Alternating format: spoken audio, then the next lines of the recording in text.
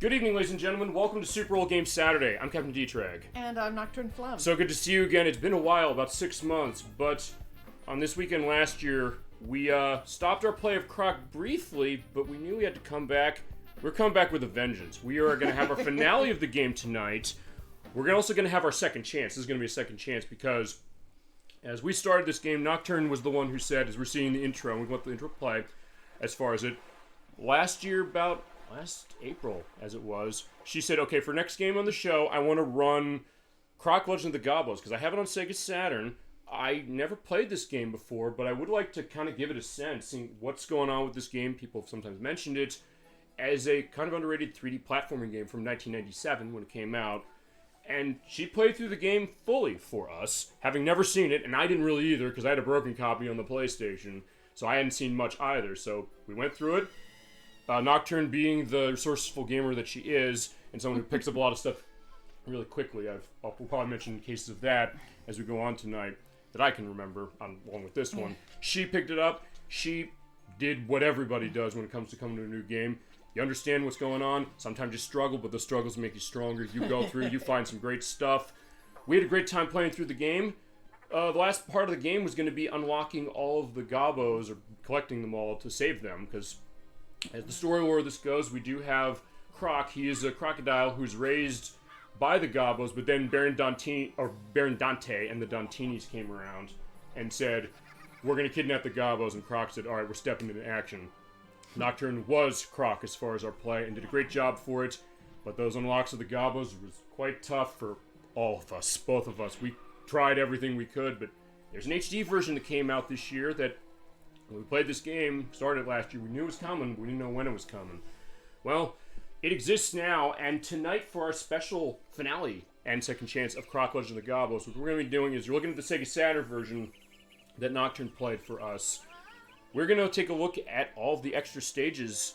I guess I'll ask you a question as far as this, Nocturne. How do we want to do this as far as each version? Because we're showing off all three versions. We're showing off PlayStation, we're showing off Saturn, and we're showing off the HD version running on Switch. How do you want to handle the setup of this, Nocturne, as far as what you want to show on what version? So I think as long as I can,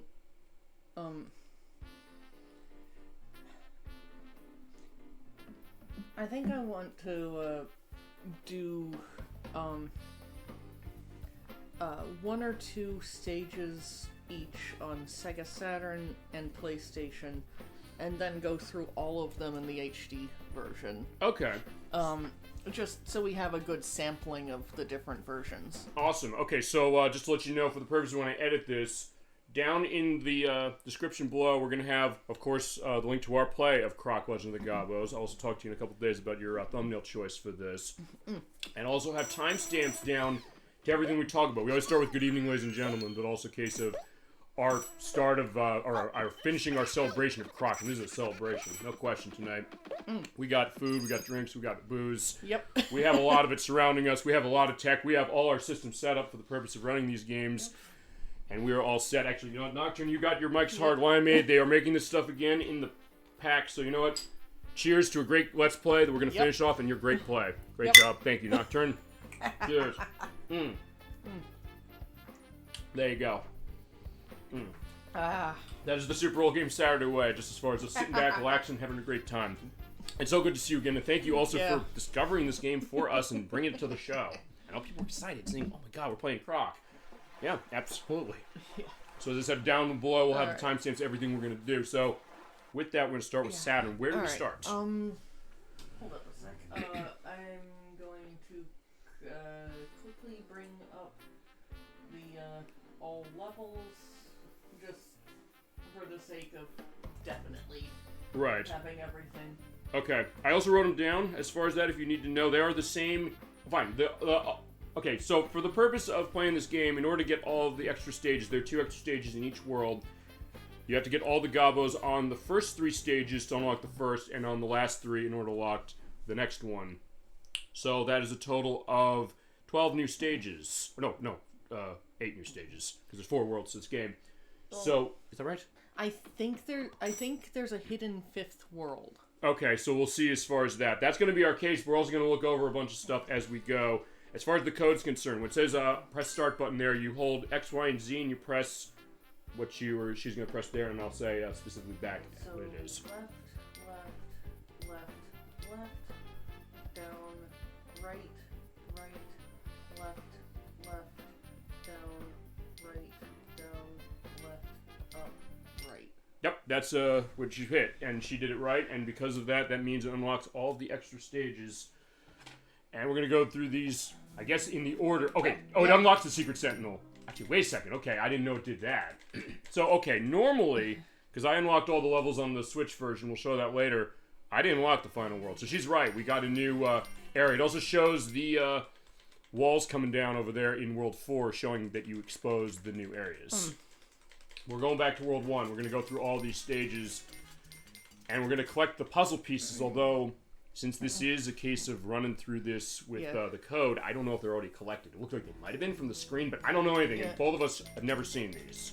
Yeah, I think for the purposes of Saturn and PlayStation, I'm just going to run through the stages and not bother looking for stuff. Sure. But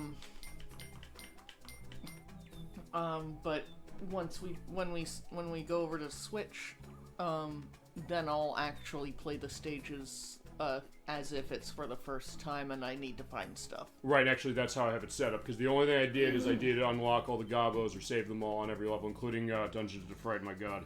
Gemini96 helped me out as far as suggesting, and then another thing is, I'll mention this as we go, I'll be doing mic pulls every so often to make sure we don't have the audio going bad, because sometimes it does, but it hasn't since April, based upon how it's done. Also, I might need a new PC soon enough, but either way, we'll get to that later. But let's get started with Kirby Caverns. Alright.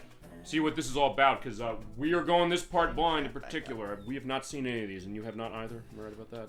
I think I may have seen a little bit of a couple of these stages when just kind of poking around on YouTube. But, sure. But I didn't deliberately go after anything. Sure, that's fine. It's also a case where we're going to see what's like, and sometimes it's that case of when you play a game, it's a case of there's a difference sometimes when you look at a level, look at a game, and then you start playing yourself, and you realize, oh, wait a minute. Yeah. That might be a case. But alright, so let's get ourselves going. And we'll help ourselves with the Gale assortments of food and drinks. Yep.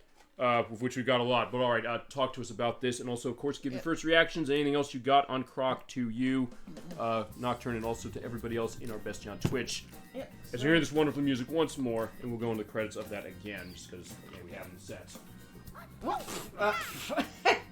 And I immediately died.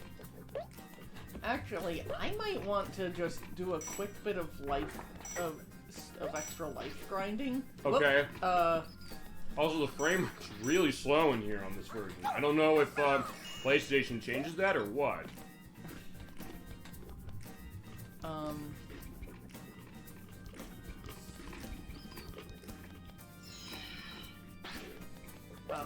Okay.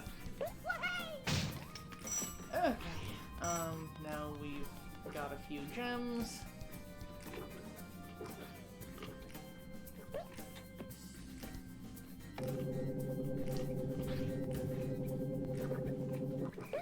Well, he did get across that pretty well, as it is. Yep.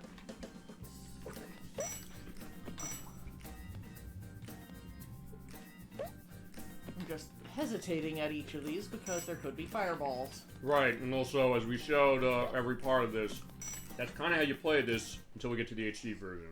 Although, it also does behoove you to play the HD version that way in some cases. Alright.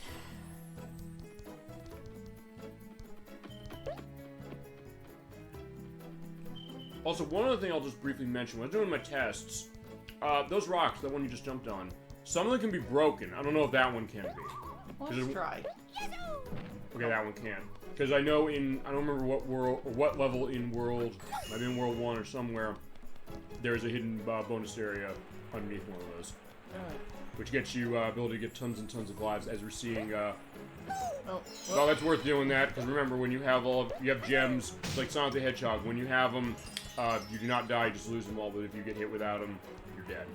Yep. However, okay, I do have one. Yeah, you got a life. Well, I mean, I have one gem. One gem, but also getting the life over here. I'm waiting for him to go away for a second. I was gonna say, it looked like he was just gonna chase the butterfly, saying, oh, that nice butterfly.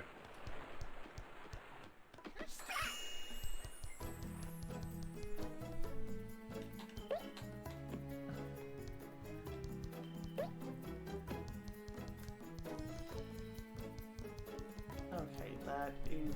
It's nothing. It seemed like a path to me. Yeah. Okay.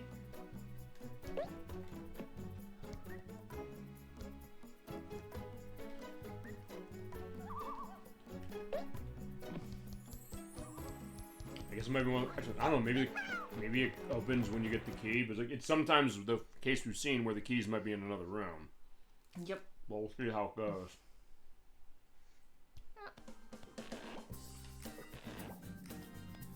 Alright, those guys look a little like Q-Bert almost. Yeah. We've not played Q-Bert on the show yet, and honestly, there's not a whole lot of straight arcade ports of that. Actually, like first mentioned to us the PlayStation version. They remade it, and it also has a mode that's not exactly porting the original, but it's also pretty close to the original. It's by Artec. It's by Artec Studios, the people who made Crystal's Ponytail on the Sega Genesis, and also they made Boogie Bunnies, which we showed off on Xbox 360 at one point. Might be worth showing that one, also because I need to get a version of Q-Bert at some point. What's your experience with Q-Bert on Nocturne as we go? Almost nothing. I mean, I'm familiar with the whole Q-Bert swearing up a censored storm bit. Sure. Oh, the question I guess is he actually swearing, or is that an alien language? Or you know what I'm. No, but I know what you mean. You know what I'm talking about. Yeah, because usually when you die, he has like sound, and depending on I guess the continuity of that, sometimes they'll say, well, wait a minute, it's like an intergalactic swearing. Which maybe it is. When we get to that, when we get to Q-Bert of any kind, I can look and see if maybe they intended it that way. They might have. Or also, I guess, the case of his cameos in movies, particularly in Wreck-It Ralph, where they treat it more as an alien language, and then in Pixels, where you get the sight of Q-Bert seeing The Last of Us, and seeing how insanely violent and dark it is, and he's like shaking in terror watching it. One of the only funny parts of that movie, as opposed to Wreck-It Ralph, which is great.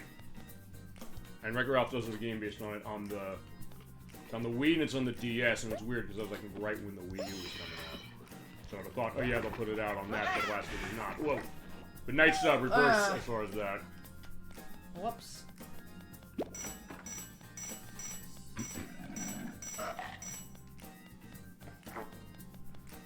That could have gone better. I don't know if maybe for one of those deaths I should also insert the sound of Q-Bert on the death from the arcade game. I mean, if he kills you, I guess I'll do that. Sure, why not? Okay. Alright. Bye-bye. Mm-hmm. In that case, he wasn't even seeing where you were, so like, alright, fine. Well, which makes sense, given some of the areas where they blindside you in this game.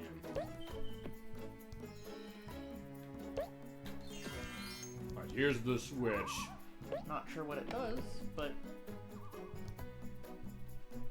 No, it doesn't do okay, anything. I thought it was gonna, like, part the mountains, but apparently I didn't. didn't think it was gonna do anything there.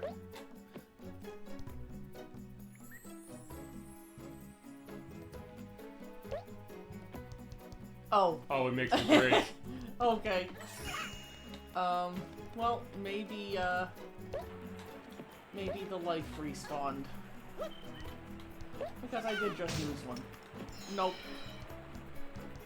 Alright, well, so Nocturne showed you the quick way to get the life, at least, and then we also showed the idea that there's a cage for it, although, yeah, because the only thing to get her are the puzzle pieces, that's really the main incentive for going in here. Yep. As far as that, you know?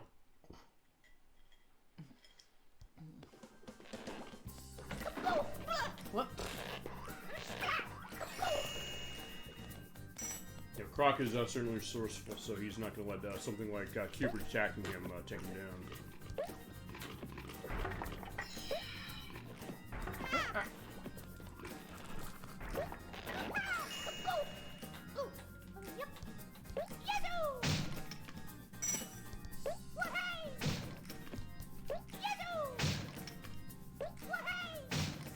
One thing I'm curious about, and we'll definitely see it, I guess, as we go, is if we defeated Baron Dante already, we saved all the Gobbos, then I guess what does World 5 do in terms of plot?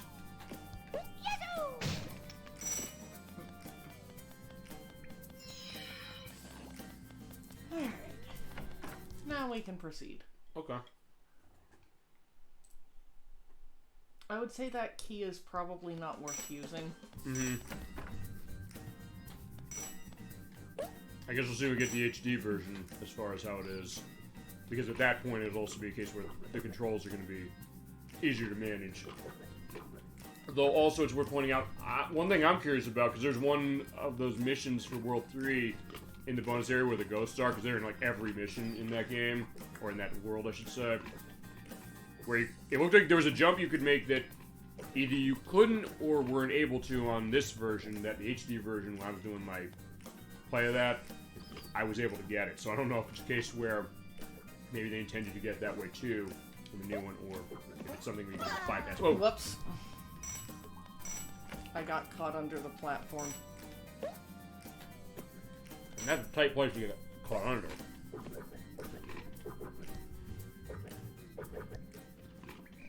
Okay. Abort. Because camera is kind of dumb in this version. Yeah, camera is only on button in this version. And trust us, we'll get into that as we go, because the other versions are going to change that a little bit.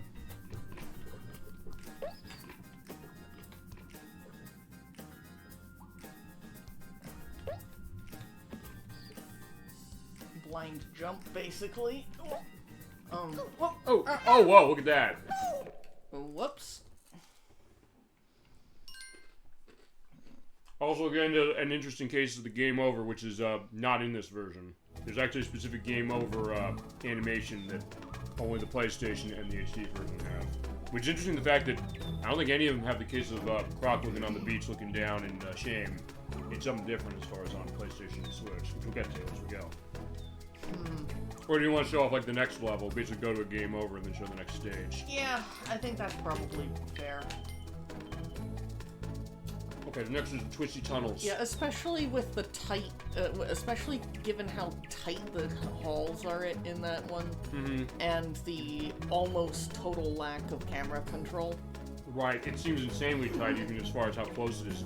Even taking out the fact you can't adjust the camera. Yeah, like, I was spending a lot of time just trying to get the camera to go actually behind him. Right. It would be beatable. Right. It would be doable, but I would need to go in with a lot more lives. And as we're pointing out also, if nothing else, this shows the idea of like why this version is so difficult, or actually why all of the 32-bit versions are so difficult. But also, I guess here's the other question, because when it comes to the adjusting of the camera, is this one of those games where it gets caught on the sides? Yeah, it gets caught on the sides of the hall. Okay, I thought it did. I wasn't sure if it did or not. Yeah, if the camera goes into a wall, it doesn't matter what you do, except for getting farther away from the wall. Right, because oftentimes a lot of cases of cameras do this, including Super Mario 64, where it would get stuck on the wall, basically. And actually, to be fair, Super Mario 64 does have the perspective of that frame rate's going really down there. Yeah. It has the fact that the Lukidu brothers are doing your camera. So there is a in-war reason, but also a case of like, yeah, it still gets stuck every so often.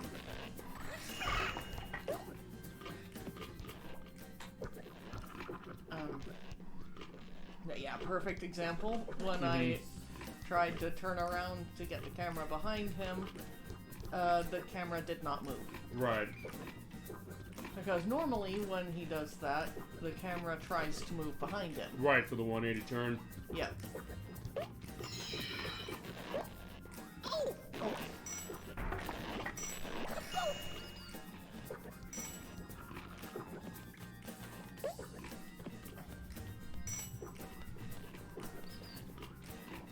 Also noticing that both the bonus areas for, or I guess extra stages for level 1 are like in the caves, pretty much.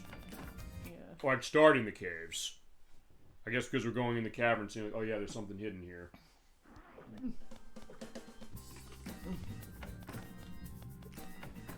It's always worth checking in both directions. Yes. So yeah, you're taking the perspective of someone who knows this game a lot from her playing. Great job, grabbing that. Whoops. Really? But, yeah. I am not expecting to get through this on 2 starting lives. Just because of just because it is that like these halls are so tight with no camera control, no camera control whatsoever, except for the vertical angle.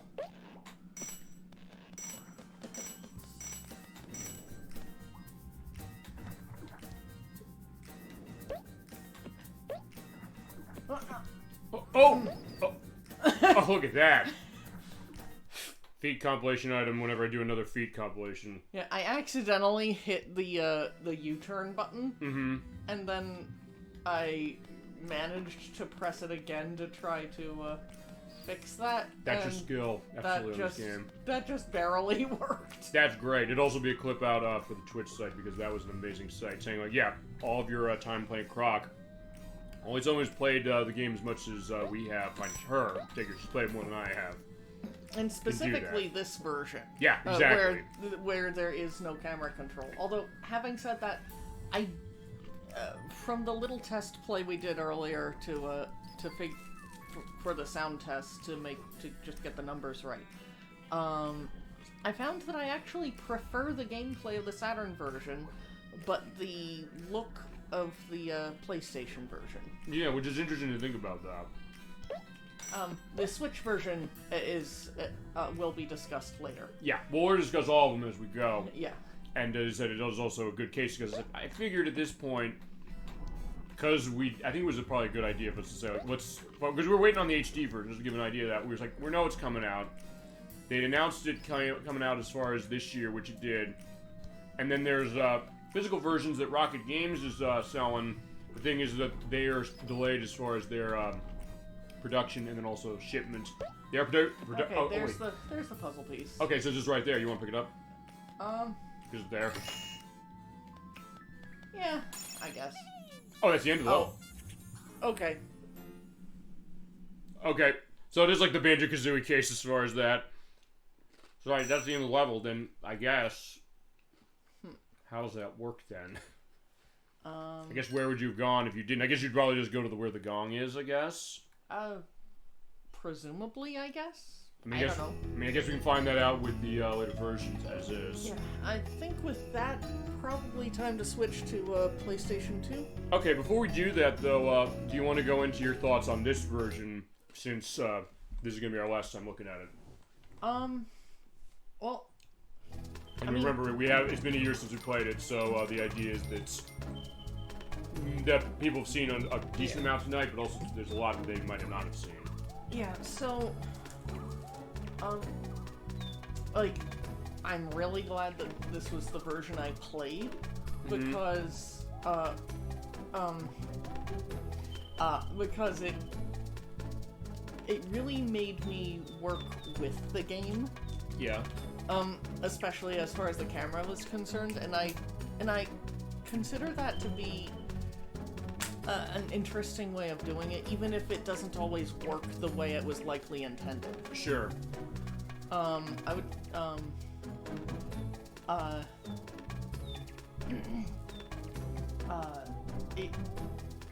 like, I don't know, I just had fun. Yeah.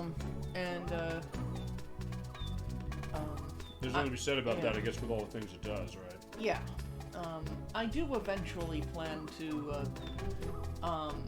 at least through this unlock all levels code, beat all the secret stages, and then Island 5 or whatever you want to call it.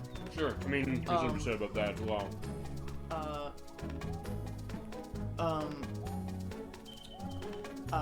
But there are some of the there's still the issue of some of the mini games are just damn near impossible with the Saturn controls. Yeah, I mean, we tried as well, and Gemini96 gave me some good suggestions as far as his experience with the next version we're going to look at.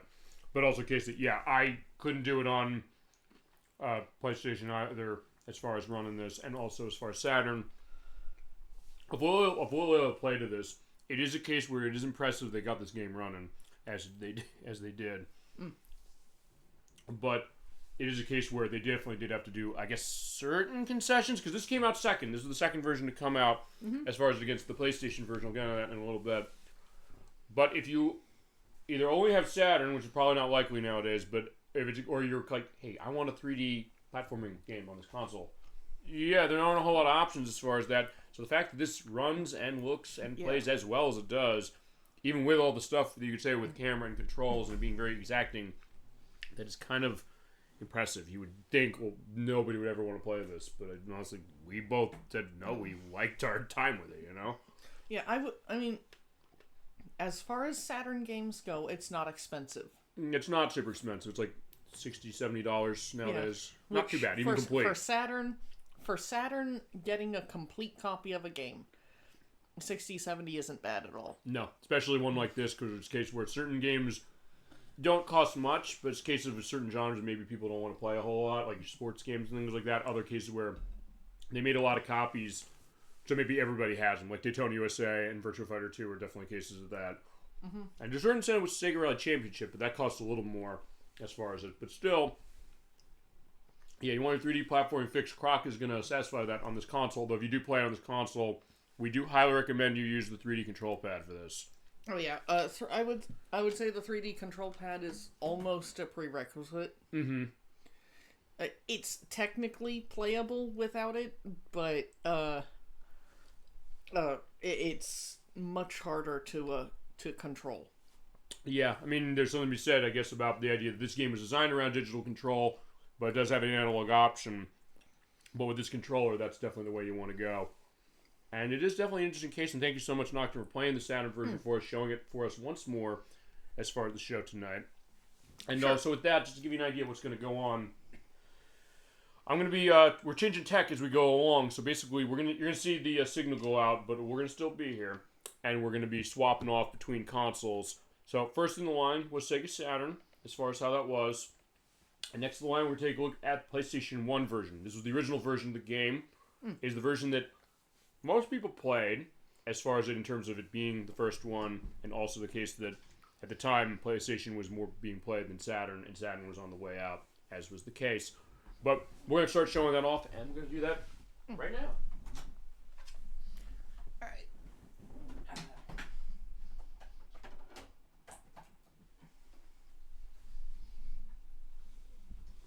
Alright.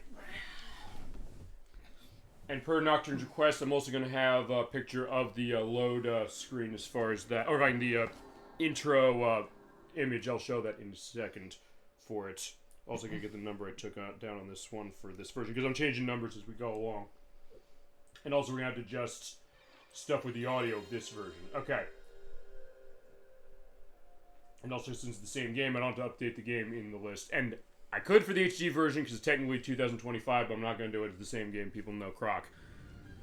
Okay, well, let's talk about the differences. The version right now, you're seeing the Fox logo that was static on Saturn is not static on the PlayStation. And also, the Argonaut logo is not either. It's an animated case of the Gobbos pumping up that balloon like one of the enemies in Dungeon of Fright and get blown away. Yeah, that will be edited in wherever you see Elgato No Signal as far as the live recording. Per your request. It's mostly the same. I think it is the same between Saturn and PlayStation, as far as I can tell. I'll also look back when I edit. Why is there sound there? There was sound? I mean, it's... I think there's the PlayStation 2, I guess you could say the home screen, sound. I don't know. I'll look back on the edit. That's an interesting case of that. But yeah, this is the PlayStation version. It came out on, let me calculate this. It was actually September 29th, so in 2 days, that's the anniversary of the game on the PlayStation. It came out in 1997 that way, from Fox Interactive and Argonaut Software. And you're seeing the intro again, which is same as far as how it was on Saturn, in the sense that we're seeing Croc was raised by the Gobbos as a young crocodile, but eventually he outgrew them. At first, that's kind of weird. Nobody else ever grows that big, but we didn't necessarily question much about it. But same deal, we do have the case of Baron Dante and the Dantinis coming in. You're also seeing one thing, Nocturne, one in particular against this on PlayStation, when you look at it on the Saturn. What's the thing that this is updating for sure? Mm-hmm. Like, the colors are definitely brighter in this version. Yes. Like, the red Dantini looks like a very dark brown in the Saturn version to me. And the blue one doesn't look blue, it looks more black, doesn't it? In this version. In this version, the blue one, well, the dark blue one still looks pretty close to black. Mm-hmm. But, the colors are brightened up even more in the HD version. Yeah, which we'll see as we go along, but I mean, I guess that goes to the fact that I said earlier that the Saturn version running on that console was a miracle, which it is, because when you think about the Saturn, I think I've said this a couple times before, but I'll reiterate, the idea is that the design of the Saturn, and we'll let the intro go on this one before we go on, that is the fact that the Saturn was designed more as a 2D machine. You're also seeing the intro with the Croc logo coming in, like a zoom in, which you did not do on the Saturn. But the Saturn was initially designed as 2D, as it was, because they said, Sega was saying, we're all about arcade ports. We want to have arcade ports on this console. They said, we'll have that with some limited 3D tech to start, because they want to get their big 3D games sort of on there a little, but also cases where they weren't sure. And then when Sony came out and said, we're going 3D, and you also have the password option on the screen, this one, and the start transition in. And the code's the same, by the way, that she's going to put in, as it is on the Saturn. Just in case you don't have to hold a button to put it in. Mm-hmm. Okay, I lied. There is the screen here as far as him looking down, but it's not on Game Over. But yeah, the Saturn was all about... Wait, whoops. I think I put in the wrong code. Why is that? It only went up to level 2? Whoops. I meant to put in something. I meant to put in something else. Probably quick game. Quick game. I put in the wrong thing. Okay. But as I was saying, above anything else, the fact that the PlayStation was designed around the 3D more than the Saturn was. Oh, yeah. The Saturn really kind of was quickly tossing 3D in, and it made it really hard to program for. So again, the fact they got that going on Saturns they did is impressive, but when you look on the PlayStation, there's definitely a reason why it looks better. It also has some differences. You're seeing, like, show level password. So if you don't have a memory card, you can still do saving.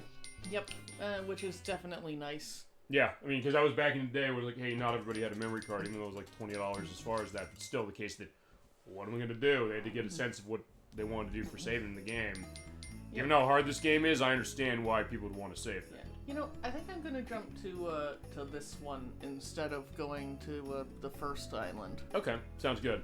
So take a look at World 2 then. Or actually, no. I need to go to the first island so we get a good so we can have a good side-by-side comparison later. Sure, I think that might be a good case. All right, so look at the curvy caverns on here, and also in her case, she's also going to talk about. Well, first off, there's a loading screen with Croc walking, exclusive to this version. Even the HD version doesn't have that. And also, seeing some of the graphics, some aspects of the user interface a bit different, and also the controls. As far as the controls, it's just to indicate this game does use the DualShock controller if you have one, or the analog controller from PlayStation. Actually, I wonder if it controls better with the D-pad? The D-pad in this version. Yeah, because you can run D-pad. You're also seeing here the lighting is way better. Yeah. Because you see reflections and shadows in this that you do not see on Saturn.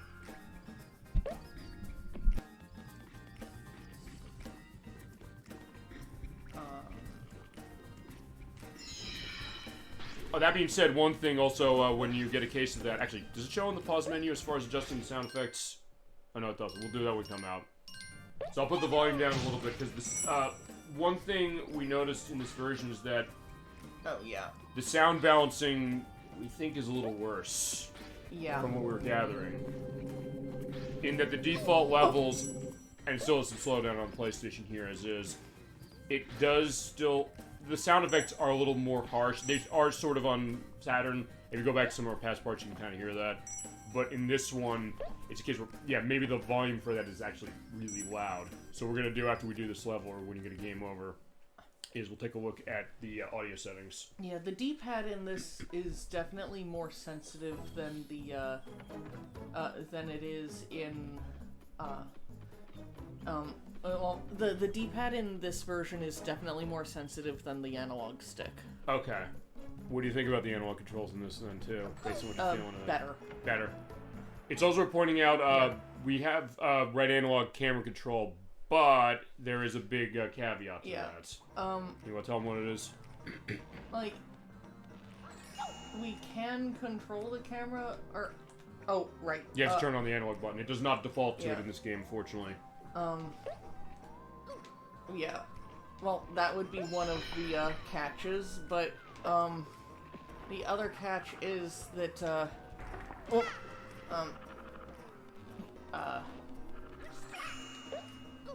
the other big catch is that the camera it automatically snaps back behind him. Right, so you can adjust the camera with the stick, but you can't actually hold it in place. So if you ever played Sonic Adventure 2 before, that game does the same thing, although actually that game, the way that game does it is that you can adjust it and it stays in place, but the minute you start moving, it just snaps back. This one just snaps back instantly, so you can at least use the camera to get a better sense of your surroundings, but if you're going to be doing a lineup for a jump the way she was as far as on Saturn, it's something where it doesn't help that much. Yeah. Although it's worth pointing out, if you do not have, either you don't turn the analog mode on, or if you don't have an analog controller for Saturn, or PlayStation, I should say, you can use the triangle button the same way you could use on the Saturn in order to have, like, the Croc view, as they call it, so you can adjust the camera that way and pull it backwards.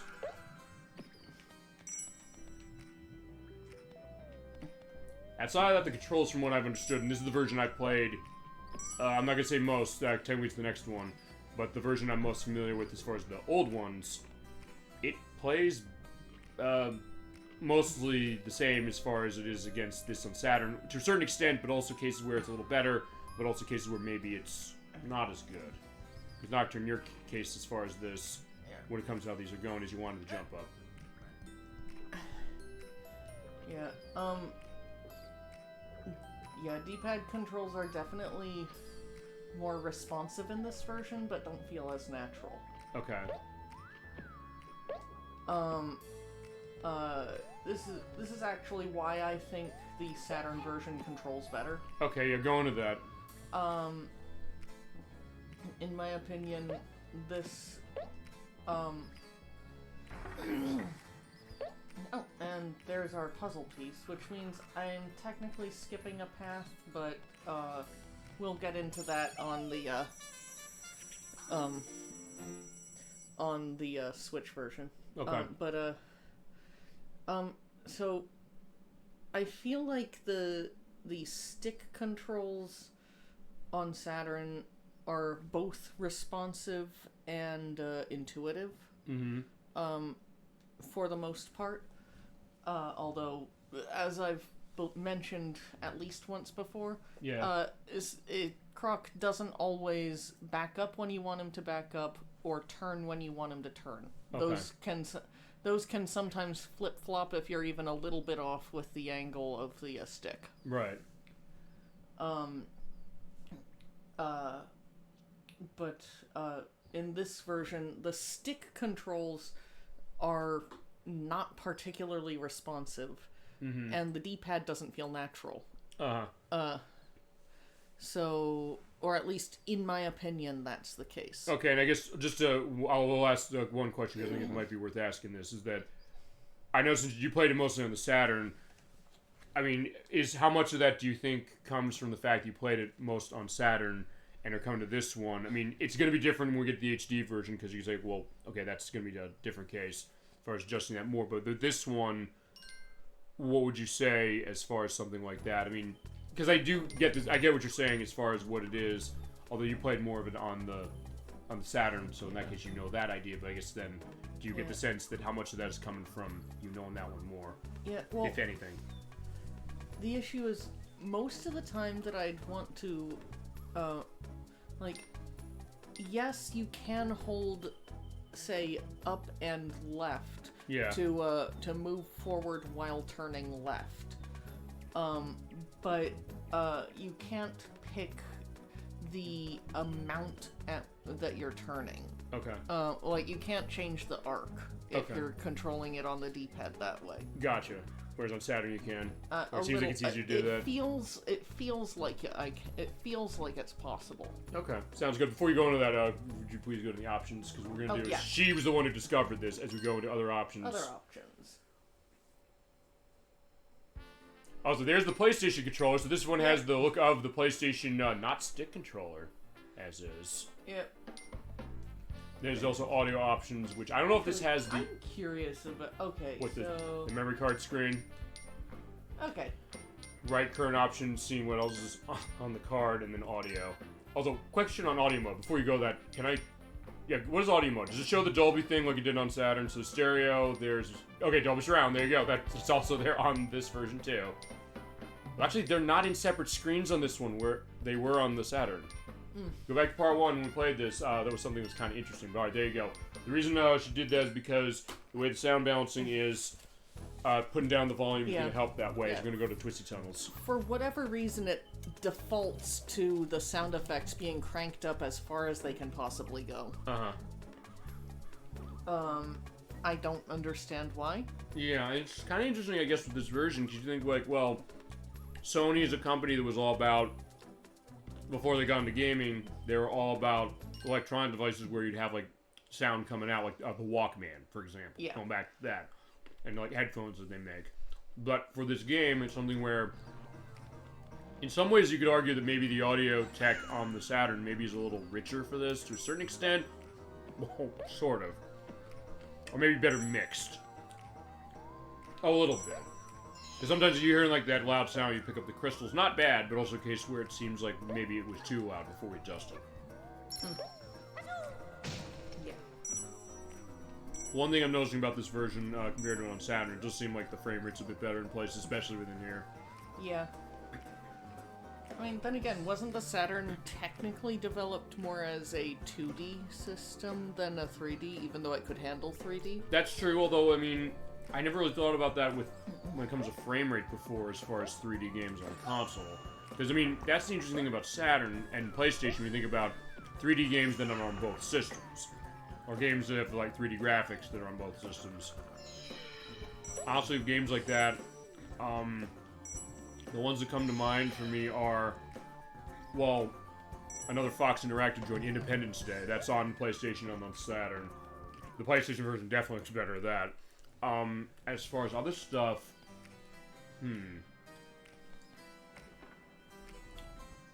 okay, there's Wipeout. Wipeout looks better on the PlayStation, but it's not for lack of effort as far as the Saturn. It still looks pretty decent as far as the Saturn's concerned. Whoops.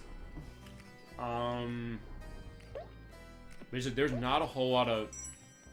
The comparisons between PlayStation and Saturn for that are not easy. I mean, it's not even like the Mega Man games where Mega Man 8 and X4 on both consoles. And we showed X4 as far as how it's different between the two. And it's sort of negligible, but with some stuff that, depending on who you are, might lean one version in another direction over the other.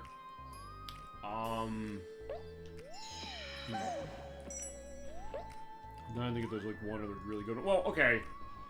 I guess some of the EA Sports games, because a lot of those were, well, they were all on the PlayStation. For a while, they were not on Saturn, and I know Sega was not helping out with EA with certain cases. I accidentally stomped into the lava. Go figure. Fair enough. No epic save there. But I know EA had such a miserable time as far as stuff with the Saturn. They basically said, when the Dreamcast was coming around, well, A, we're not going to be involved with this. We don't want to do this after how Saturn went.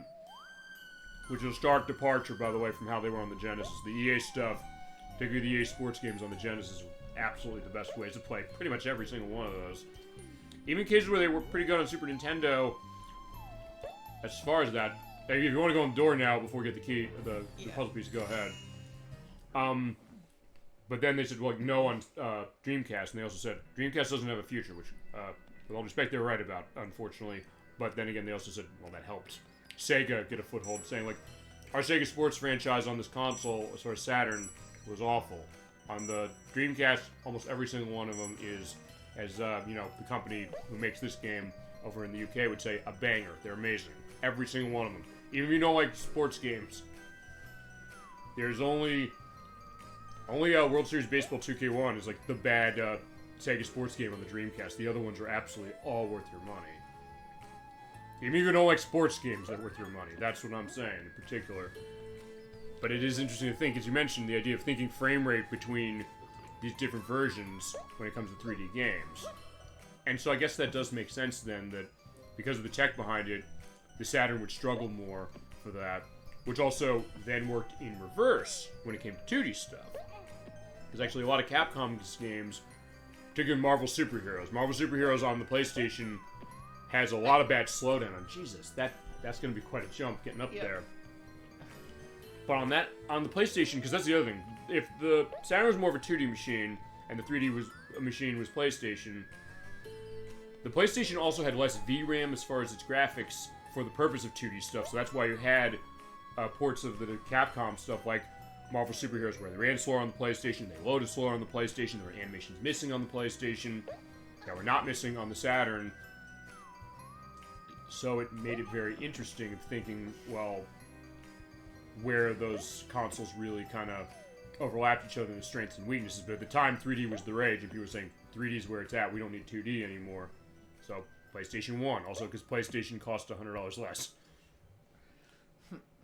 And people like the exclusives more. So in that case, it was an interesting case of seeing where Sony kind of got the foot in the door. I don't particularly like this segment. You're doing pretty well for not liking it. It's more that it's just tedious because of all the constant lining up. Also, I have to ask, why is the music not reloaded yet? I don't know. Okay, now it did. Okay, so that's one thing I just realized.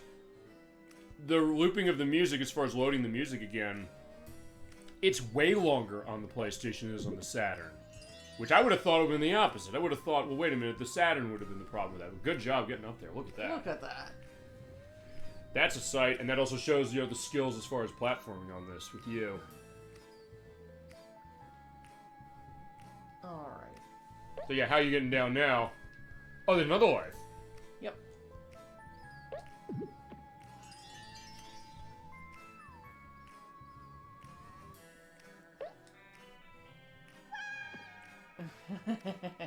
Yeah, it's worth pointing out a Croc, A, doesn't have fall damage, and when he falls and he does that yell, he will usually be fine. I guess, okay, in this area he will, because I realized in, there's a level in World 4, which I'm trying to remember the name of. It's the one where we have the elevators going down.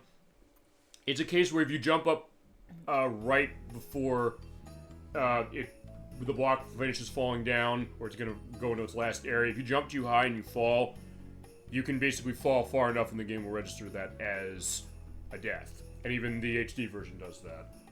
But I don't think you had that happen when we played it. As a case where actually I pulled that by accident when it came to stuff with text. When we get to that HD version, there's some stuff I want to show that I took from footage that we'll get to as is. I don't know, do you also want to show the next couple levels as far as this when it comes to the secret stuff, since you did 1 and 2? I was thinking it would probably be best to move to the Switch version after covering the secret 1 and secret 2. Okay. Of the first island. Fair idea. In all honesty, that's where we have most of the stuff set, except we don't have the final world unlocked, but that's going to be what that's for. Okay, so before we move on then, PlayStation. What do you think on the PlayStation version? What's your take on that? As an overall. Yeah, overall, I would say it looks a lot better than the Saturn version, and especially with the brighter colors. It overall performs better, but the controls are better on Saturn. Mm-hmm. Even without the camera controls. I didn't demonstrate that very well. I mean, you sort of demonstrated a little bit, but I mean, it's also a case that it's a tough thing to explain, The idea of how are you going to necessarily let people understand how the controls on this different between a version without, being able to reach out and let them play it. Yeah, like, I completed both stages here on the PlayStation version, whereas I failed on the first one and succeeded on the second one on Saturn tonight. Also, go on. But, that was mainly because I had no camera control in the Saturn version. Mm-hmm. And those hallways are extremely narrow. Yeah, definitely true to that. And also one other thing I noticed as far as the difference as you were going through this, on the level select screen here, it does reload the music. On the Saturn, it doesn't. Yeah. Which was something that I noticed when we were going over our talk on that version. In that case, you like to enjoy the music, it just doesn't loop on Saturn. This one it does, but also in the levels, at least in that level, the load for the purpose of getting the music playing again is inordinately long on the PlayStation, which I was actually not aware of until we saw that. So nothing else showing the idea that we're looking at this a little blind as far as it. And my take as far as it, unless you got anything else you want to go into. No, go ahead. On that. Yeah, as I said, my experience, as I said, with this game, this is the first version I played, and then I bought a copy of in 2007. It did not work that great, and now it doesn't work anymore. So I bought another copy when we were going through our play of this, because, alright, I want to get a sense of that as a comparison, but I also want to put her in front of this as well. Yeah, I guess I don't have as much of the frame of reference as she does comparing against Saturn and PlayStation outside of what I've seen. But that being said, it's something that it is still a really interesting game, regardless of what you pick it up on. It does have some benefits for sure on the system because of the fact that you have a right analog stick for camera, though it doesn't stay put. You have cases as far as there being some stuff with the audio that's better, but other cases where it's a little weirdly mixed, so you have to maybe play around with that more. And also cases as far as how the controls are. Yeah. But it's also the cheapest version of all these, so if it's a case where you want to play it the old way, because this is the version that sold the best by a pretty substantial margin, they did reprint this game. This game got a couple of greatest hits re-releases of itself, so you find like $20-$30, which is how much I found it for the purpose of getting another copy to replace my broken one. Yeah, now, although if you're simply looking to get any version of the game to play, just want to play the game, I would probably say the HD version is the way to go. Yeah, in fact, we are going to show the HD version right now. Yeah. As far as this. Alright, let's get to it. Yep. I was going to make sure my Switch 2 is on and set. Yeah, like, for collection purposes and, trying out older versions of games, absolutely, the Saturn and PlayStation versions are worth getting. But if you just want to play the game, and we're going to show you pretty soon, you might want to look at this new one. Yeah. I just want to get the number down on this one, and I'll let you have a little bit of a break to start, only because I always show the intro. I just want to get the number set, which was... Sure. Okay, one thing we're going to have to do is I want to turn down the element of the TVs. You're also seeing... the Switch 2, we'll run this through. This is Croc with the Gobbos.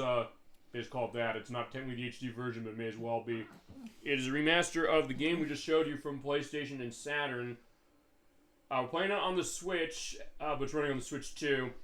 It is also on the PlayStation 4, the PlayStation 5, the Xbox One, the Xbox Series S and X, and it's on the PC. If you want it on the PC, so we're pointing out, you have to download from GOG because Argonaut said we do not want a DRM case, so that's the only way we're going to sell it. Although I guess there might be a case where people are going to say we want an Epic Store or we want it on Steam, and maybe they'll do it.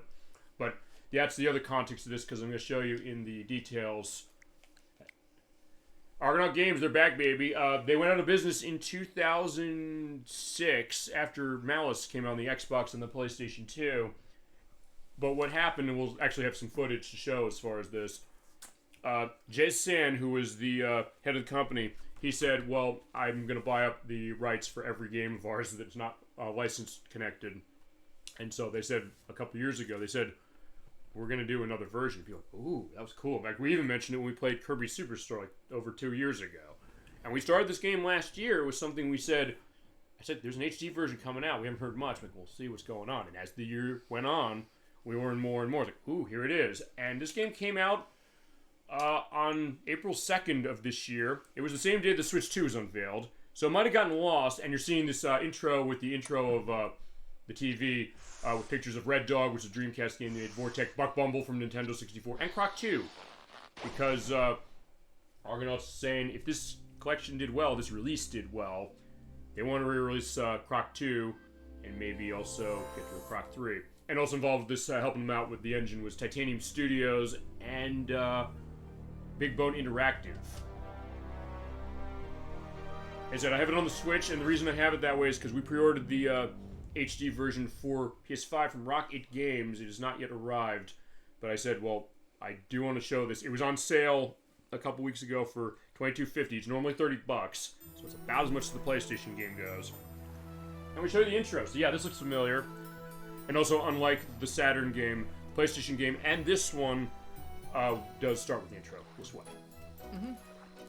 And yeah, seeing how they enhance the graphics, I will also show a little later how when you hit the minus button, it goes back to the old classic graphic way. But you're also seeing the frame rate. They enhance it to 60 FPS. Well, okay, I don't think this is 60 FPS. The point is it's way smoother than it was on either PlayStation or Saturn. It's still the same idea, like Croc from a young age. He's learning his skills about being one with the Gobbos. And also going in the ways of combat. Sometimes, he's too good at his case of itself, but of course that day came. He grew 3 sizes that day, and look at him. Well, the Gobbos still love him, as do we. And as AJ42 said to me when I was showing him this the other day, he said, none of the characters have eyelids as far as, like, their eyeballs. And yeah, he's right, except for Baron Dante. He does. Here they are, and they're the Dantinis. Really nice. And now the darker colored one is now I guess you could say navy blue. Yeah, pretty much. It's also that way if you do turn on the classic graphics. For the purpose of this, I will not. I'll probably do it at the end of the show, just as we're going over, the end of everything. He's like, yeah, I'm carrying off the Gobbos. Like, hey, Master, I'm doing a good job. Yeah, but King Gobbos saying, like, yeah, take this backpack, here's the gong, here's your birdie friend, and we'll be set. So yeah, head off on your great adventure. We know you're going to save us. And he definitely did.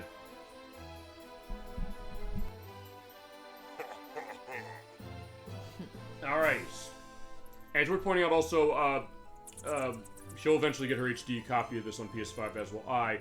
But yeah, for $22.50 when it's on sale, or $30, it's a good case. And also, one last thing to mention, it is only physical on PS5 and Switch. If you want it physical on any other console, you're not getting it physical. Sorry. But even if it's the case where you can't get it physical, it's worth your money. Alright, briefly what I'm going to go into some aspects as far as just a little bit what this offers. We'll go to this later, because I need outside assistance for part of this, after she does the stuff for it. Okay, so for this version, here's your controls. It does play the same way the PlayStation game went, but also you do have enhancements for stuff with swimming when it comes to using the ZL and ZR buttons to go up and down, which is better than either of the other versions. I'll definitely tell you that right now. You can also avert the camera by the Y or X axis if you so desire. We have it set to the Y, the way Nocturne likes it. Graphic options, because you have remastered graphics, but you can also turn on the original graphics, so it's the retro graphics, which are modeling the PC version of this, which is technically the only one we haven't shown, which was the third version of the game to come out, which came out on November 26th of 1997.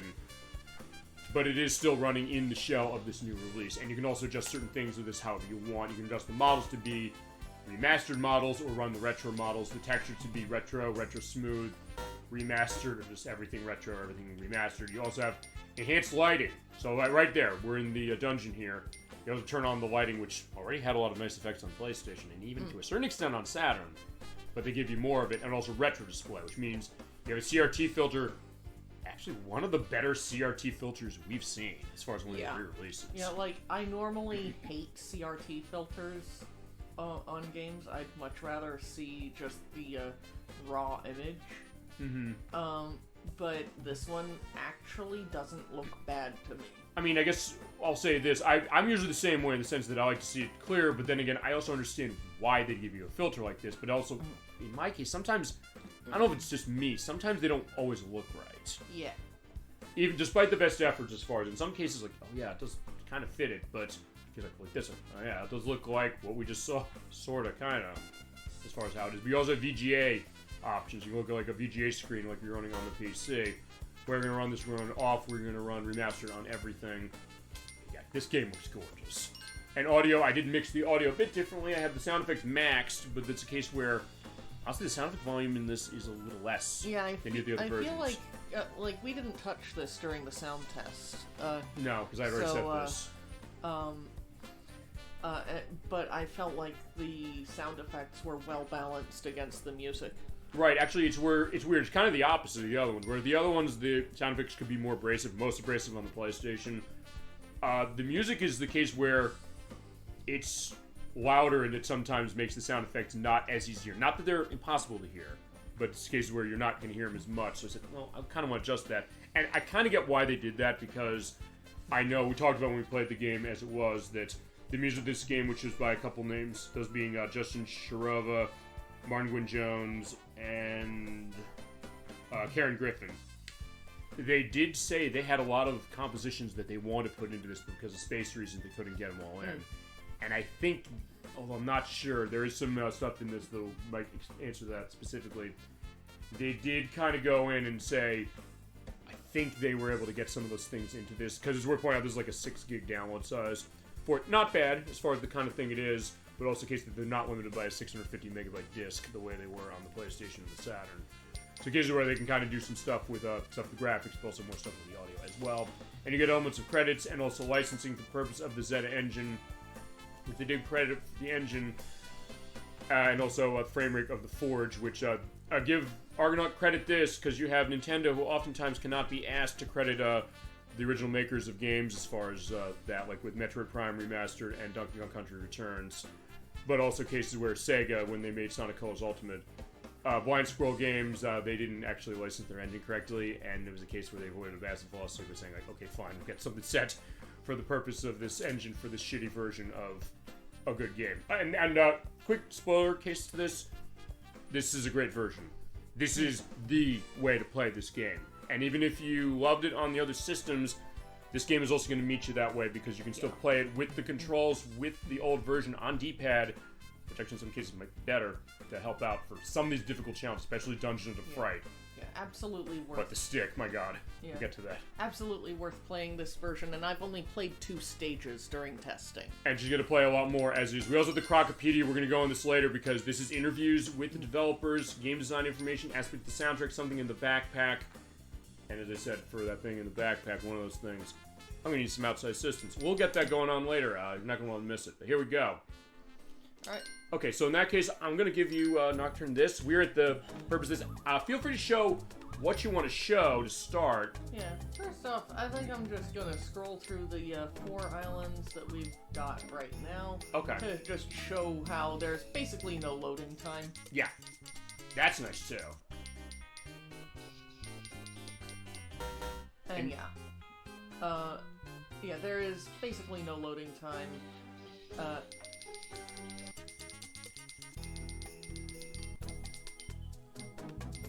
And you can still run the password, so I guess that if you can't unlock everything, you can still put the password in to run it, as is. Also, as we're pointing out, Nocturne, I know we're going to show off the extra stages, but I don't know if there's any level of the main game you want to see. How does this look in this version? By all means, feel free to show it. Yeah. I'm all open as far as that. I think I might want to revisit that one level that I kind of hated my first time through. Which was that one? Mud Pit Mania. Okay. The first stage that I played today. All right, as far as on our off-screen stuff. Yeah. Yeah, if you want to show that, go ahead. Show any level you want as far as that. I'll get to it later. Sure, whatever you want to do. You lead us as far as this part, and we get to Spectrum. We're done with that, and done with the extra world. I'll take over for the Crocopedia. Also, because we have all this good food, I don't want her to be in case saying, like, I can't have this. Which she's been able to have it as we go along. It's just a nice, relaxing case as far as running this. I accidentally pressed B instead of A because no, I get that. You've been playing No, have you been playing PlayStation recently? Because I was just using the PlayStation controller. Oh, right, you're using it literally a few minutes ago. Okay, that's fair enough. Good point. And then Saturn is a weird case because, fine, the way that controller is laid out, it doesn't have similarity. But alright, here we are. So look at this. Also, you can hit minus any time to switch the graphics if you just want to, like, look at this. Yeah, now, Croc, I'm using the stick right now for the new controls. Yeah. Croc will go in whatever direction you want without needing to turn first. Yeah, that's great, isn't it? And this is how you have to move on the D-pad. So it basically plays the same way the old way went, and you can still use the side step on the L and R buttons, like before. And pressing in the right analog stick, you can center the camera. Also, what you're doing on the camera. She's adjusting in any direction and staying there. It's great. Yeah, I really love how the camera is in this version. Right. And also the controls, but it also goes to question that I asked, and we both asked actually, to be more And accurate. actually, the camera will go around the walls now. Yay! So talk about how we set this up really well, as far as saying let's go across each of these versions. We asked last time the idea of if they're going to enhance these.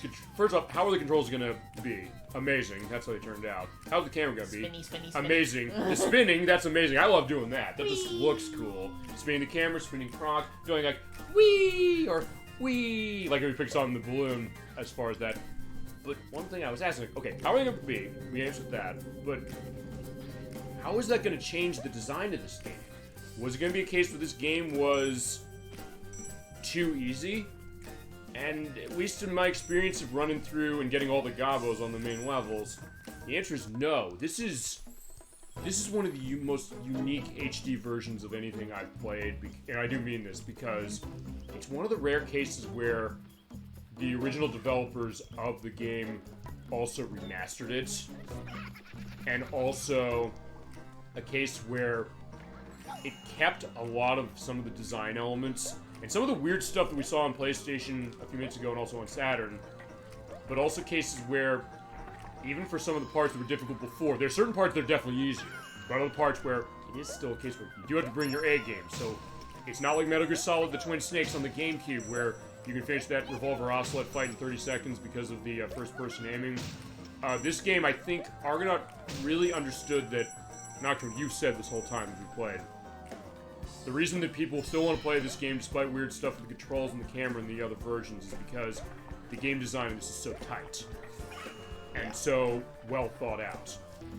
Yeah, and now that I've got the better controls of this version of the game, I'm actually going to do this part. Sure, go ahead.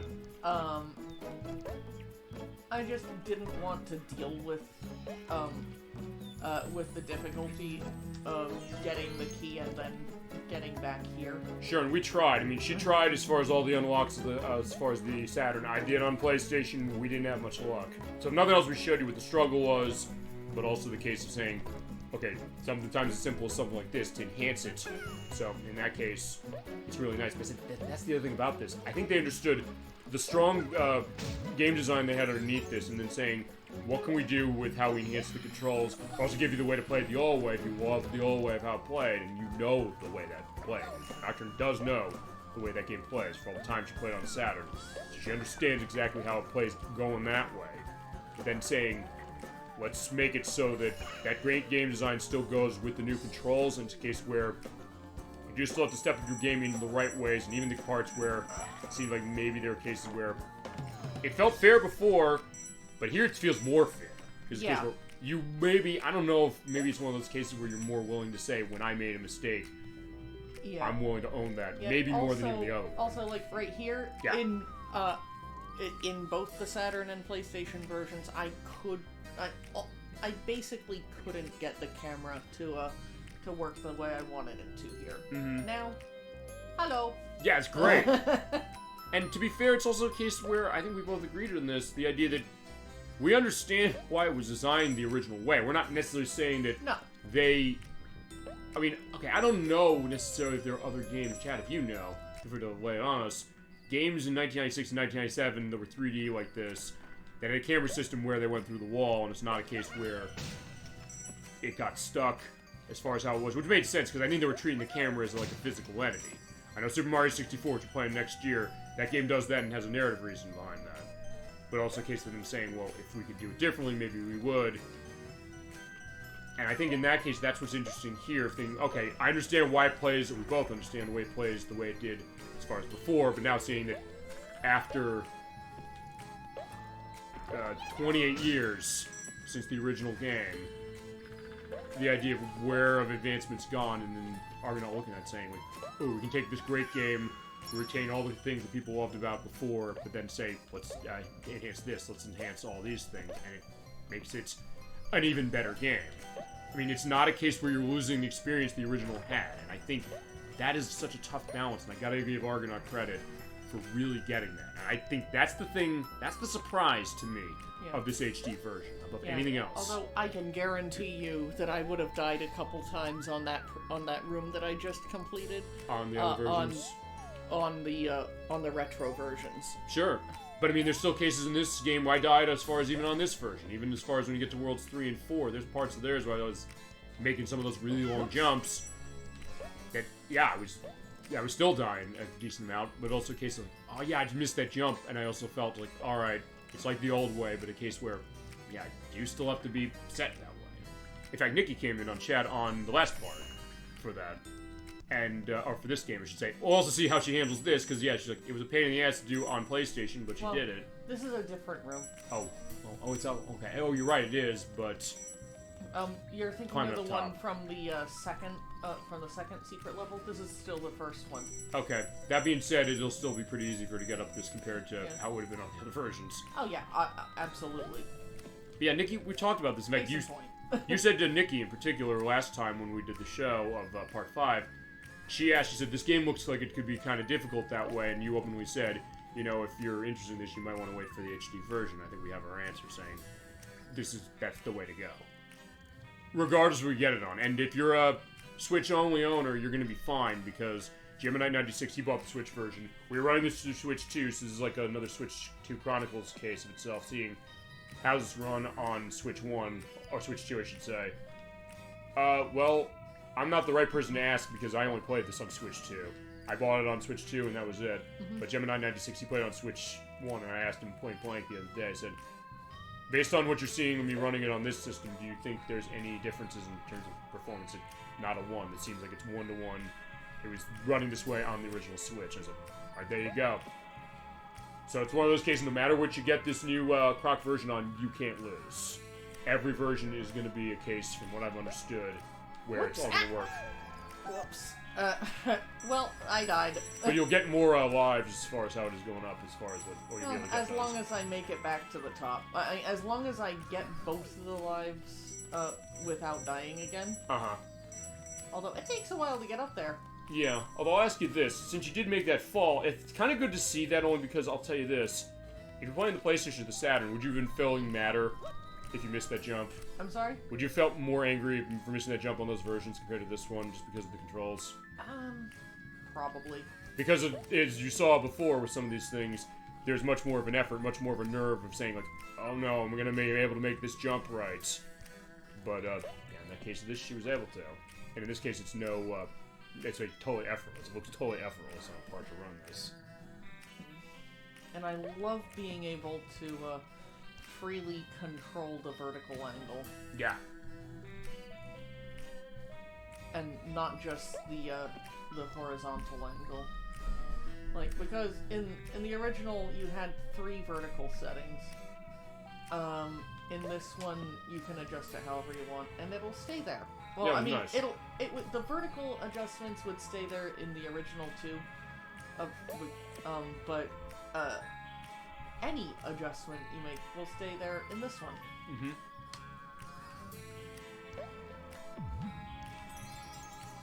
And I really appreciate that. Mm-hmm. After having played the original. So, if nothing else, I think the original really does put this new one into a context, which is really interesting to think about.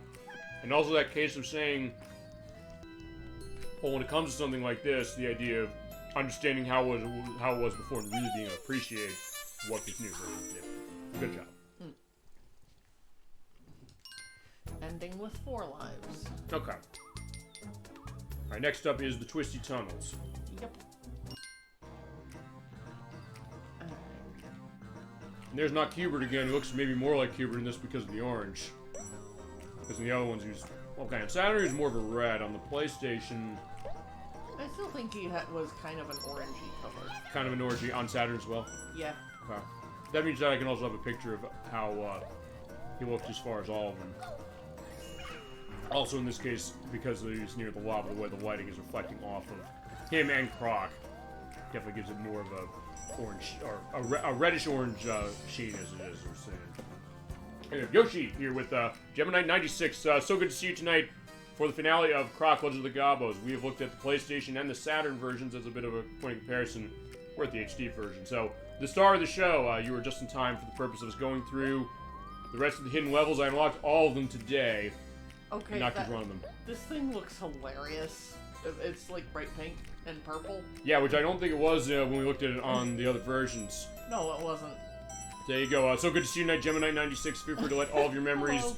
and insights on Croc Flow, and also your thoughts on the HD version. Also, thank you so much, by the way, I'll tell you, for your suggestion on how to handle Dungeons of Fright for the basket collecting or the pot collecting game.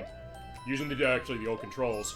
Basically using the D-pad to sidestep left and right, and then jumping as far as that. Or jump and then sidestep with the D-pad.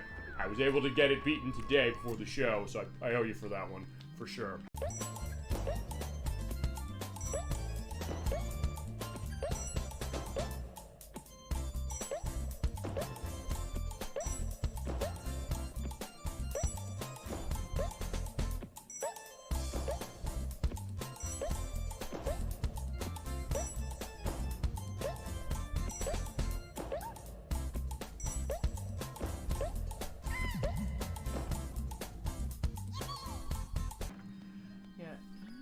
I can definitely say that I would say the controls in this game do make it significantly easier, but that doesn't mean that it's going to be easy in the later stages. Right, and that's the thing I found interesting too. First, I'm breezing through this. I was like, okay, how this is going to make it way easier, but then I realized for other levels, it's still going to be pretty tough. And I guess we'll see that as we go through the rest of the special areas. Also, Gemini96 flew to indicate if you've ever gotten them or if you've unlocked them yet on the HD version, of which I guess it's probably going to be only a matter of time, I would think. Yep. And especially with this control model. Now you're at the part that you previously did and said this was a pain on PlayStation, but now we have this control, so let's see. It's still probably going to be a pain here, but it's going to be a little bit less of a pain because of the controls. Yeah, well, we're going to see, and I'm looking forward to it.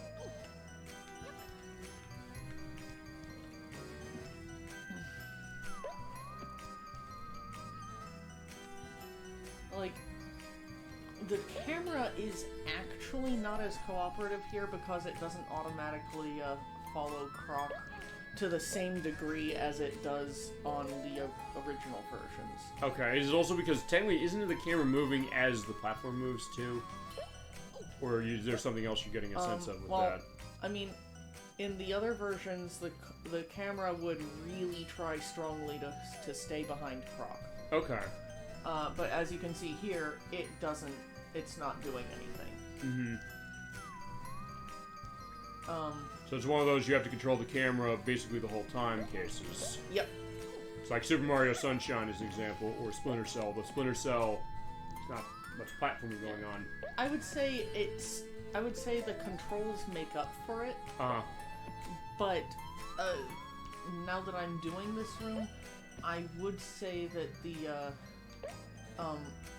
the camera of the PlayStation and Saturn versions does have its advantages. Yeah, which is interesting, and it goes to something we'll go into later. The idea that this game is kind of a great set of contradictions when you think about it. Alright, Gemini96 is saying this, which is, unlock the special world but haven't yet done it. Okay, well, fine, she's got to unlock it for me. I basically have her unlock it for me for the purpose of how it's turning out, but then we're going to show it, and that's going to be the perspective of our show. And then also, the Crocopedia, and of course, he knows what I've got planned, and so does she, in the sense of we're going to need some outside assistance for one part of that. And basically, the first thing we do with Crocopedia, I think I'm going to just do that. I think. But in this case, you have to collect the puzzle pieces, so it's like Banjo-Kazooie a year before it came out. Actually, 6-7 months before it came out. So, good job. Yep, and I'm trying to do every part of each of these secret stages. Sure. There's a very real chance that I'm going to miss some part of one or more of these stages, but yeah. I'm showing as much as I can, considering that I'm basically doing these blind. Which is fitting for the rest of the play, because the game was blind, the first case. Yeah. So in that case, it makes sense to kind of see some of the stuff, and I've never seen any of these. We're back in the ice world now. Alright, there's the bulldog over there. Now, I haven't tested any of the ice levels in this version yet. Uh-huh. So this is basically a completely new experience for me. Yeah, and I've never seen any of these levels, period. But yeah, unfortunately, the dog is scratching my eyes here. But yeah, we had to tail swipe him away. But good news, he'll be back in 15 seconds. Assuming you're in the area, it's good. It's fine. If you're in the area, it's bad news. If you're not, it's good news. And also, since we did beat the game as far as how it was getting all the Gobbos and all the colored gems before you come here, there are none of those to collect. You just have to go through, go through, survive, find where the puzzle piece is. As soon as you get it, the level is over.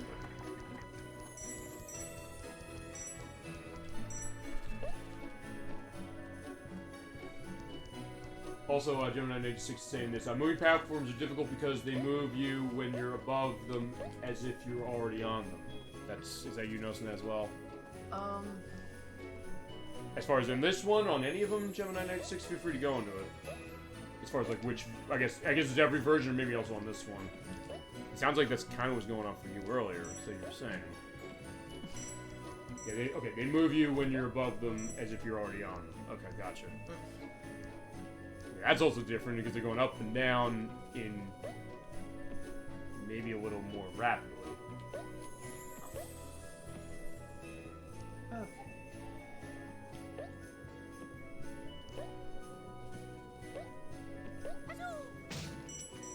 Alright. Now, you know, I want to say that those platforms looked scarier than they ended up being. Mm-hmm. Yeah, it's a shame with Croc there, because like he was shaking, or fine, he's just shivering because of how cold it is, but yeah, he would be scared too. Or you're playing the HD version, like, oh Jesus, I don't want to do that.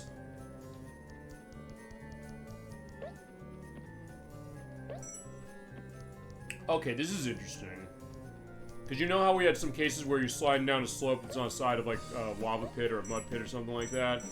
And if you were really quick and get your way out, this turns into a platforming mechanic as well. I don't remember it was like that in the original versions. Okay.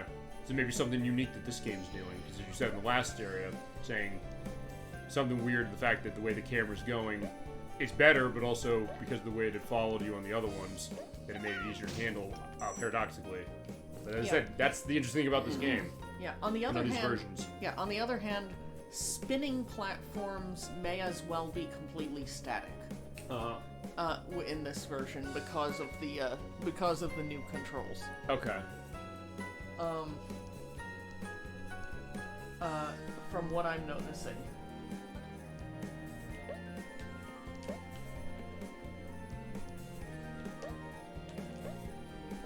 Whoops. Oh. Okay, first of all, what did you grab on? I died. Before you died, what happened? It seems like you didn't fall right away unless you pounded your way down. I'm not completely sure what happened, actually. Okay, I'll see if I can find... Okay, that was my own error. Okay, and that one was the case where you just fell. I'll look back on the footage, too. Okay, what happened there? Because I don't think you grabbed onto the platform. Well... Or another platform like before you fell. That last death was because I was trying to get to the very edge of the purple platform. Sure. And failing. Uh-huh. But this is also the first time I'm seeing this stage. Yeah, mine too. Actually, looking at those, like the purple there, I guess it looks like almost something almost like out of a, I don't know, if like an alien planet, or coming off an alien planet or something like that. As far as like the purple. Or here's a reference for you. Reminds me of if you remember the purple pandas from Mr. Rogers' Neighborhood. The idea as far as like the planet where all the pandas are purple creatures. It looks like something they would have an own. Except, yeah, that still happens, just like it happened in the old game. Those assholes will potshot you. Uh-huh. That happened a lot when I was doing this, and I was like, I know they're coming, so I have to kind of balance it. Oh, well, there's the puzzle piece right there. Yep. Just seeing, look at the snowflakes there. Look how well articulated they are. Yeah. It's really beautiful. I know. This game looked great before, but it's just making it look even better.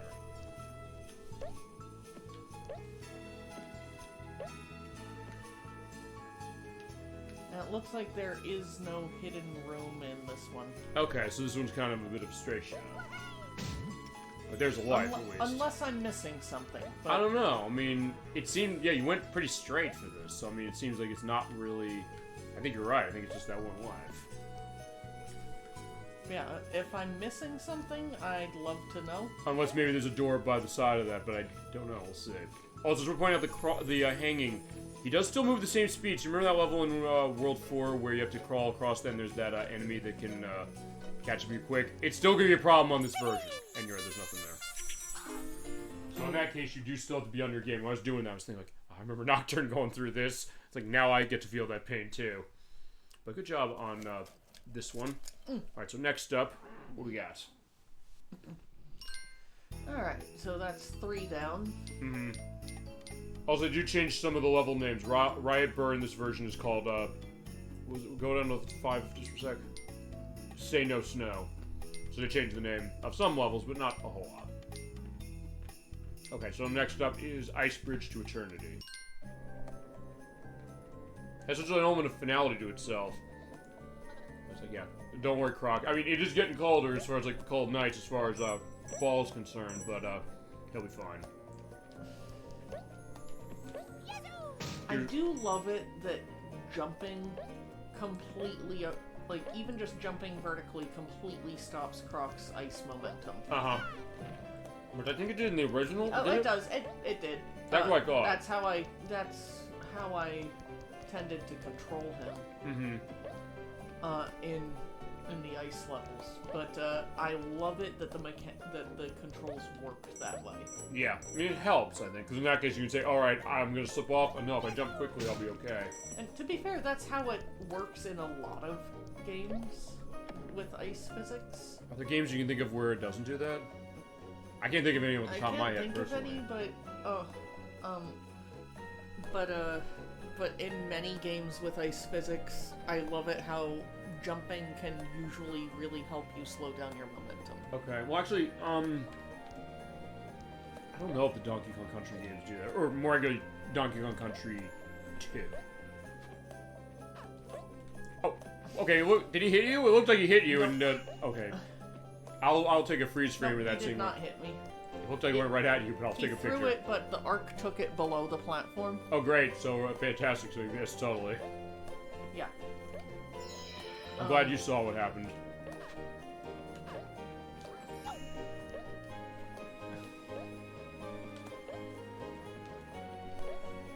And yay for shadows. Yeah. Which you had in the original, but in this case, because of the way the setup is, it seems like it's definitely going to help you more. Yeah. Including when enemies appear. There's one level in particular in World 6 that does that. Okay, so...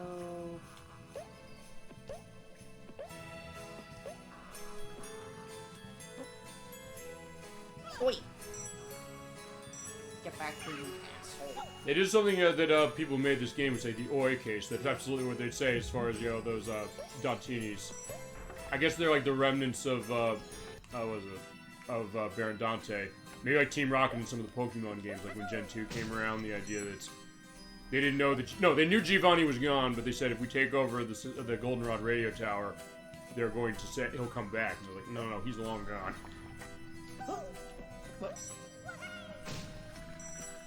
Good news, box of gems. There you go.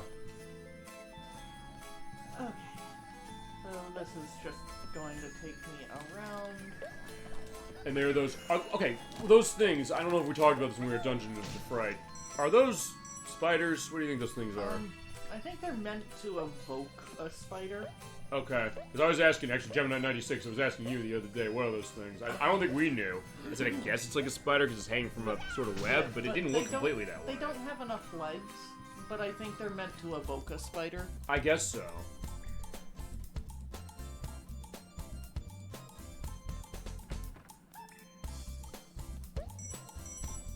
This is interesting. Basically, in this case, you kind of just fall in the way as far as where those gems are, the crystals, I should say.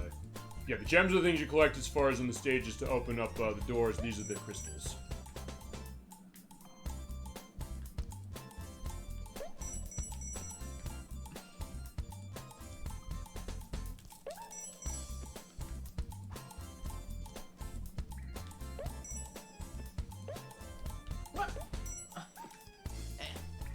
I mean, it looks like you can go back up, though. I can, but I don't think, it's not necessary, I only guess. missed a few, and it looks like this is the end of the stage anyway. And there's no penalty for falling, thank God. Yeah. Because first I was thinking, well, wait, is there going to be a penalty for this? But alas, no. I just don't feel like going back up, basically. Uh-huh. Because I only missed a few. And you're going to still bank a ton. Yeah.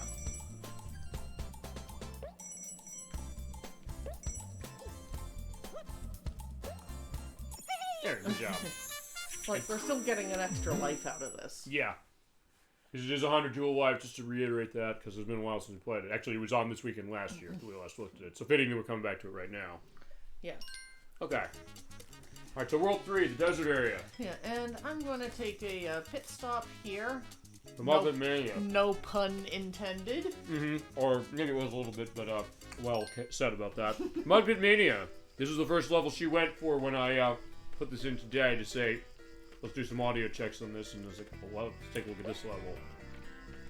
Yeah, now we didn't do this one in the audio check specifically, but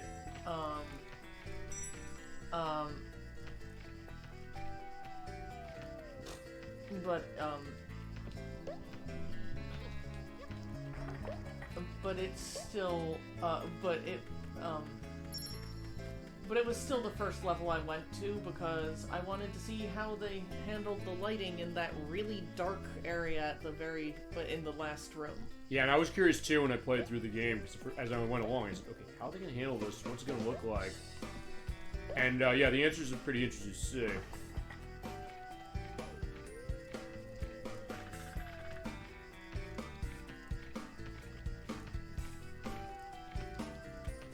Again, it does look so smooth, running 60 FPS as far as this, and also the fact that it is in the 16:9 widescreen display. Which, if nothing else, lets you take in these levels even more than you already did on the other version. Oh, wait, he got crushed by the platform? I think so. I'm glad we caught on tape. that was kind of funny. Gemini 96, have you ever seen that happen before? I don't know. I didn't see it at all whenever I played this or when we did the show of it. And then fine, the Gobbos are still there if you want to get them. But technically they're already collected, so they're just hanging out. Like, oh yeah, hey Croc, you want to relive the old days as far as capturing or saving us? Like, yeah, do I? Okay, why am I having so much trouble jumping onto there? I just want to get the gem. Although, really, the point here is to show the dark area. But still, you still want to show, I guess, where you're going. Yeah, it does go to that weird case, as we said, with this game, where some of the strange stuff, as far as like how's the hanging work when you like grab on something, sometimes it still handles the same way as it did in the old game.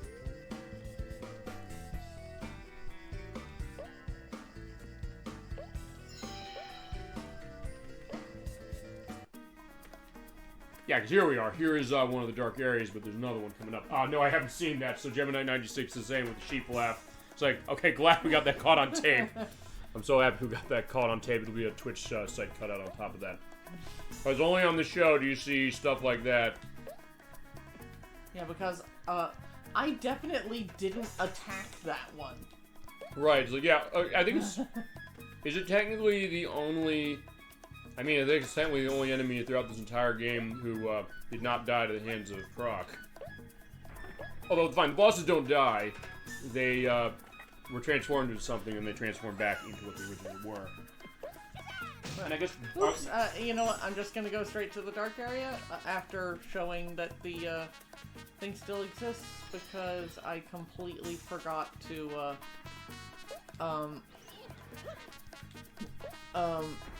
I completely... or actually, the box will respawn if I just jump in here. Will it?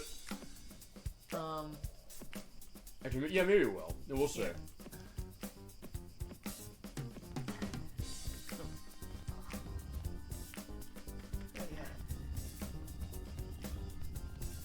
I really don't need to do this because I've already done it, but I just think it's fun.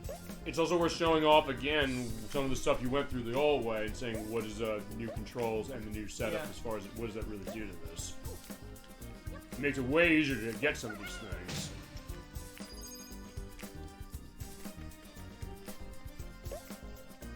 It's still a case where, as you saw with that jump, you do still have to be very precise to get it, but even in that case, it seems like it's easier to get it doing it this way than it was before.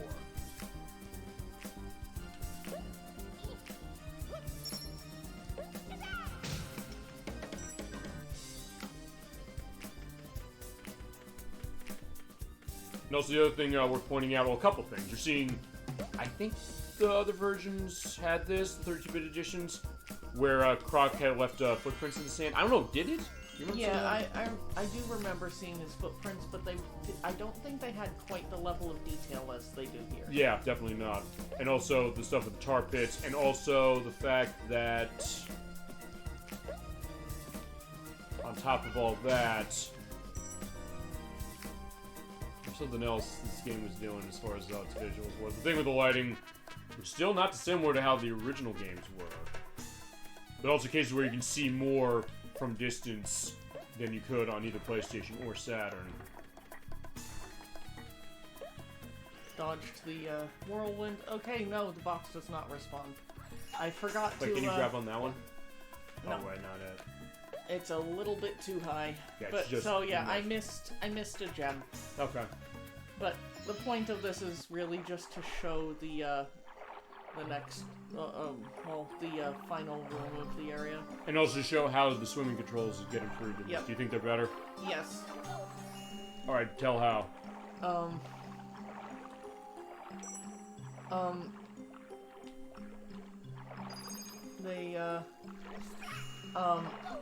I like the way that they're attached to the R2 and L2 buttons. For the purpose of doing... Or ZRZL, I was using PlayStation terms. So those are the controls for when she gets the PS5 version. So technically not a wrong case. Because you use those triggers, you are able to do swing up and down, whereas on the previous versions you used only up and down on the D-pad. So it makes it easier. You can kind of just aim around all you want and have that going at the same time without, having to adjust that for swimming. I mean, it still makes the battle against Nocturne still difficult, but it's probably going to be less frustrating for you when you play that as opposed to how it was on the Saturn. I get why it was frustrating on the Saturn, no question.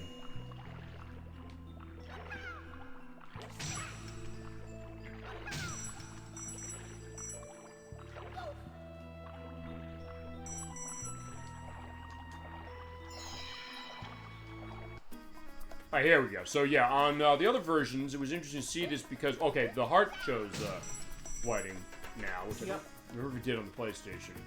On the PlayStation, these rooms, they showed you, when you hit that glowing jar, it shows you more distance as far as light on the sides. Saturn showed you a little further ahead, but unlike on Saturn, and I don't know if PlayStation did this either, those, I guess those, what are those, like the fireballs? Yeah, the fireballs, whatever they are, coming out of the mud pit there. Yeah. Although it is kind of weird that the fireballs themselves are dark, but they cast light. Yeah, actually I just noticed that now. So it means it's easier to kind of see as you go along. So the idea is they did enhanced lighting going on for those. It also means getting stuck in the dark is not going to be as difficult a case as it was before. Although, remember, this part, Nocturne, you were able to get through this even when it went dark thing. Oh, I can do this, I can get through it, and you were able to. No problem. Yep. There you go. Want to go for the life? I don't have any gems left, or any crystals left. So, whoops. Okay, I died anyway. Well.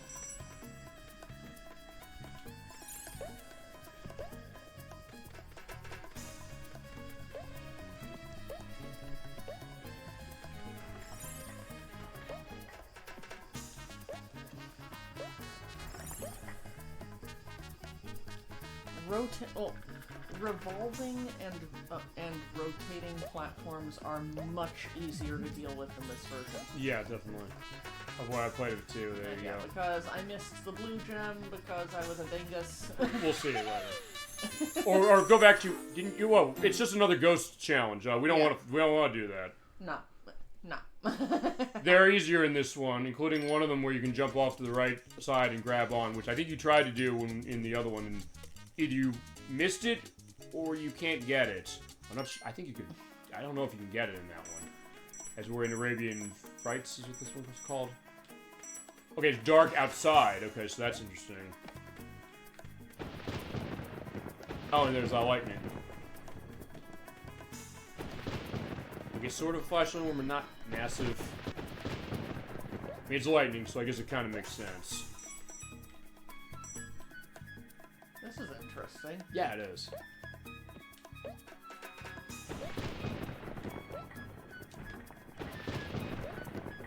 Whoops. Ooh, almost. It's nice how the lightning kind of is just barely revealing those platforms as you go, as far as where the boxes are for them. And again, it's another smart application of how the enhanced graphics are, especially those enhanced lighting effects.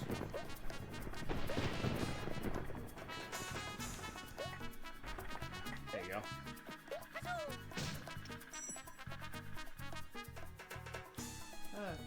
Okay. I don't know. Okay, you get. Okay, right, because you made that one, so fair enough. I wasn't sure if you can make the other jump. And since you did test the other one, you know you can make that. Yep.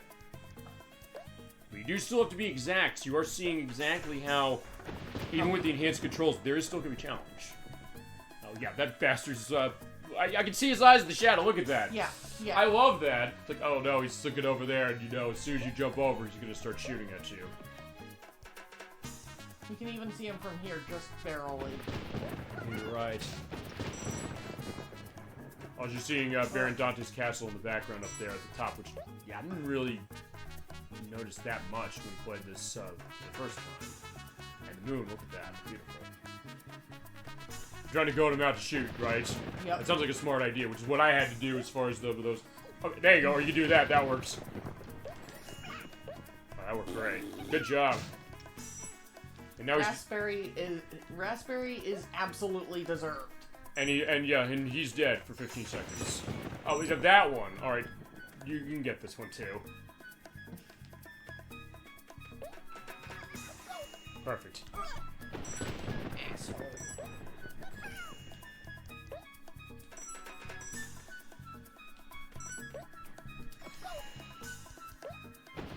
There's a nice forward momentum to that section that I really like. As far as how you're just kind of running and jumping, and there's like they're coming there that way, and boom, now we go. Ooh. Okay, there you go. Look at that. All right. Good thing I didn't touch the left stick. Yeah, you'd think maybe you would want to, but all right, good case though. Look at that.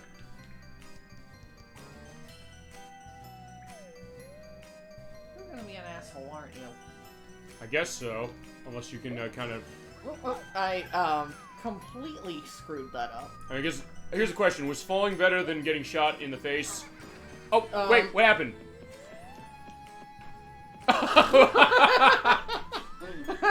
I don't know if the other versions even did that. Okay, when we get to our glitch compilation, that's gonna definitely be in there. Actually, I'll tell you. Whoops. I saw something I'll show later with this version, because I did take clips. All right, that is amazing. We didn't plan that. I guess because she was just right at the edge of that platform. Okay, I've seen that happen, where if you die, basically you just skips the animation.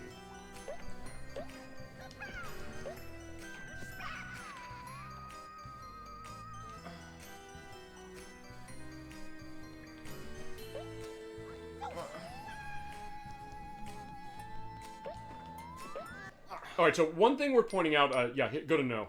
Whoops. No, it's either way, we'll go to no later. We'll get a game over intentionally show it later, as you have to go and do that again.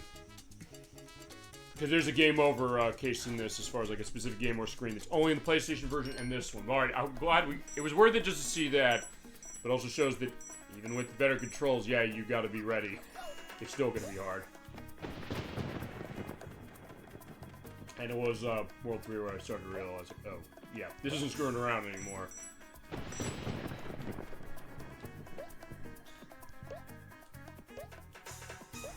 I think I'm going to skip these. Okay. This time.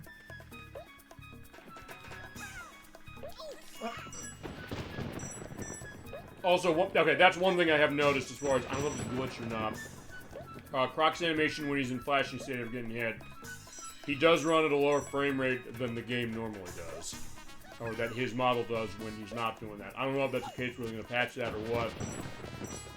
Or for that matter, the PS5 version or any other versions don't have that. I guess we'll get a sense on a future show, like, hey, if I see that when we get our versions of it. Yep.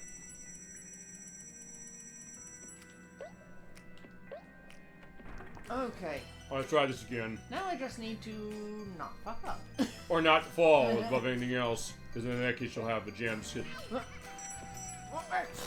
Frick.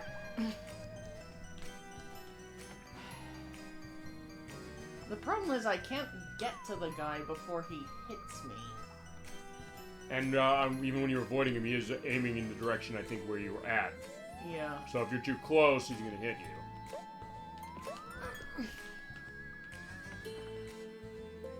Like, even if I jump the instant I hit the platform. Mm-hmm. Or... Okay, that can kind of work, or, I don't know, if you grab on the edge of one of the platforms. Alright, there you go. To go to no, because I've... Okay, well, next time go to no. Well, I'm still on PlayStation controls. Yeah, I know. Oops.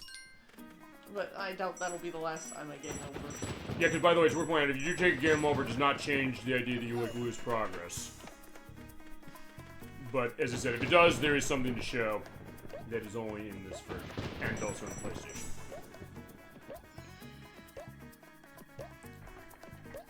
But it's also weird that in this one, the continue happens when you, I guess it just kind of just shows you dead right there, as it is.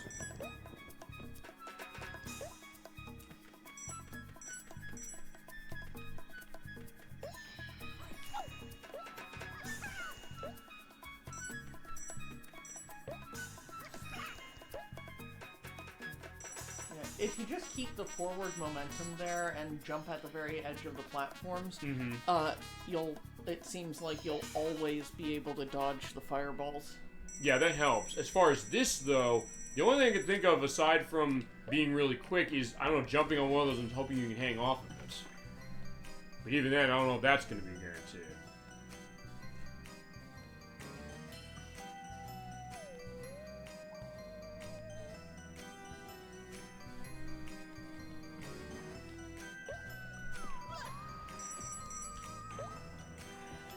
In that case, taking the I think I'm going to use gems to tank the hit. Smart idea.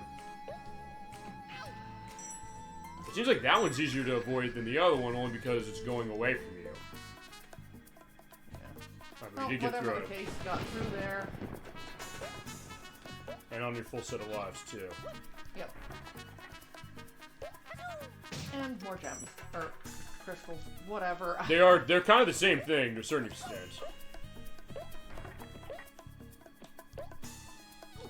But fair enough, idea. I kind of don't care about the distinction because I've always just called those ones gems and the colored ones colored gems. Yeah, makes sense. Whoops. At least there's one, so in that case you're good.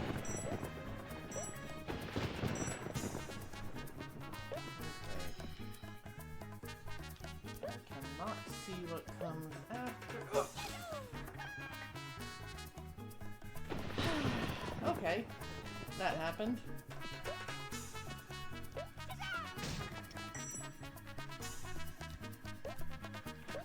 Let's say, though, imagine it's doing on the other versions.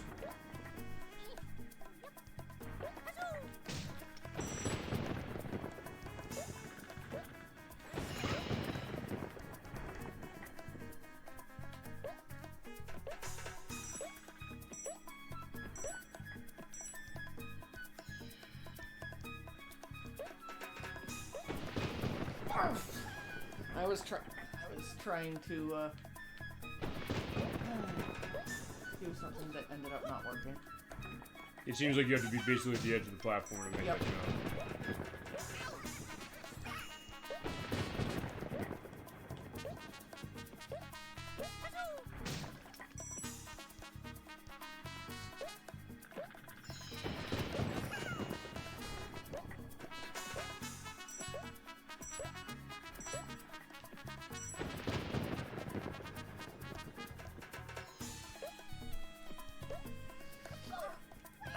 Still missed. All right. So, all right. If you go down to no, I will stop asking just for that very reason. Let's see how this works.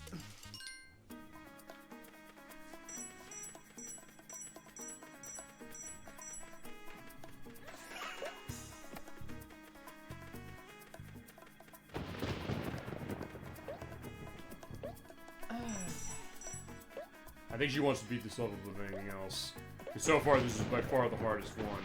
I don't even know if the ones you did on Saturn and PlayStation were as hard as this. Even running those controls.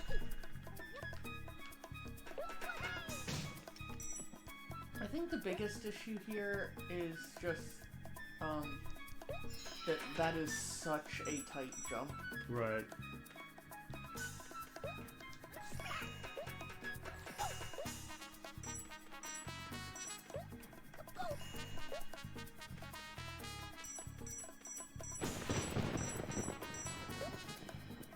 Okay.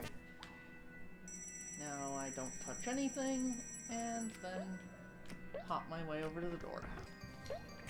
Alright, tank the hit.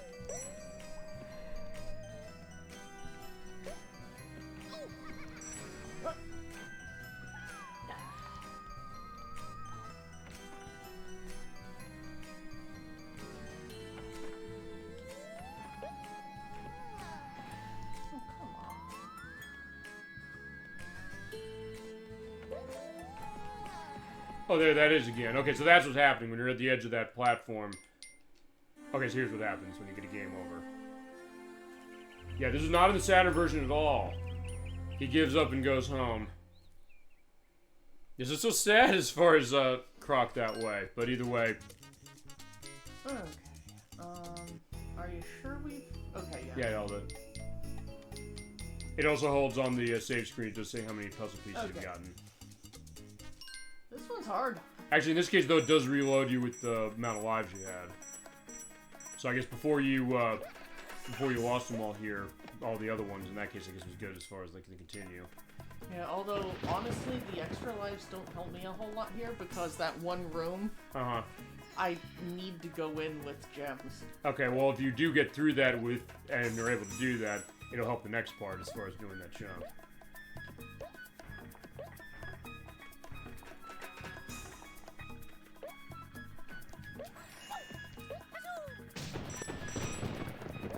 I'm trying to think, there's got to be a way to avoid that in that room anyway. The only thing I can think of is hanging, but it's so specific. Yeah. I don't know if that's something trustworthy.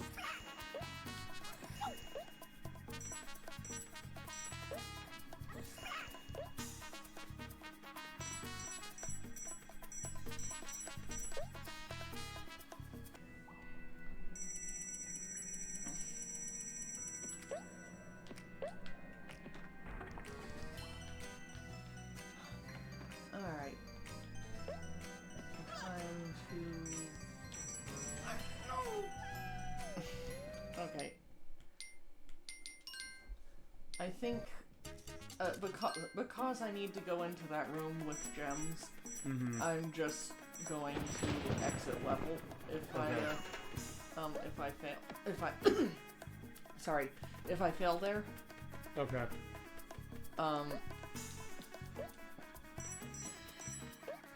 Just because getting through that with 0 gems is so close to impossible.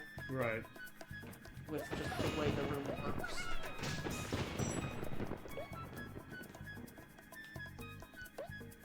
I really wish that wasn't the case, because,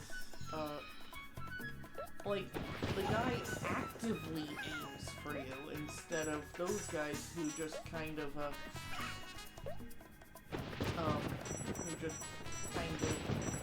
sort of aim for you.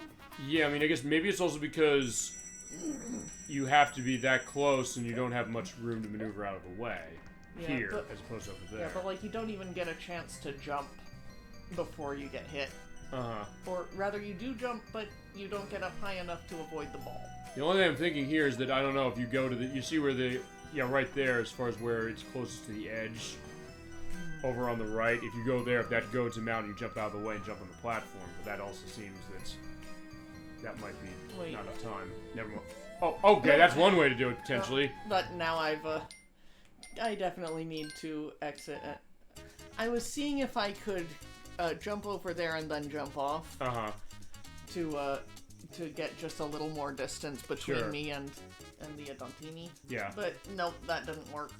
Okay. That definitely didn't work. Because could you not jump out of that? I pushed jump several times. Okay, so you're stuck that way. Yep.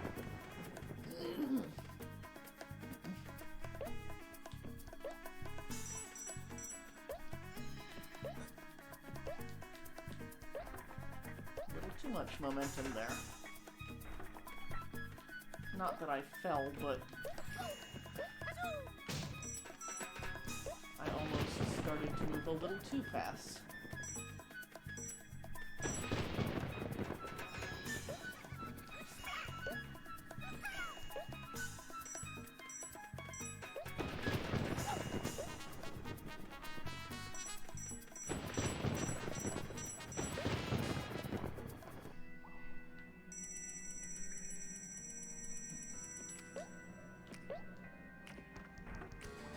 Okay, let's give this another shot.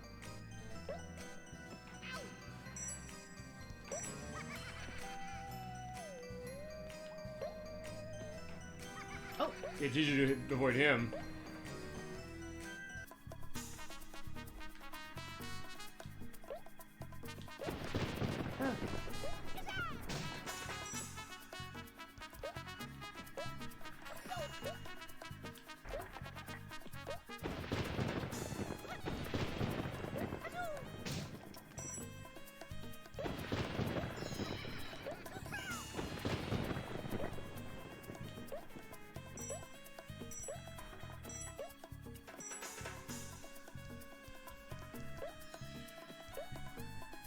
There you go. You just barely made that. I guess maybe you have to do that. So actually, I don't even know if the tail whip jump trick that we saw in the you did on Saturn works in this. Yeah, I think it might not because like it didn't seem to extend my jump at all. Right.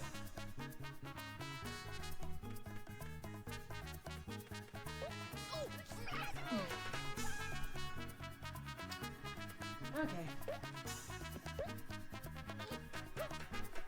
At least I figured out how to avoid these guys. Right.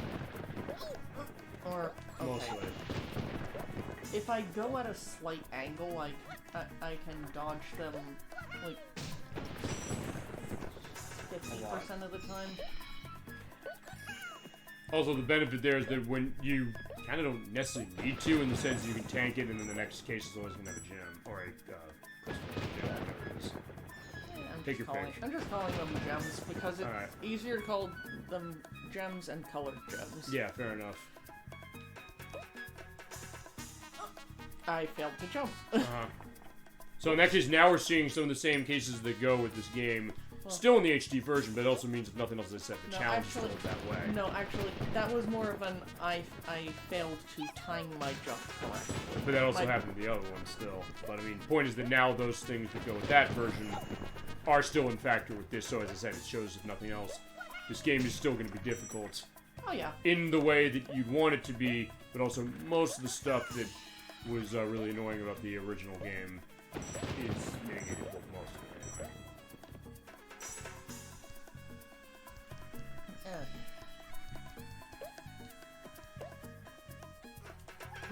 I missed the corner. Okay.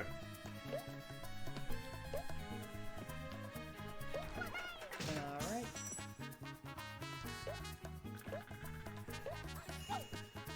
Whoops. That's the first time that's happened. Yeah, because it's mostly covering the, I guess the slime pad.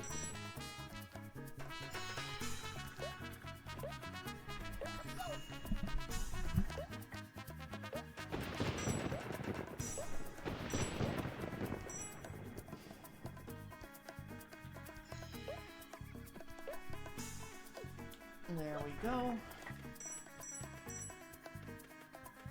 I'll just straight across then. Yep.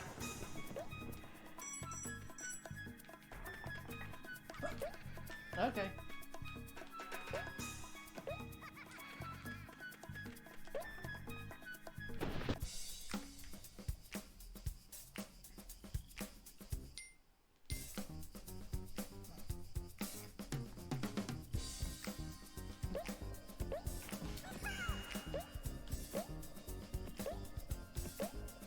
There you go, got it. Good job. I'm starting to think that I needed to do, kind of Jump towards him and hit him? No, more of a jump that's not to full height. Okay. So I can then jump as soon as I hit the platform and avoid the ball. Maybe. Because you can jump sooner if you don't jump as high. Yeah, that's a good point. Right, next is Defeato Burrito. Alright, so that's going to be a climbable surface. Right, which are also a lot easier to discern on the on the PlayStation, not the Saturn. But Saturn is impossible to see it. Really? On PlayStation, and then now. 2 of these guys as soon as I hit the top of this. Okay. Yep. But they don't see you. I guess it's only if you go for the lives.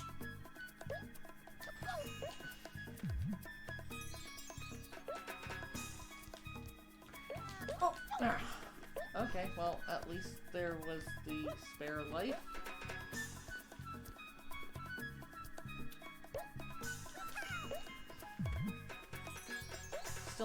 Still came out ahead. True.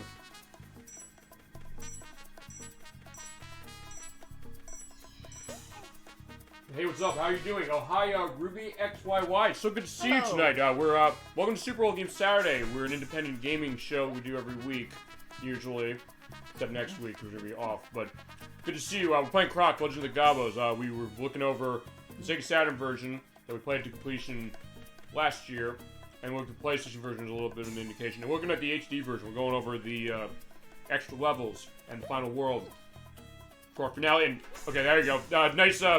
Look at a couple of glitches you're seeing. We were on the Switch version, this one, by the way. We're on the Switch 2. So good to see you tonight. We're doing well. Hope you're doing well as well. If you're memories flow on Croc, because that's what we do. We are a discussion-based gaming stream, and we welcome you for joining us. So thank you so much for stopping by. We really do love the idea of chats, discussions, and all that stuff, and also going deep in the games that we love, or in our case, kind of learned over the past year or so. Yep. There's more of those Duntinis they're gonna shoot at us, but yeah, in that case, yeah, just hit them there and you're good.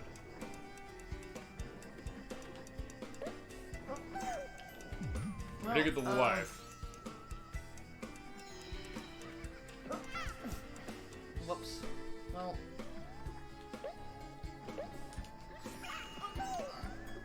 Okay, now I'm net loss. Come on.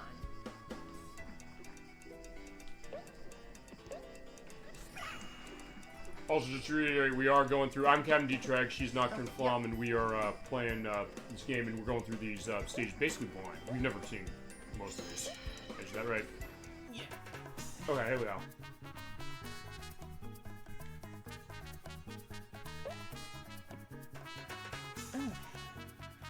Looks like this room is mostly empty. At least that's what it looks like to me. Well, no enemies at least. Well, that's what I mean. Like, mostly empty of actual threats. Mm-hmm. As far as I can tell, there have been no enemies in boxes ever in this game, so hopefully they won't start now. Well, even if they do, you bust the box, so you've been killing them anyway.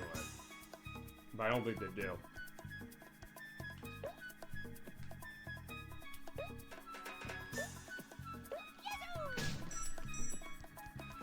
Just get a bunch of those. And then go down here. I'm quite certain that I can't get back up. Now that I've destroyed the box. There. Sure. In this case, it's probably fine. Yeah. You got tons of gems set for that. Always check behind the pipes. Yep. Alright, puzzle piece is up there. Oh, we have to go swimming.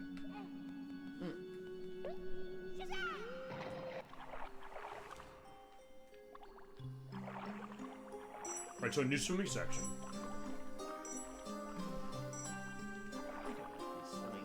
Like, I don't particularly like the swimming sections.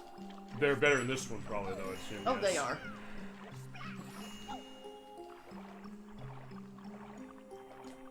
Like, make no mistake, they are definitely better here than they are,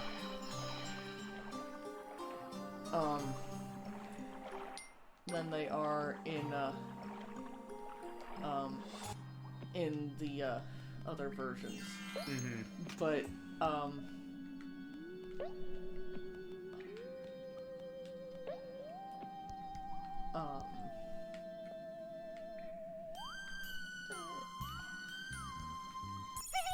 I got it. Good job. Only 2 more to go, and then we'll see the last world. Because by getting all the puzzle pieces, we get the last world, and we'll see how that goes. Alright, so next up, we're going to World 4. Smash and Seize, first up here. I do love the castle music. I've actually been like humming this music basically all day as far as this. Whoops. You know what? I think I'm just gonna die again to start with 2 lives. Yeah, fair enough.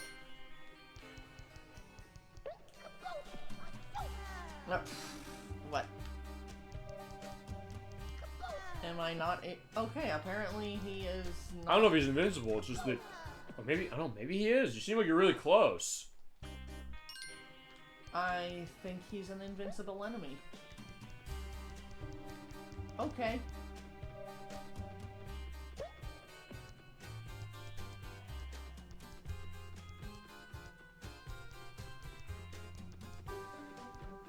I don't know, maybe because the spikes on his back, but even then, it's kind of surprising. I think that might be intended to be the tell, but...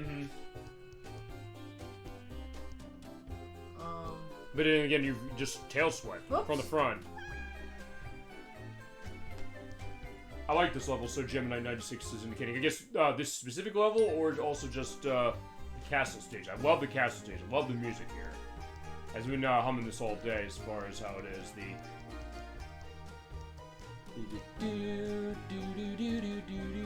It's good stuff. You want to try and see about this? I want to find out too, honestly. Unless you will have to pound them.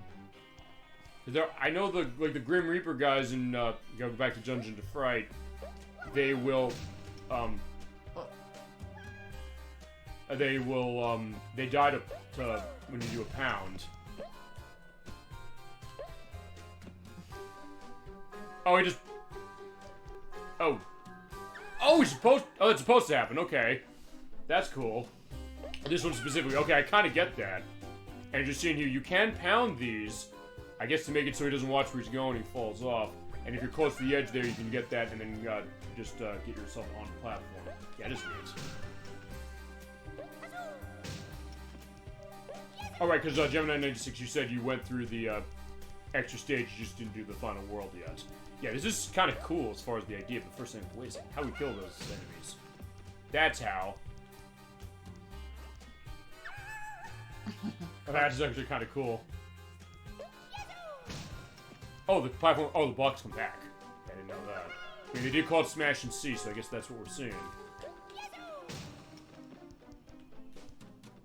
And now that we know that, we're basically saying, no, we want them all to fall.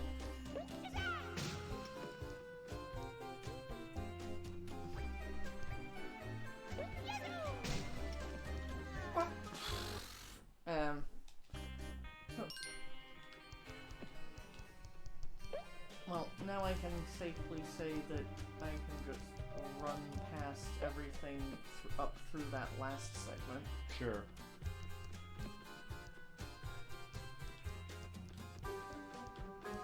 That's a unique detail that, honestly, I don't know if I would have thought, oh yeah, I really want to pound those blocks. I would have thought, oh, I don't want to because I don't want to fall into the pit. Bye-bye. But you see also the great animation there. Because remember, that is always the cartoon logic when it comes to when you're walking on nothing. As long as you don't look down, you can keep walking over it forever.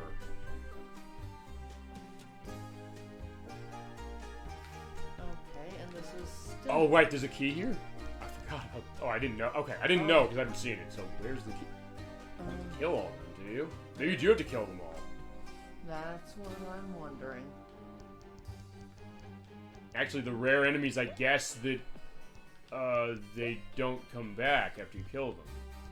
Oh, no. I mean, usually it's 15 seconds. That one didn't come back at all. So maybe they don't come back. Maybe you have to make them all drop.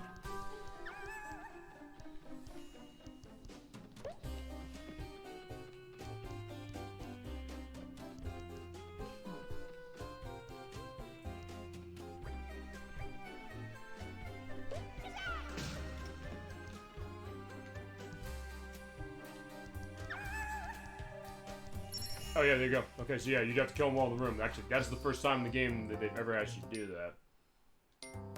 And that's actually really interesting. Yeah.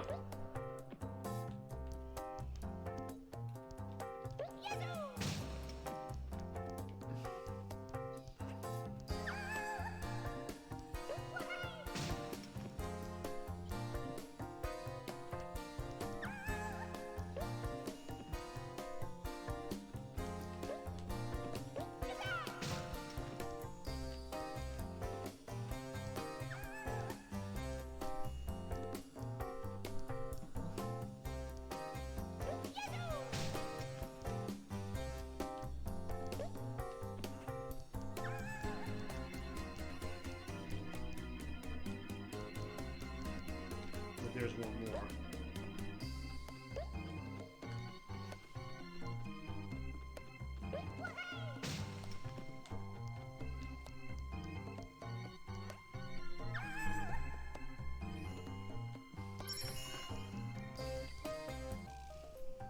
Neat. Yeah, this is really unique as far as what they're doing here. I think that's been also the thing we've noticed whenever this game is also come with something like that. Like, oh, that's cool. It kind of takes you off guard.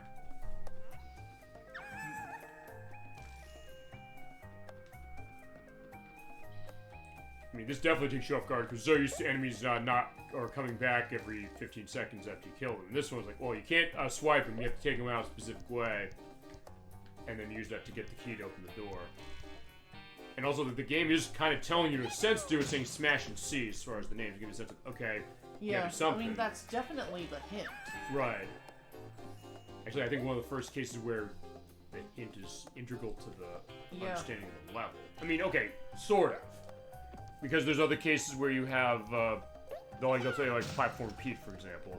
Like, he's doing something. Okay, so when he's Platform Pete, we'll see he's probably going to be platforming, something like that. But this one's saying that in order to get through the level, smash and C. Like, well, see what? And then find out, oh, that's what you mean.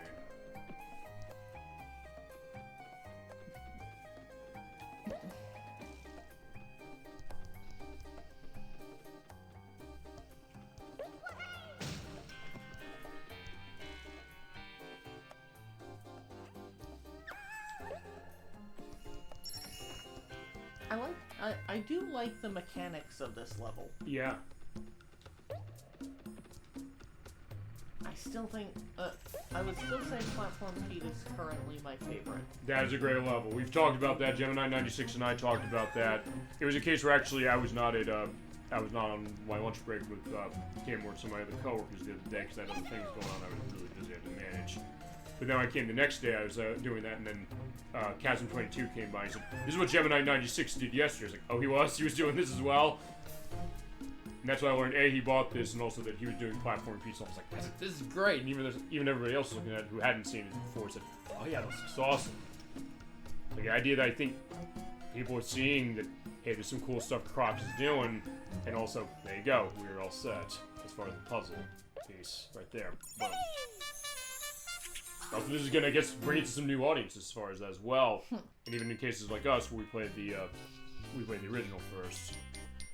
Okay, Jailhouse Croc. This is our last level before we unlock World 5. Okay, always a good idea to look around. Also, yeah, we are kind of in the dungeon here.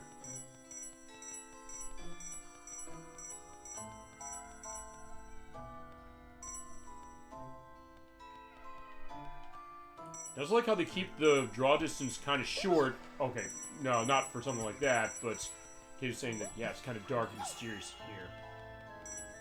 And it's kind of how they would do it on the PlayStation, honestly, or on the Saturn, just as far as because of the tech reason. They're saying in this case we can kind of do it made for design reasons.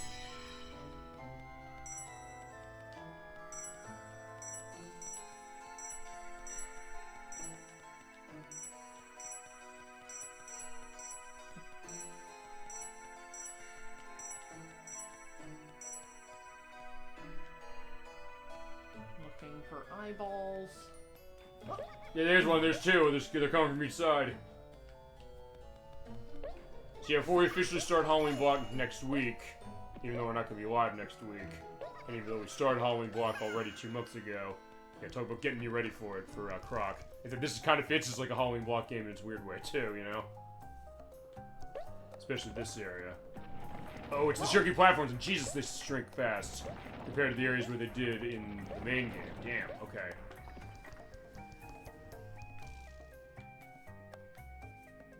I don't like that. I think you're going to run. Run and jump. What? Whoa. Whoops. Okay, yeah, that was your instincts are right.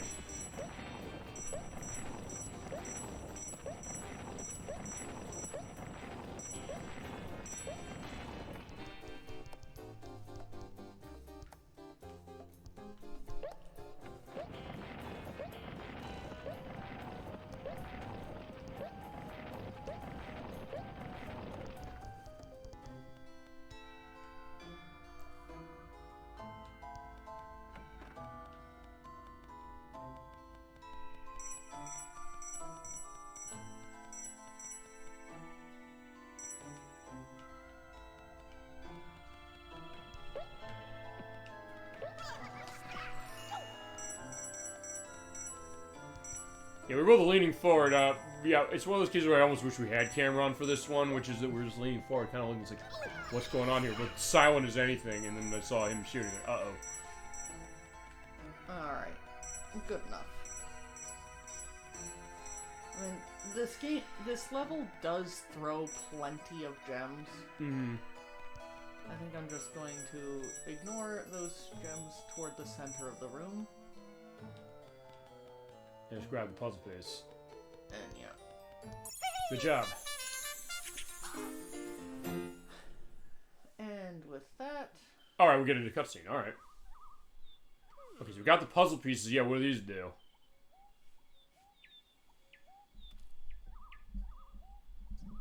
Also, I think it's one of the first cases he actually is using the backpack for the purpose of that, saying, like, alright, let's see. There's this new island.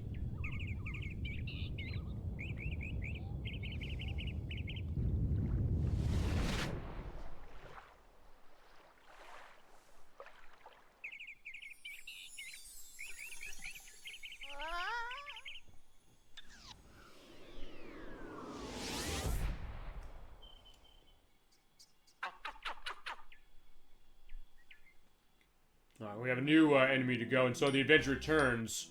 That's where we are as far as World 5.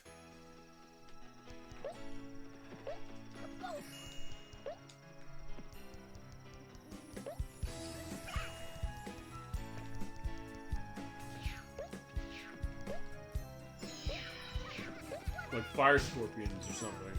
Well, What happened? I think he, hit me before I could actually collect any gems. I thought you got one.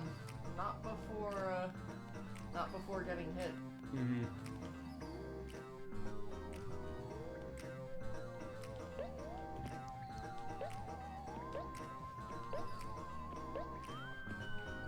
Oh.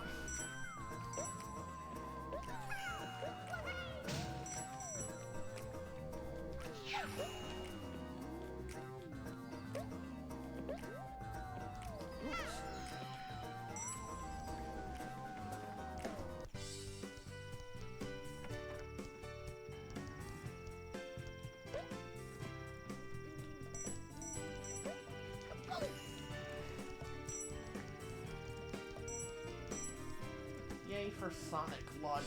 Yeah, I do like that. Also, I don't think that there's Gobbos here either. The only thing as far as that cage, I did see before we jumped down the well, there was a key around there. I think it probably puts a platform for that wife that was over there.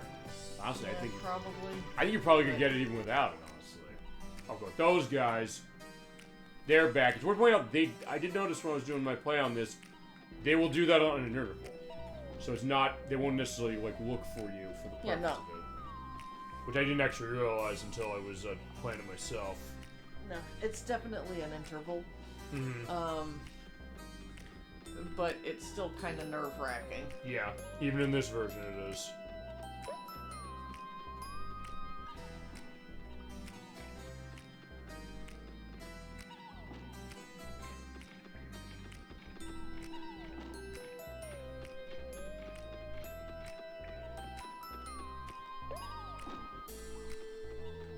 Fortunately, there's nothing hiding up there, so I can freely destroy these and take the gems inside. Sounds Yay. good. You're cheering. That doesn't sound like a gobbo. No, that's Oh, that the guy. Okay. That's the sound the guy makes before he stomps. Actually, I didn't remember that sound from the Saturn version. But you're right, it is them.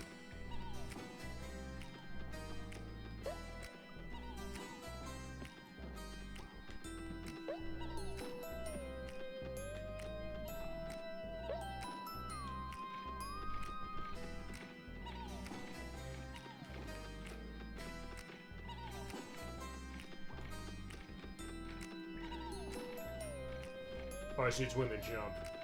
They make that sound. Yeah. I'll be curious looking back on the Saturn to see if they actually made that sound. They probably did, I just didn't. I think they did, Okay. but Maybe it's not as pronounced in that version. okay, I like this pattern that the fireballs are doing. Yeah.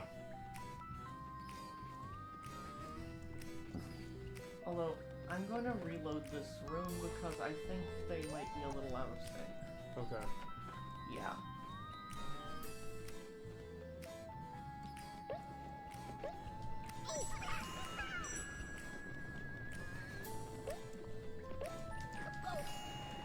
There we go.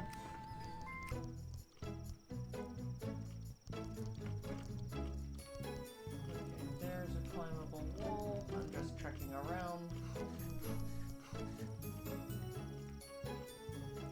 Actually, this is good because it lets us see the night areas. Because remember, on the Saturn, it was really hard to see this area. On top of the idea of the walls that you can climb.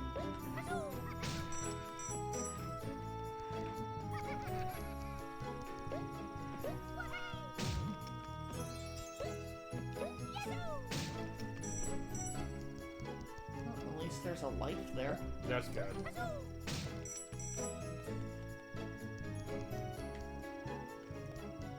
In that case, we just run over and hit the gong, so that's all we gotta do. Yep. And with all these gems, I think I can probably just tank these guys as I go through.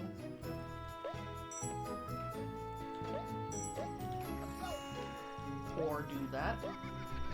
Ow! Oh, not cool. At least there's a ton of gems right here.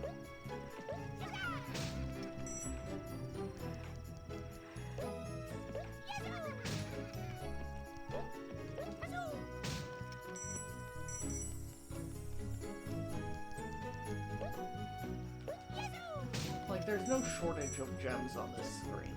Which is good, so you can at least hopefully avoid hits from them. Although, in all honesty, this first one seems like it's easiest to avoid, sort of. You can kind of shoot above you. But then that one...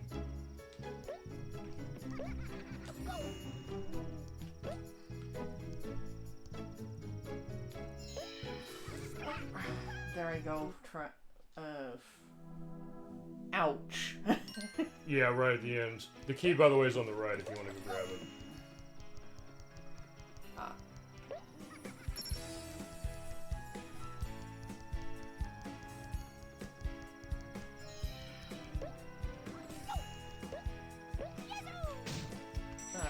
Grab a few.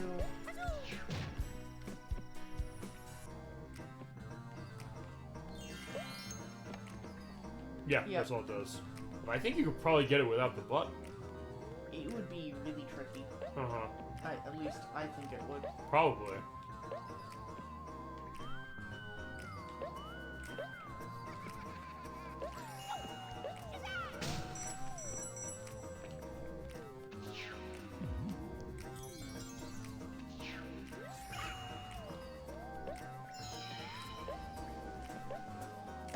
There we go.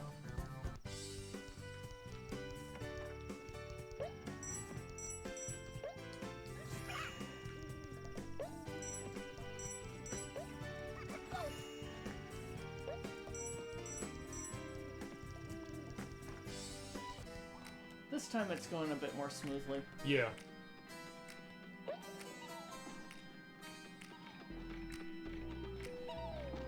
Shit.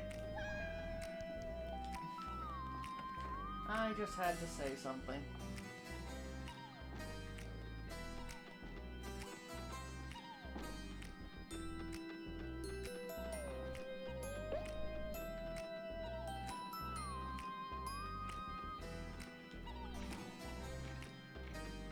I don't like that.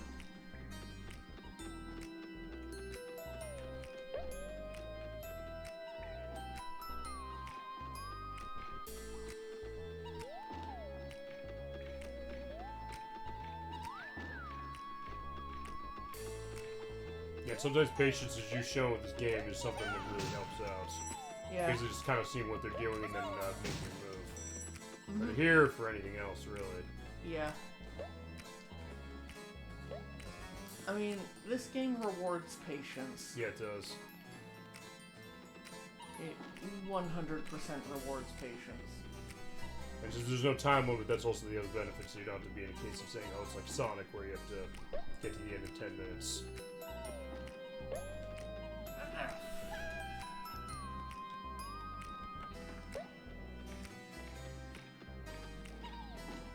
Oh, you just made it. Good job.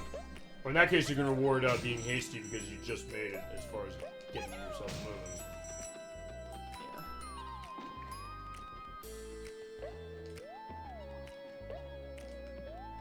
Though the timing on that was probably ridiculous, if I had to guess. Well, you got it, so there you go. You showed both ways as far as how to do that.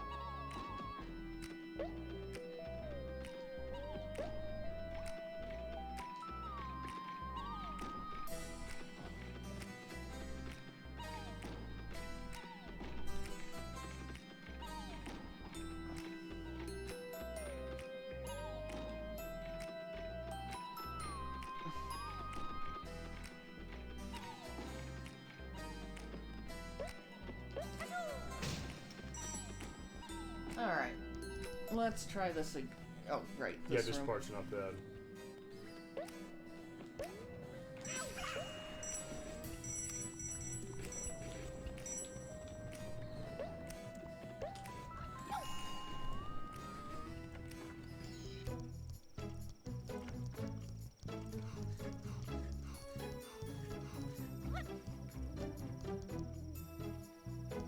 I'm just gonna go for it because Okay. I've got enough gems that I think I'm pretty safe. Yeah, that should be good, I think.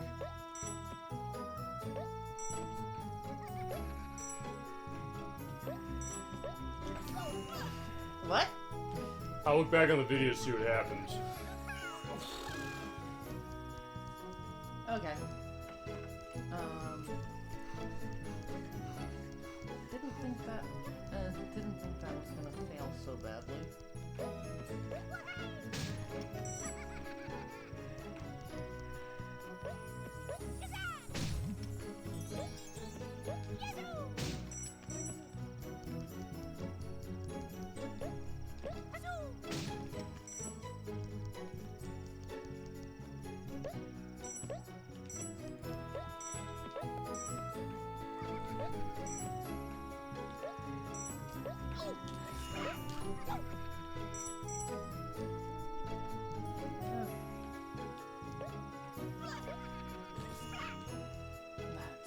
Fine. There you go, made it. Good job. I always look back on the video because I don't know what happened either. You killed him, and then you still got hit. Yeah, It was like not, I got hit. I think by him. even though he died already. After I had killed him. Okay. I'm not sure what happened there. I'll also see if also maybe it's something that people know of as yeah, let's have some diet burr. Alright. Okay, so yeah, I guess then in this case they're probably going to give you one level of each type, and then I guess whatever is the final part of this. What? I guess he turned around and shot you. Because sometimes it happens so quick in this version compared to even the Saturn and the PlayStation. Oh, at least he does turn around. Oh. Yeah, try it. Yeah, keep going, Croc. Okay, that was nice. That was a great comeback. Whoa, I can do it again. I'm trying to fake him out. And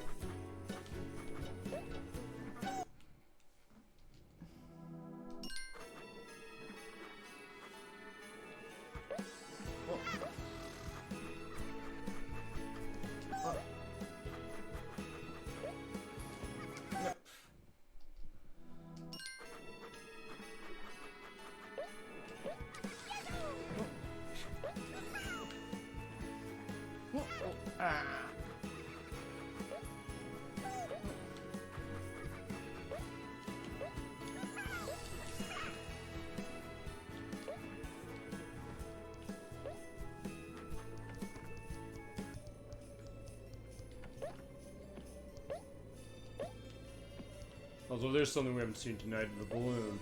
Yeah, none of the levels we went to have a balloon in them.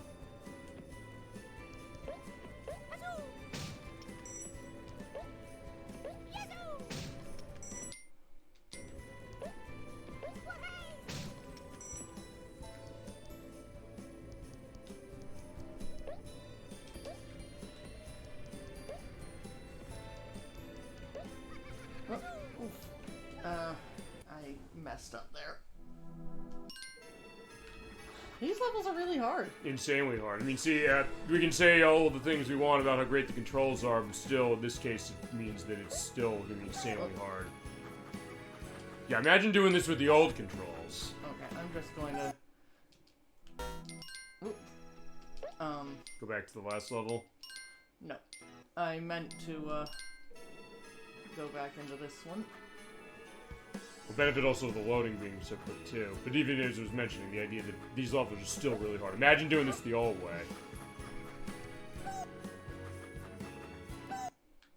Like, this isn't me giving up after losing a life. It's me going, I want to have my 2 spare lives after this room thanks. Right, and also because the loading is short enough, it means that it's not going to be as much of a factor against that as it might be in the other ones. Well,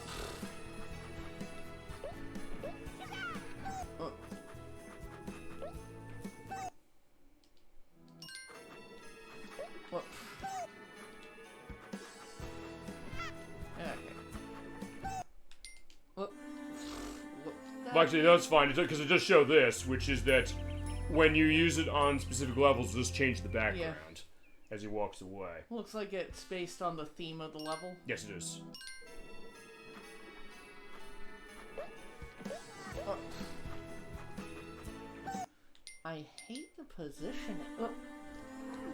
I hate the positioning of that enemy. Right.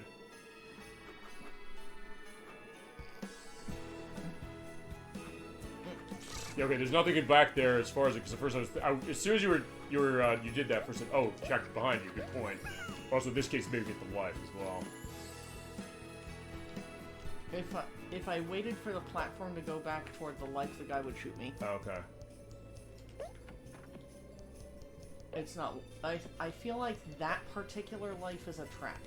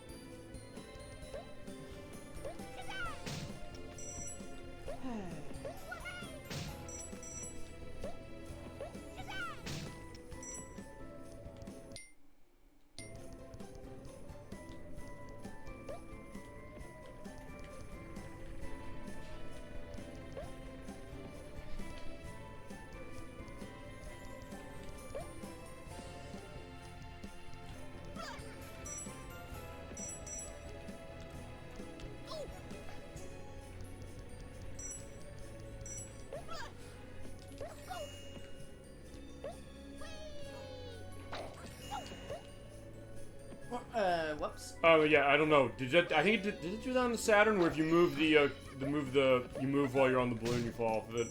This one does it. Yeah, I don't remember. Chat, do you know? If you do know, as far as that, feel free to let us know, because I don't remember if it did or didn't.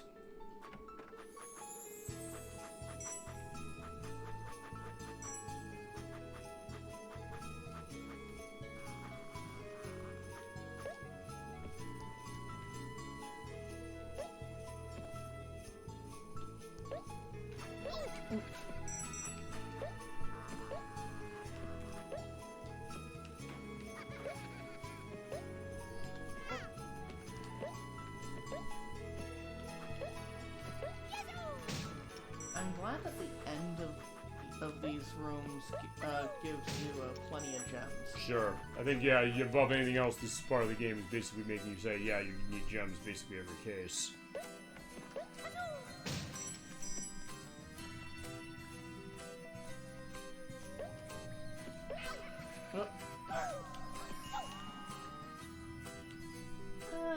This does not look good.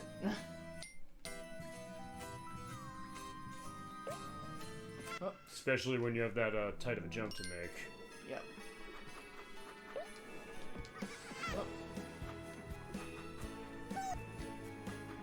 Yeah, I think I might go back to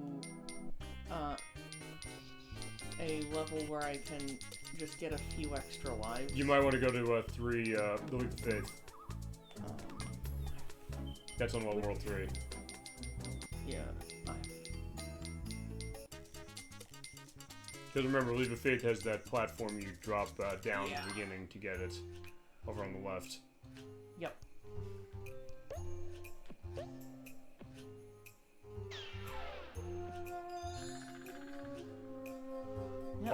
Also, the other thing you might want to do is you might also want to beat a level so that when you get a game over, you go down to no to not continue, and then you come back with all the lives you had before. Yeah. Yeah, that happens more, I've noticed, in this version, so I'm glad we got to show this. Where the waterfall will push you towards the slime pit.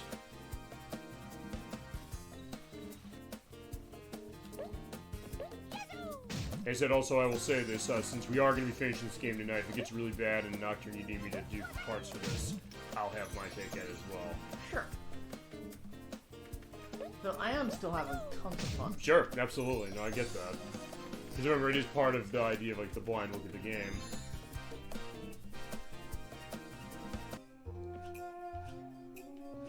I remember, it does save your lives when you do quit out of a stage. But I don't know if it doesn't save the stats to your file in this one. Because one thing this game does not do that the other ones did is where you could save when you go back to the map. This one you can't. It basically does an autosave only. So what that means is that you have to go back to a level that you know you can beat and beat it in order to save the lives you have. So Go back to level 1. We'll just do a really quick run of 1-1. Sure, yeah. Actually, yeah, because we haven't shown 1-1 as far as on the show tonight. And I'll try to bank some gems while we're at it. Whoops! I say as I get hit. I'm gonna get this one because gems. We are not going for Gobbos right now. I like in this case they're just kind of just cheering us on as far as like, yeah, keep going, Croc. You got this. All right. Boom.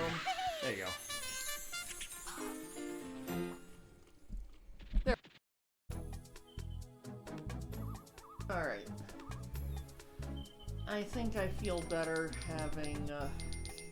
I think I'm a bit more confident with 6 lives. Sure. Alright, so let's do Diaper again.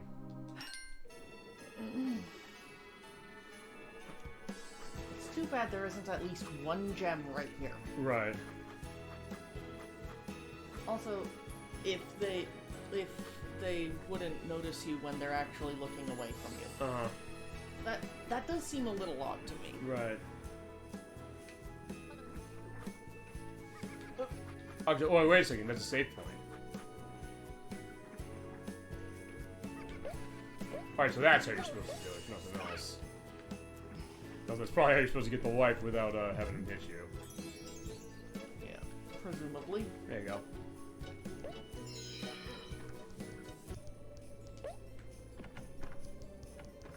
Alright, so nothing else you figured out where the save point is when you're over there, so in that case, as long as you stand there, you can basically wait all you need to make the jump you need.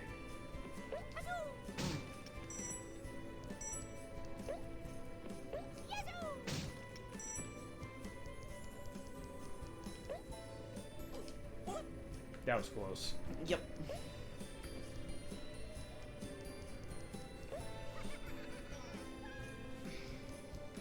Well, that's what the extra lives are for. Yeah, absolutely.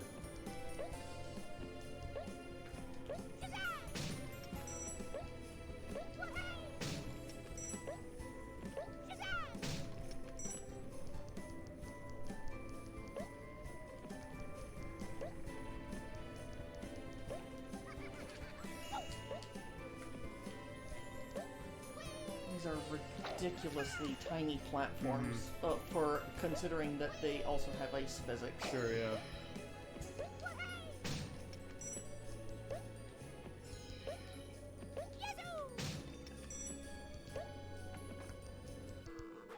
Like, I'm not complaining exactly. It's just, oh,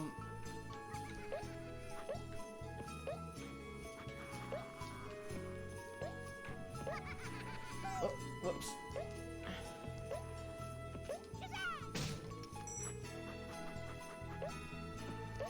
Like, it's perfectly appropriate for these levels to be this hard. Sure, yeah.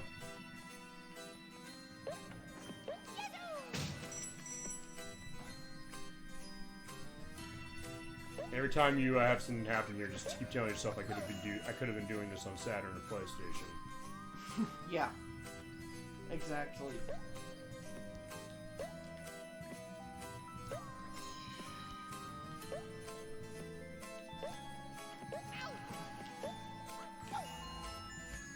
Oh, jeez.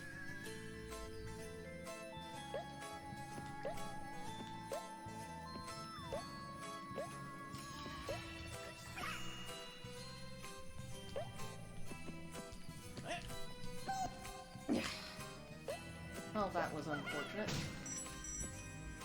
At least there's a few gems right there. And also, I guess nothing else. The easy case is that when you get on that second to last platform on there, he'll shoot there, so that you can just wait for him to do another jump. You'll be safe. Yeah. Well, almost. You do have one gem at least. Yep.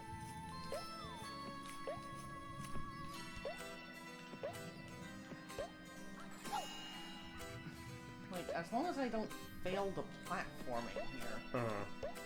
Yeah. Okay. Yeah, you got it there.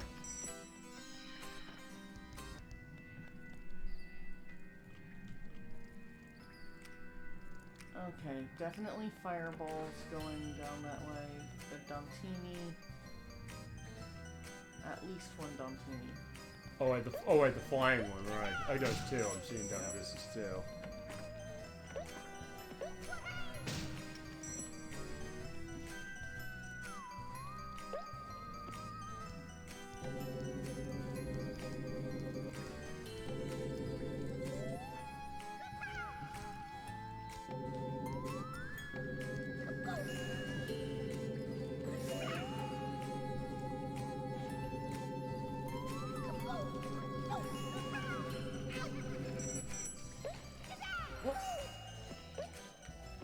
I was gonna say, you didn't lose your gems somehow. I'm not sure. Yeah, I don't know how, but we'll take it.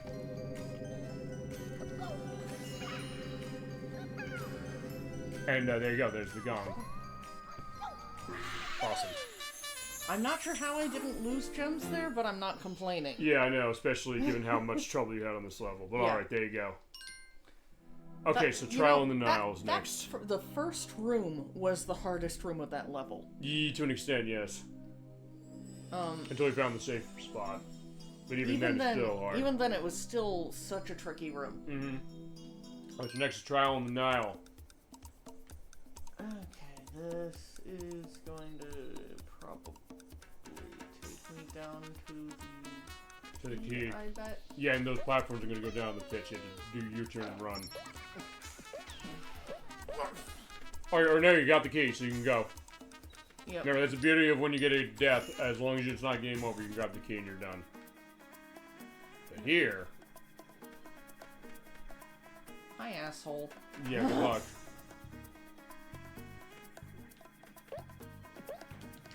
Oh, that worked. Oh.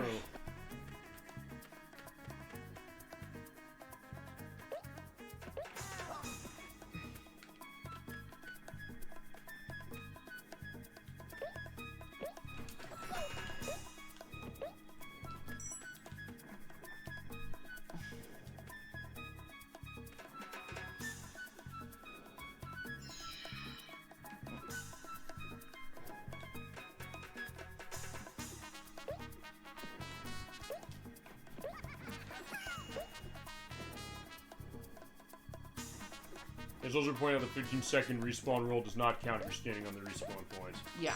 Which is a good thing to just keep in mind. Which is what I was taking advantage of there. Yeah, fantastic for you to do that. Like, there's no concern as long as you're standing on the spawn point. Right. Or at least really close to it.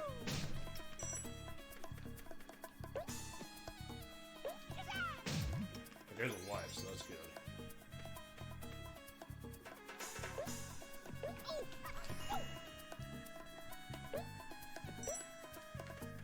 Got him. Awesome. Alright, here we go. So we got...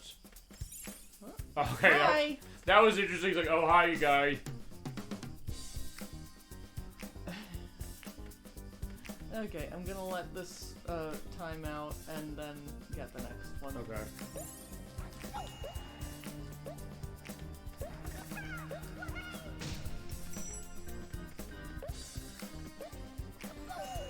Whoops. You maybe don't want you to pound on him, even though the platform will collapse. You still have a little bit of time to get off.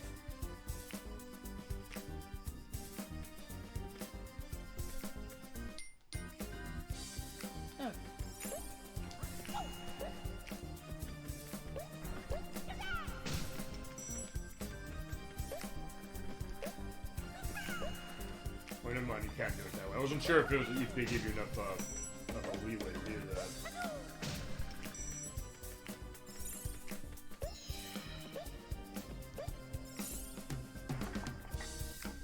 Okay. I'm gonna go backwards and get one of these again, or... There's the one also that was on that platform you're at, too. Well, yeah, but,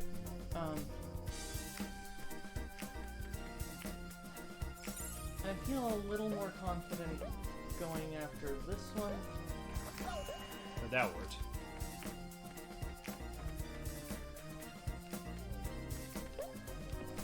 Oops. Whoops. I shouldn't have taken that chance. Also, the other thing I noticed that what happened there actually happened in reverse. You'd gotten a gem, you still died, even with it. So we saw before you took damage and you didn't have that happen, but in this case you got a gem before you died, but you still died anyway.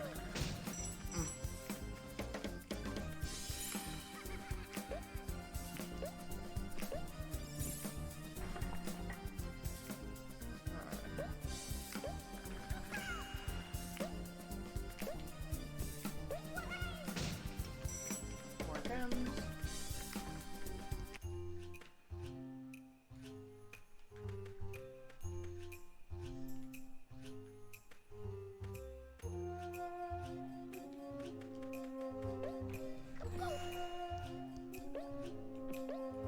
What are the buttons?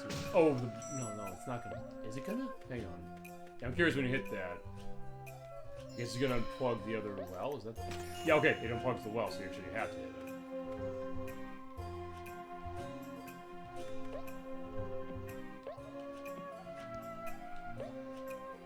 Oh, what? I fell into that itty bitty gap. Yeah, I know. Oh, you don't have to hit the. Okay, you don't have to hit the switch again. So it's like.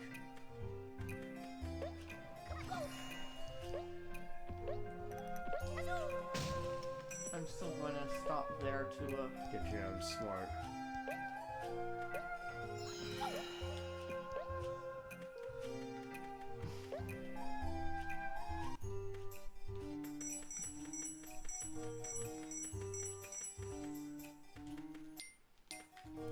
There's a life up there. Oh yeah, you can get it with the Jello. Yeah.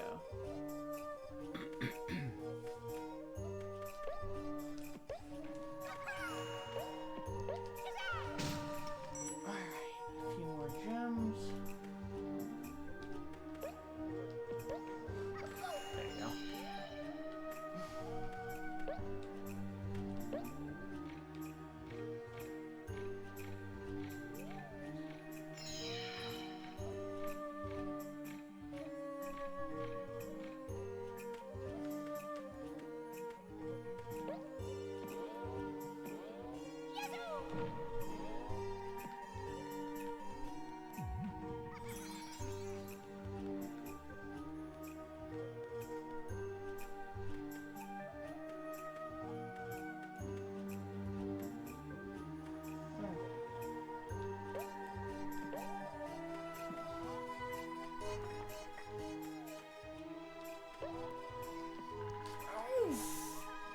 No!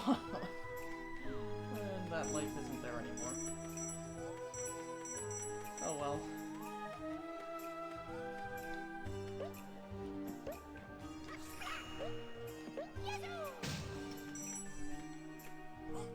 Ah.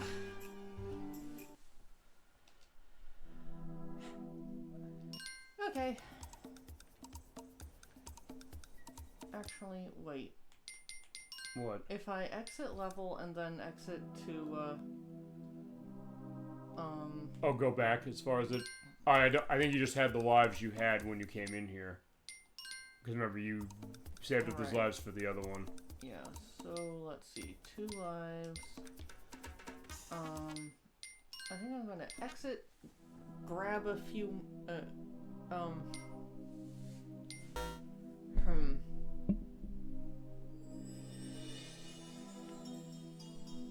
I don't think there's much of a way out of this one.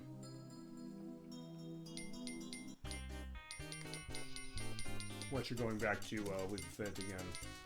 Yeah.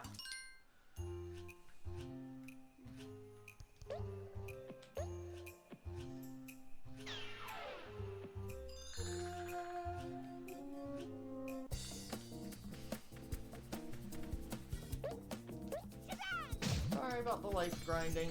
Mm-hmm. And I guess the consequence of doing, you know, a blind play as far as this. Yep.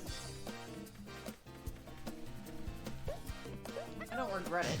Mm-hmm. But not in the least. Right.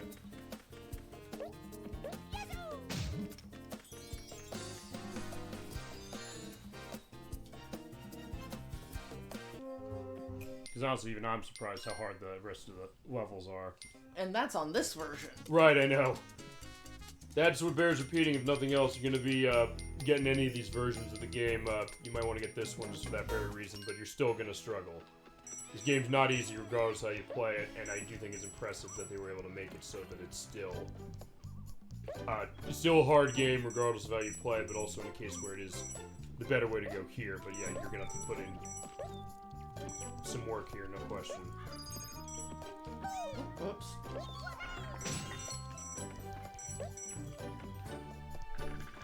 I managed to save a couple. Mm-hmm.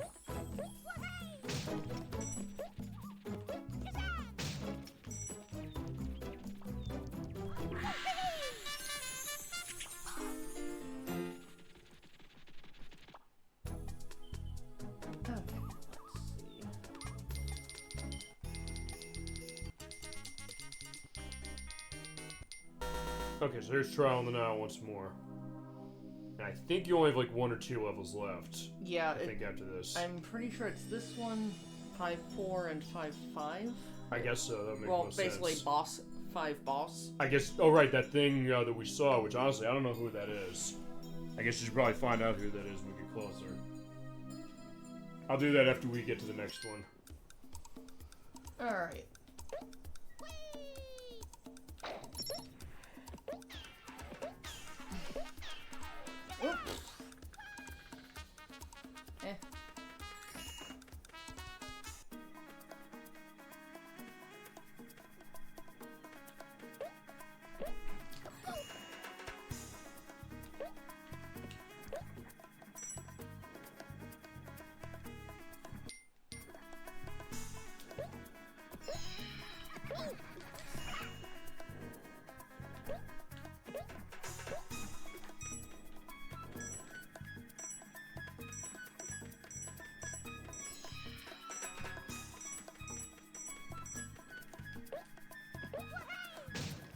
levels are so hard. I mean, I like that.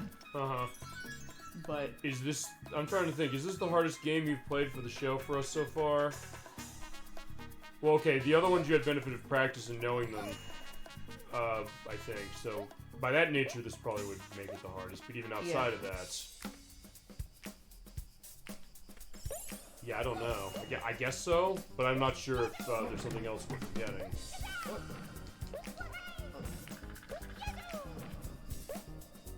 There we go. Alright, you made it.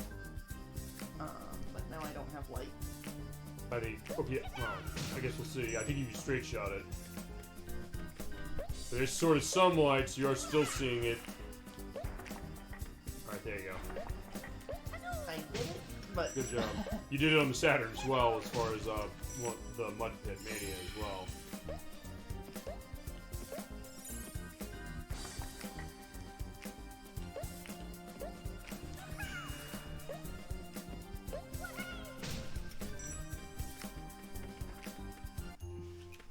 Alright.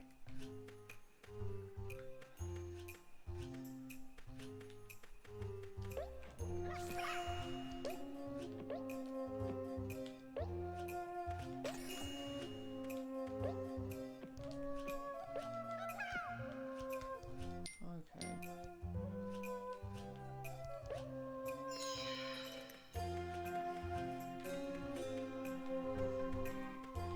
I've got 15, so I'm not gonna bother trying to get the boxes. Sure, makes sense.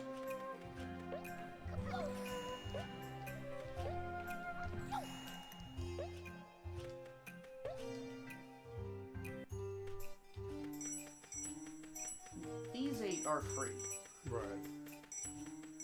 Just a little bit of running to get them. And I'm pretty comfortable on lives at the moment, so Yeah, I'm gonna skip the life up there. Okay. I say as I take my first death. And maybe you'll get it at that point. At that point, it's probably no use, not getting it. There's no risk to you. Yeah, she definitely get it now.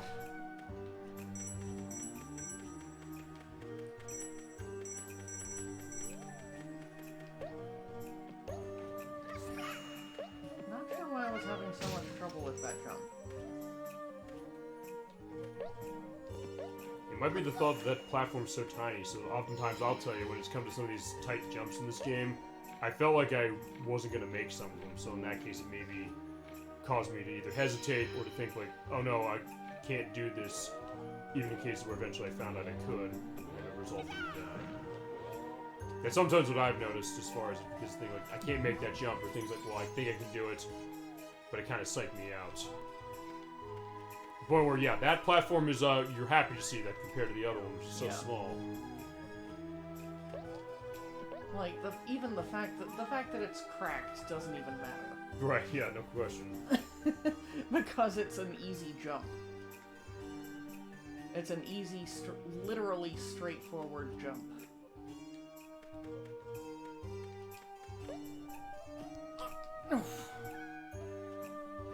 I swear I pressed jump. I swear I pressed jump. So then this game is eating jumps the same way the other ones are, I guess. No, I'm serious. No, I'm serious. I'm not trying to, say anything. I mean, I'm serious because you said that happened to the other one too. No, the previous one. The previous one was a mistime, and no, so was that one. I'm saying the Saturn version. You said that constantly Oh, yeah. on Saturn, so I'm thinking this game might be doing the same way. So I think, although I'm not sure this game is built on. I know the new engine they have as far as, but I believe they did sort of still build it on the PC version, I think, as far as like the original. So they probably started somewhere, because it is Argonaut remaking their own game. So I think that's how it did it, but I don't know if that necessarily is how it went on the PlayStation, because I hadn't played it enough to get a sense of where jumps being eaten when I hit it, and I feel like I did hit it in the game to a degree.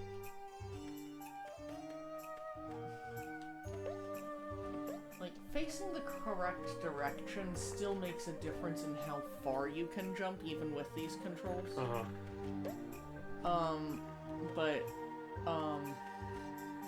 Which is why I'm sometimes taking a little bit of time to line up a jump. Yeah, I said, well, as we said, the whole game was like Tomb Raider. What? He slid. So wait, there's like a sliding property on the side of it because of how small it is. That's probably what's going on.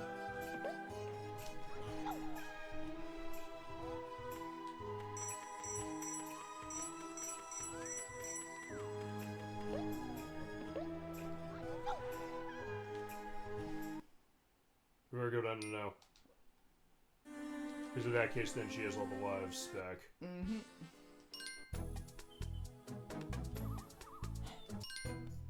Alright. We're going in here for a reason? Wait, whoops. No. That was an accident.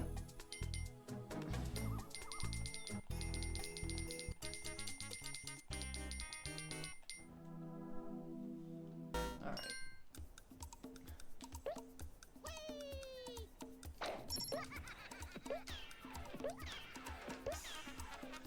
Oh, almost. Right. Maybe I'll get it if I have to, maybe I'll do it successfully if I end up having to try the stage again. Honestly, I think the only thing you really can do is pretty much get it, U-turn, and then send it to the camera, like, right away, and then start running.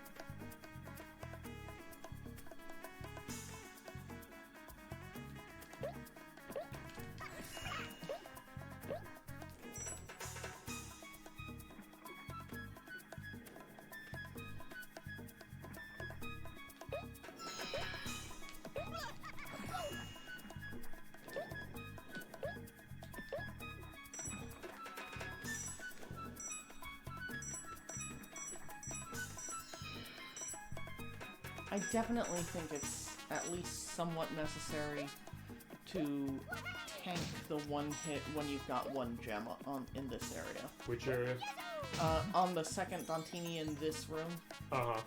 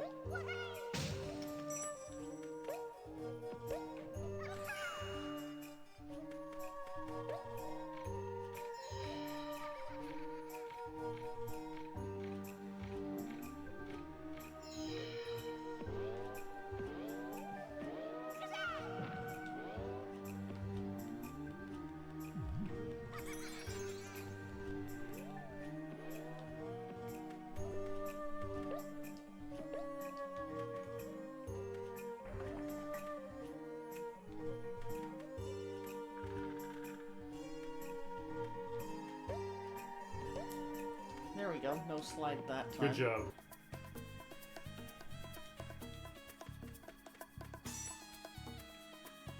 Yeah, in this case, we just follow the gems pretty much here, I guess.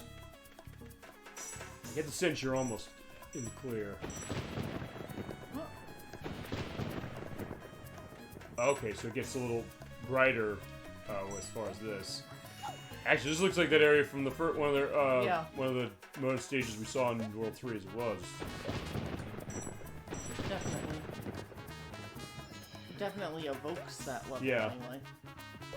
I kind of like how a lot of these are evoking those sections while also kind of doing their own things. Yeah. Actually, that's also the other thing, because when you came back from a death there, the area was fully shown then. Which is interesting.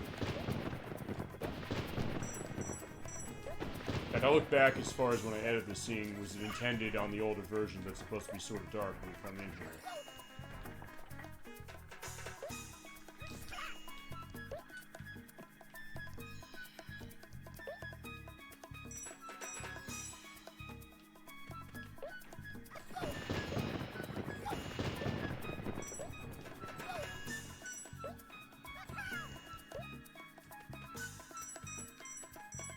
Beat it. Yeah, good job. And with a few extra lives. Yeah, good job. That was not easy. Alright, next up is Crocs Interactive. Oh, so take off on Fox Interactive, the people who published this game on the Saturn and the PlayStation. There you go. Alright, so what does Crocs Interactive have to indicate? A really crappy Dantini placement from the start, although it probably... hopefully isn't as bad as the one in the ice level. I guess we'll see. Okay. Noted.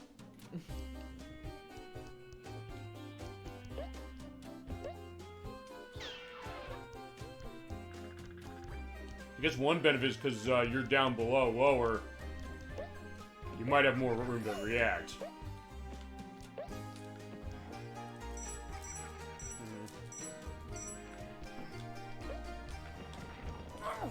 Ooh, that was a bad fall. Shit.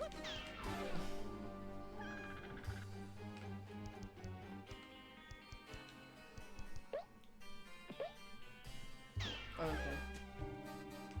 That was a very poor jump.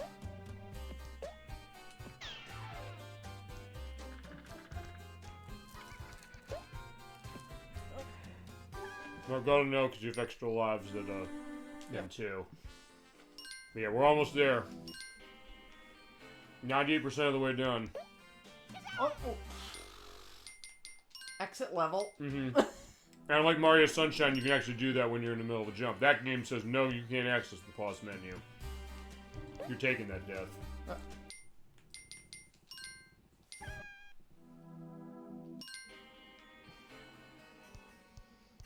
Not sure if you noticed, but he started to scream. Yeah, I know. And first I was thinking, are you going to lose a life from that? Does the game register the fact you lost a life? But not yet, it hadn't.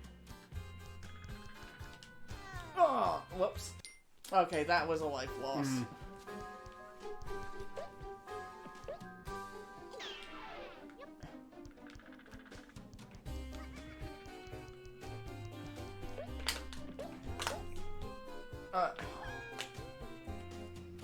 Well, okay, now I'm just gonna jump.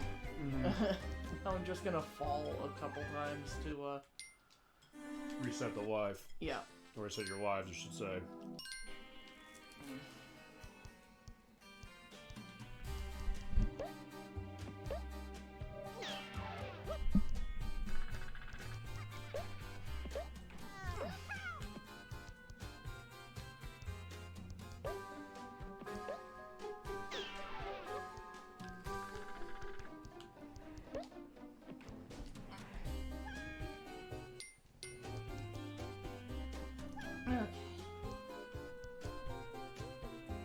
I'm going to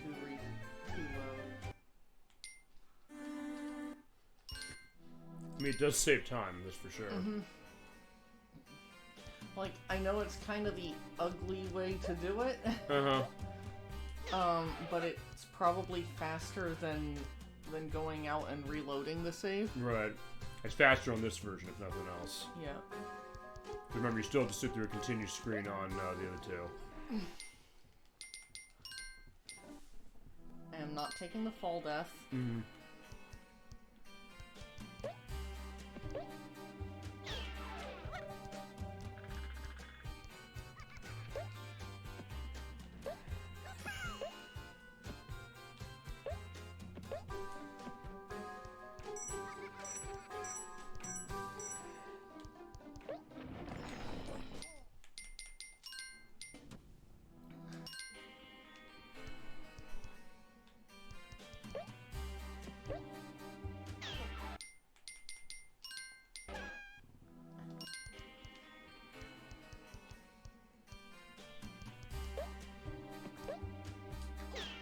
is just a really tight part of the level.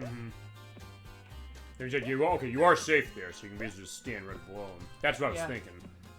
It's just reflex is to try to the reflex is to try to immediately jump. Sure, yeah.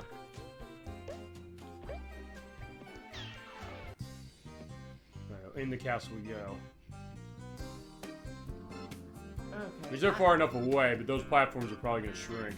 Yeah, that's my bet. That's my bet. Yep, there we go.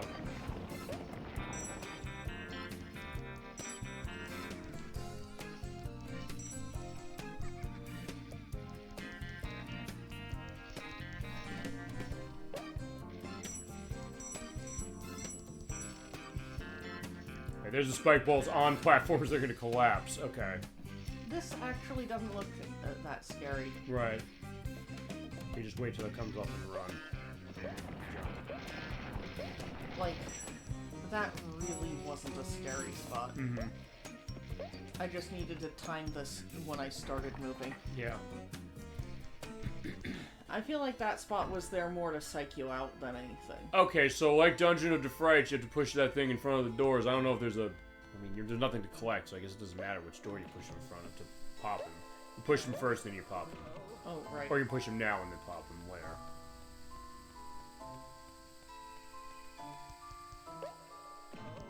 The only reason I know that is because, remember, Dungeon of the Frights is the last level I got all the Gobbos out of.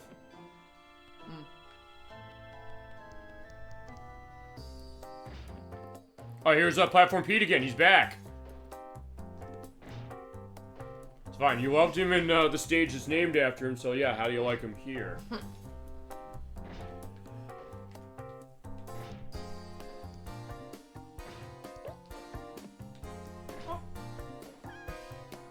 That was just a failure to jump. Well, like, failure to press the button at the right time.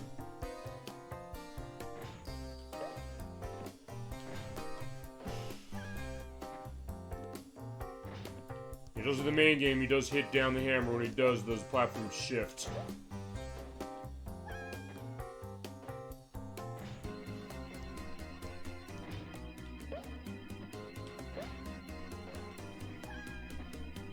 Whoops.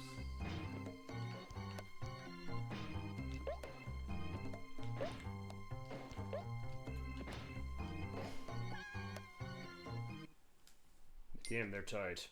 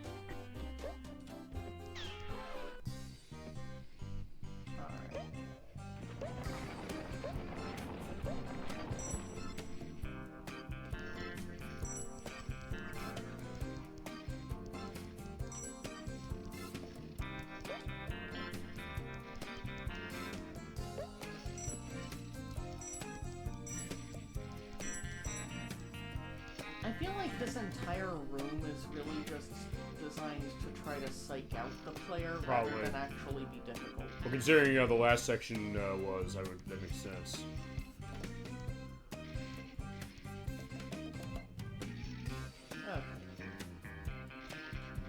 Okay. Whoops. What happened? Oh, the hitbox, I guess, is really large. Actually, you were nowhere near that thing. No, I wasn't. Okay.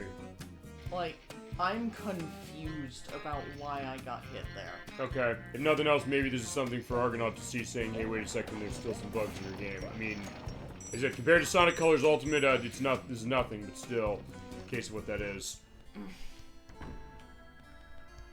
I'm going to see Go the other if way. this way is any different. Okay. I mean, I like Platform Pete, but You also have another path to see if it takes you somewhere else. yeah, like I like Platform Pete, but I also want to beat the level. Uh-huh. Oh, it's, that guy. A girl. The one that dashes across the screen. Oh, he's the fire trail in his wake. But, he's not coming on the bridge. Oh, okay, never mind, he is coming on the bridge, sorry.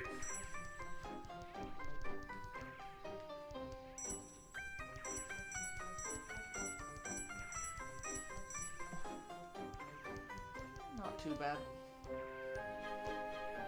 Need to wait for him to dash, or her to dash. Oh, wait, no, it's, Meg is the name of, that one. Yeah. Because the platform Pete's one way, Meg's the other way. In this case, then you just have to go over there and hit the gong. Figuring that this is... If that's a platform that's gonna collapse. Yeah, right, assumption. Whoops.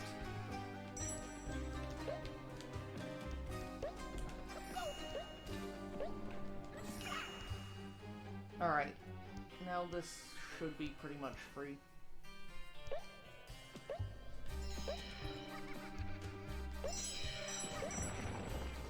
There you go, good catch. Oh. Whoops. If I hadn't bumped the U-turn button, I would have made that.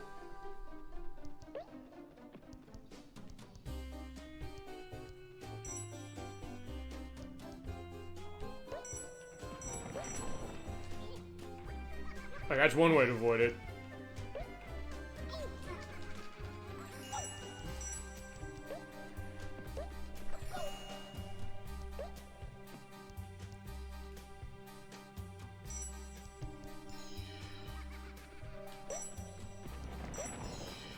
Okay, that was poor timing on my part.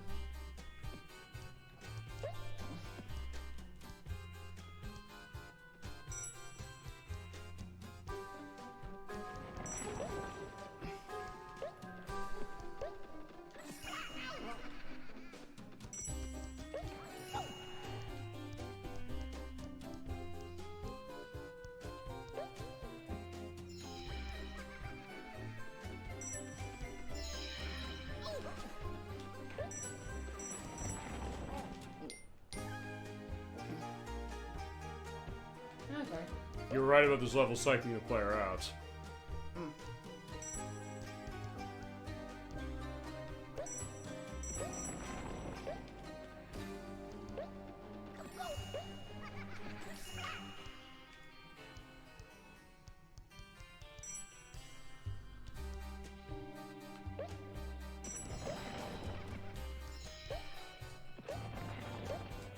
There you made it. Awesome. There we go. Okay, so let's see what's up next. I guess it's gonna be the Secret Sentinel. Okay, this is the boss. Yep. So here we go. This is it.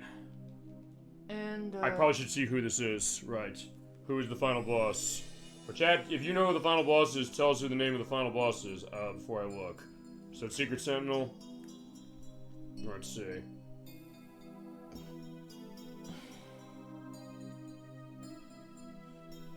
And lives shouldn't really matter here because it's It's just a boss. I'm pretty sure this was if I think this might just be a boss fight. Well, we'll see. I mean, look, it's it only shows. I don't know. Oh, it is Okay, Baron yep. Dante again, the Secret Sentinel. Okay, so alright, this is what we actually saw in the credits for. Oh, we didn't see it as far as Saturn. Okay, it's Baron Dantini crystallized. This is what's going on. So he back.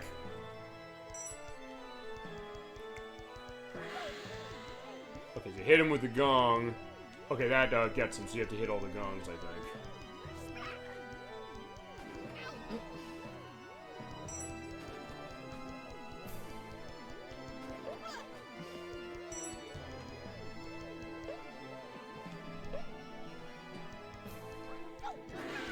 Oh wait, he recovered his health, it looked like. Oh, so you have to be quick. You have to basically hit all of them before he recovers his health.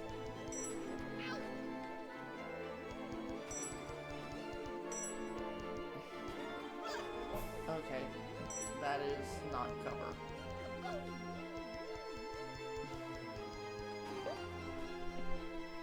Alright, so you have to hit that one and then basically go around and hit all the other ones and do it quick. I think.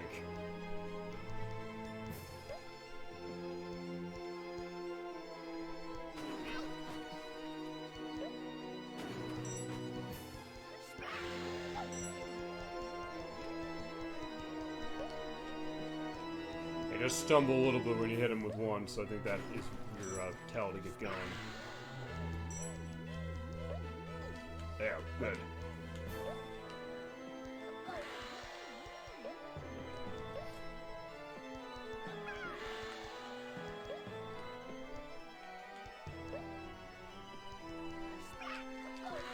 There, you got him. Good job. Ha! Yeah, not too bad. Awesome. Alright, so there is Baron Dontini's crystal form taken down and turned into gems. Nice. Awesome, great job. And with that, I think that's... Yeah, there you go. That is, I think that's it. there you go. Good job, Nocturne. Great job. You definitely deserve a bit of a break from this one. Yeah. I'll take it from here. So, I don't know, do you want to go into your thoughts on, I guess, the rest of the areas now that we got through it? Yeah, well, I really wish that in the original versions, the controls were set up better for completing the mini games that were giving me so much trouble. Sure. Because it is absurdly hard to do those, even in the earlier stages where they appear. Mm-hmm. On the other hand, I'm glad that I got to do it on this version. Sure, and if nothing else, also, I guess, nothing else being so hard that way, I guess, prepares you for how hard this area gets. Except for the final boss, only because the main challenge there is just making sure you're quick to hit all the Kongs before he recovers himself, and also make sure you don't fall. Yeah, and also, it helped that I managed to line myself up with one of the platforms and just keep jumping off, hit gong, jump back on. Yeah. That just kind of happened. I didn't plan it that way. Sure. Once I realized what was going on, I did what I could to stick with it. Yeah, it sounds like a good method as far as how that goes. But there you go. That is the experience. That is all the levels. So in that case, we'll go into final thoughts later, but I guess if nothing else, we can start here with the perspective of now that Croc 1 is completed as far as this. I guess next time we come back to Croc as far as the show, well, we got one of two options. There is Croc on the Game Boy Color, which is not like this, and Argonaut did said they're going to be doing a re-release of that one.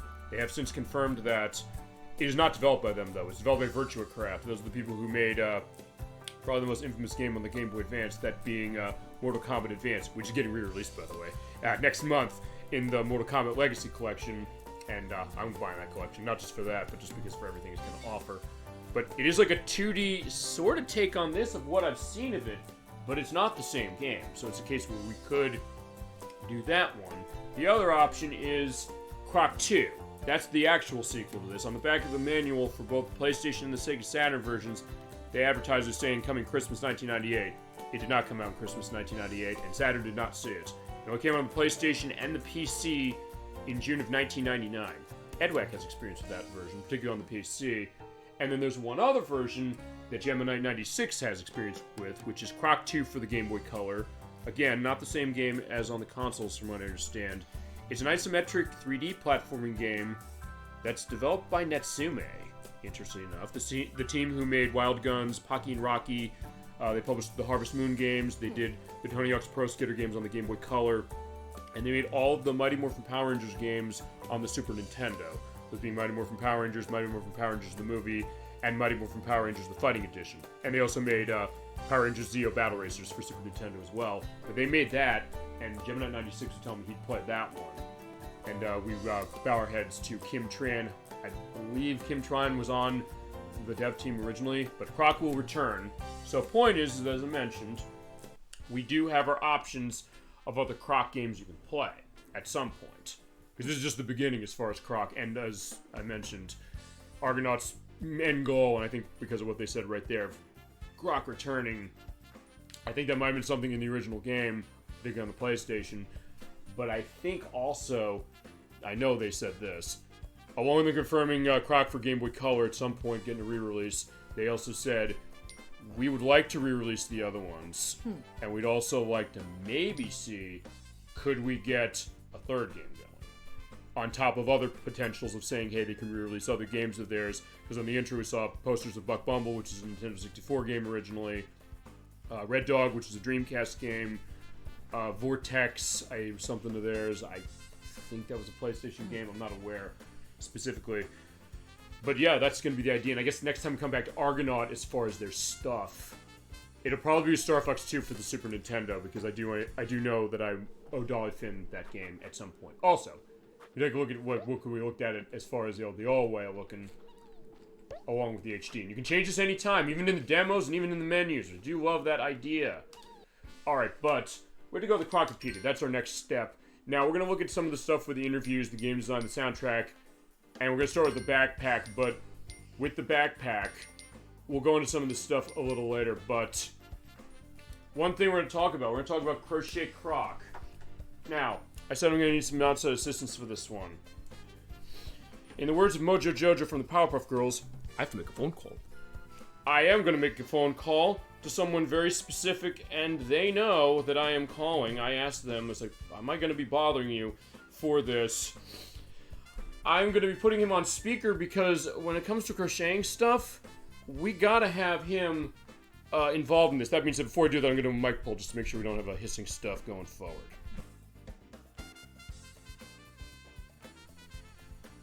Okay, so with that, let me just get this set, make sure I have everything set.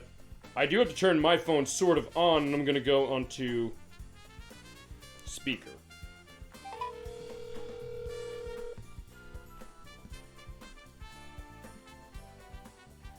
Go. Hey, Christian64. What's up? Not much. It's Captain D-Track from Who Wants to Be a Millionaire? I mean, Super Bowl Game Saturday. It's really funny because I just put you in my list because my phone goes on Do Not Disturb after 10. Uh-huh. So I made it so the call would come through. I had a feeling you would be calling in like a second. Okay, perfect. Literally right before you called. Awesome. So there you go. All right. By the way, I want to introduce Nocturne Flom. Yep. She's Hello. here. Hey, Nocturne, how you doing? Good. How about you? Good, thanks. Yeah, she just completed all of the extra stages. We did look over the Saturn version a little bit and the PlayStation version a little bit, but she did go through all the extra stages and the final world of Croc, Legend of the Gobbos, running the HD version. And we called you because we need your assistance. Oh, yeah? Yeah, also, before we go on, how's Final Fantasy XIV treating you? I'm actually like 7 quests away from the end of the game. Oh, full end of the game or end of that expansion? End of the expansion. But, End of the expansion. You know, I have a box of tissues ready because I was told that I would have my heart ripped out, so I'm ready for it. Well, I'm getting ready for that as well, because remember, I'm blind playing that next year for the show, and that's going to be quite an event. But anyway, if you please, I don't know, do you have access to your Twitch window as far as what's on screen? My Twitch window. Give me one moment and I can bring it up. Sure. Also, just one thing to indicate, I might be playing at a delay for you, so it might be one of those things you might want to mute the window, if you don't mind. Yep. I do appreciate you doing this very much, because Of course. there's nobody else that I could think of asking to point out on this one. And something I know you wanted to say. Oh, it's adorable. Yes, okay, he's seeing, this is Crochet Croc, because remember, he is Crochet Nerd 64, and that is not just for show. We always indicate that. There's like, well, the question, where do you come from? The idea of crocheting. And he was saying, well, I told him, hey, this release, they have a perspective of a pattern of how can you crochet Croc. So here he is, and this is what he looks like, but for this, they also go to full step-by-step instructions. Okay, so I feel free to go into anything Crochet Nerd 64 you're thinking on this, or any insights, or any questions. Okay. Okay, so this, go on. So no, so far it's exactly how most of these patterns should be written. I mean, generally when you find any sort of crochet pattern online, it should indicate your supplies. Okay. You know, I guess she uses buttons for the eyes, but I don't really see that on the image. Yeah. So it may just be because they're black. Yeah. Maybe, we'll see. But go on, Nocturne, you say something? Yeah. I mean, we did kind of glance through this earlier. We didn't really know what we were seeing exactly, aside from parts being constructed. But I think the button goes on the back of the backpack. Ah, that would make more sense. They also indicated, and also just to indicate, this pattern is by Elena Navratilova. Navratilova, I think. Even venture to guess that. From Havarov, Czech Republic. This pattern and anything made from it may not be used for commercial purposes. You may not sell anything made for this pattern. You may not resell or distribute this pattern in part or in whole. Derivative works are prohibited. This pattern items made are intended for your personal use only. But I guess you could call her up and say, like, hey, here's like $1,000. Can I make this? Yeah, I don't know. Czech Republic. Maybe. I was how much the call is going to cost, potentially. Right?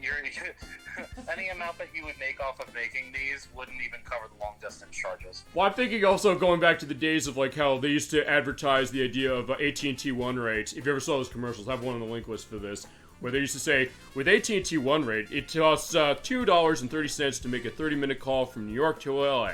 With 10-10-3-2-1, it costs $6.70. I could say like something like that. It's like with AT&T One Rate, it costs $300 to make a 20-minute call from the United States to Czech Republic. With 10-10-3-2-1, it costs $8,000.25. I don't know. Surprised? Don't be. But anyway, that is the pattern. So you're saying, okay, this is how it's going to go.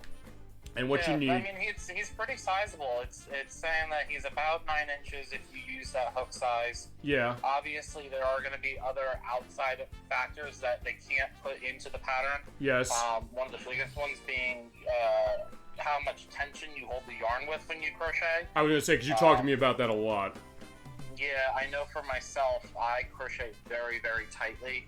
And that's, part of my signature and why my stitches look so uniform and clean when I make things. But, for somebody who has a looser tension, he may end up larger because you're going to have bigger gaps in your stitches. Right. What about the size on this? Because I was also showing a Chasm 22 and Actus the other day, and they were saying it seems like A, this is pretty large, and B, it's something that even as far as this, there is a lot of maintenance. And we're going to go on the steps because there's a couple pages worth.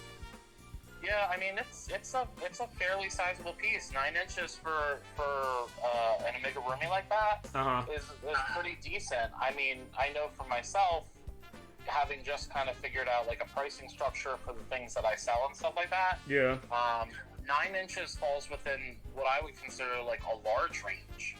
Okay. So it's anywhere from like, I don't know. In order to like kind of charge even remotely what the time is worth, I mean, I would baseline probably charge about $50 for something like that if I were to be able to make it for small commercial purposes. Sure. I mean, that's the other thing. I guess as we go through this, you're also going to get a sense of, okay, what's that about? And Nocturne, she also has aspects of some of the craft stuff she does, and I know that's something you've often talked to me about. You've said, hey, when you're doing something, you always will try and figure out when you do a sell or something, how do you want to price that based upon how long it took and also the materials you run with. Yeah. If you want to go into that. Yeah. I am very much a casual I stopped trying to figure out what the time involves. Right.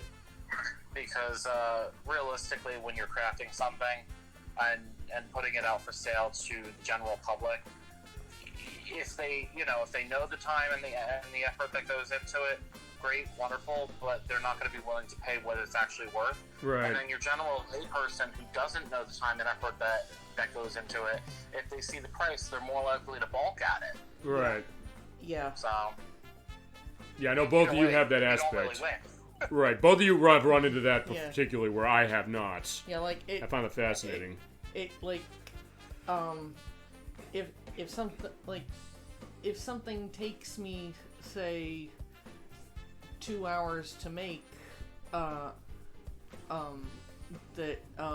with say $15 worth of materials, I won't really be able to charge, say, I probably won't be able to get the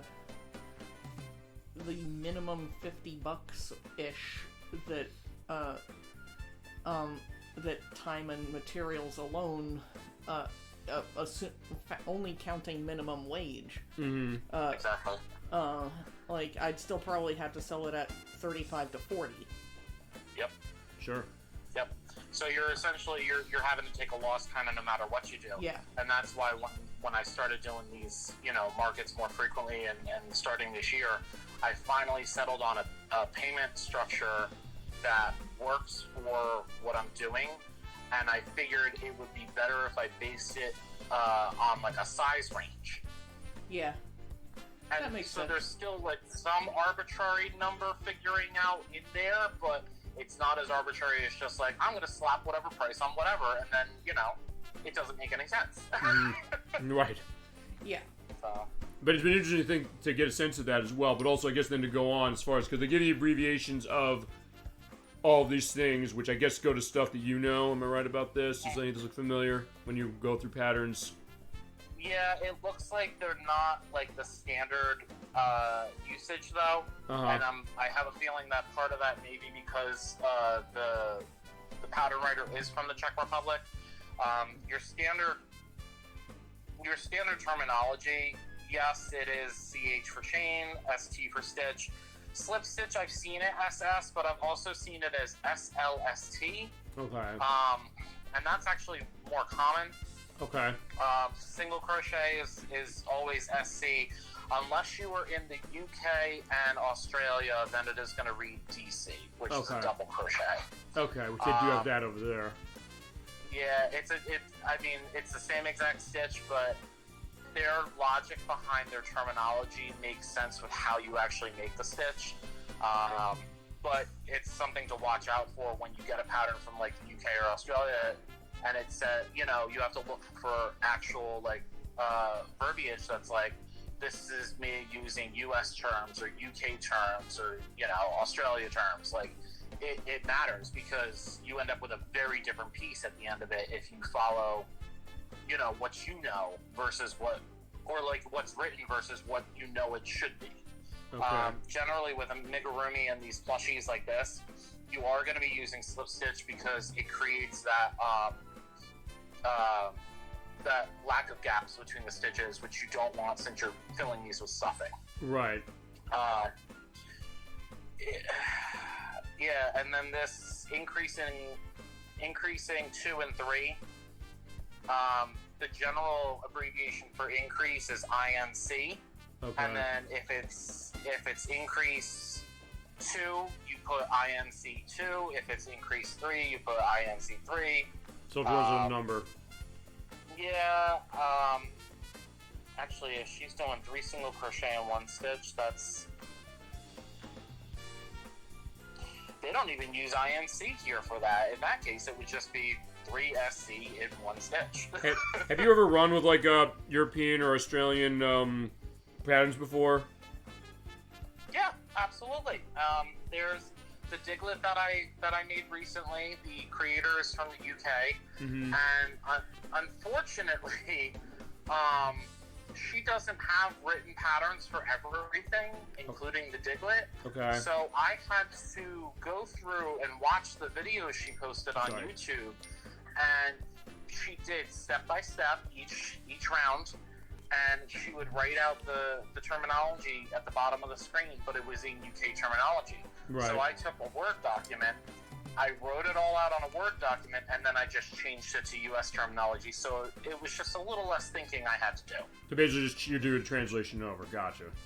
More or less. Yeah, it's I mean, it really truly is its own language. And then it differs even from knitting. I mean, knitting is a whole different beast all its own. So, right. Yeah, more or less these terms. I get where she's getting the V and the W and the A because she's going more with like the shape that it forms of the stitch. But for somebody who is like reading this, if she didn't have this key, it would be extremely confusing. Sure, but also the other thing is, as we go, it's also something where they're kind of showing. This is not going to be a video case as far as this. It's basically just showing ideas of what they're doing for each part of this, starting with the stitches.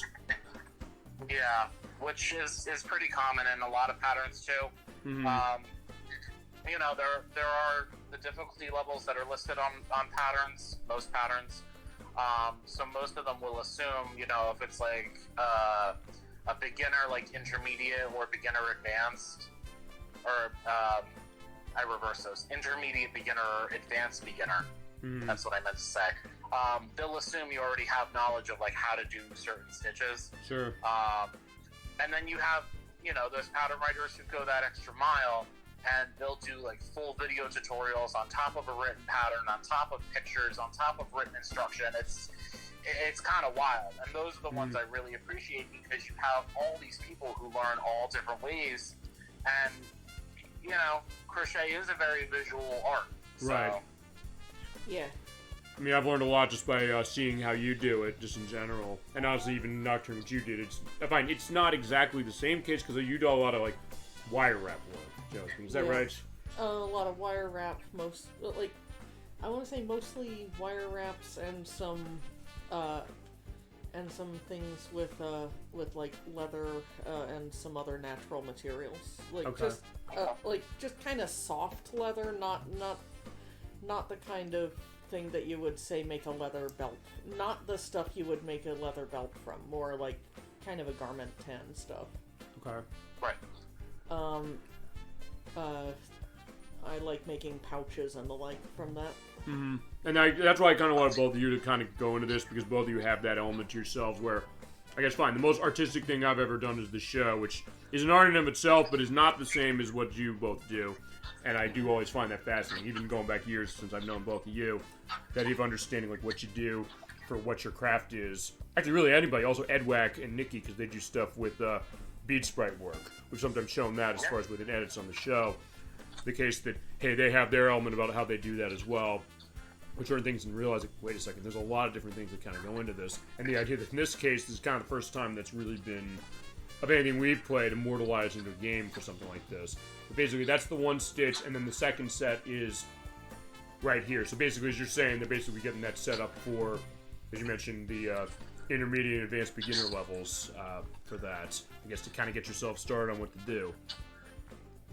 If that makes sense. I mean, I'll encounter stuff in patterns that don't necessarily have these stitch guides, and there'll be things that I've done, I don't know, thousands of times before, and I'll look at it and be like, how do I do that again? I go to YouTube and I look it up, because there's just certain ones that I'm like, oh yeah, I don't really use it super frequently, but when it does pop up, I'm like, I know, like, basically what it's supposed to look like, but I just have to kind of have that refresher. Sure. No, I get that, absolutely. So in that case, they're kind of getting started this way. Okay, so now we're getting into the good stuff. The idea of what are they having as far as how they're filling Croc's tooth. Because remember, Croc only has one tooth because the art designer on the team, his perspective is he had a cat who only had that one tooth as far as his defining feature. So in this case, looking at this, I guess they're saying, what, you're stitching the white yarn to start? Is that the idea? Because it seems like they're doing this in parts and putting together later. Yes. To get an idea. And that's actually really common because I mean, I've made my share of teeth. Believe it or not, like on some of the stuff I make, this is kind of a common piece. Really? That I have to make. Yeah. Also, like, the same applies for, like, toenails. Right. I had to do, when I made a Bulbasaur, I had to do toenails that were a very similar kind of structure. So, yeah, it's pretty much starting with a flat chain of 5, and then you're working into that starting chain, and you're following the instructions as they go. At one point, she tells you to decrease, and after every row that you're doing, I mean, this only applies to flat work, but after every row you're doing, you're turning it back and forth, so that way you're building up your fabric. And essentially what she's doing is she's building on this from the widest part up to the smallest part. Okay.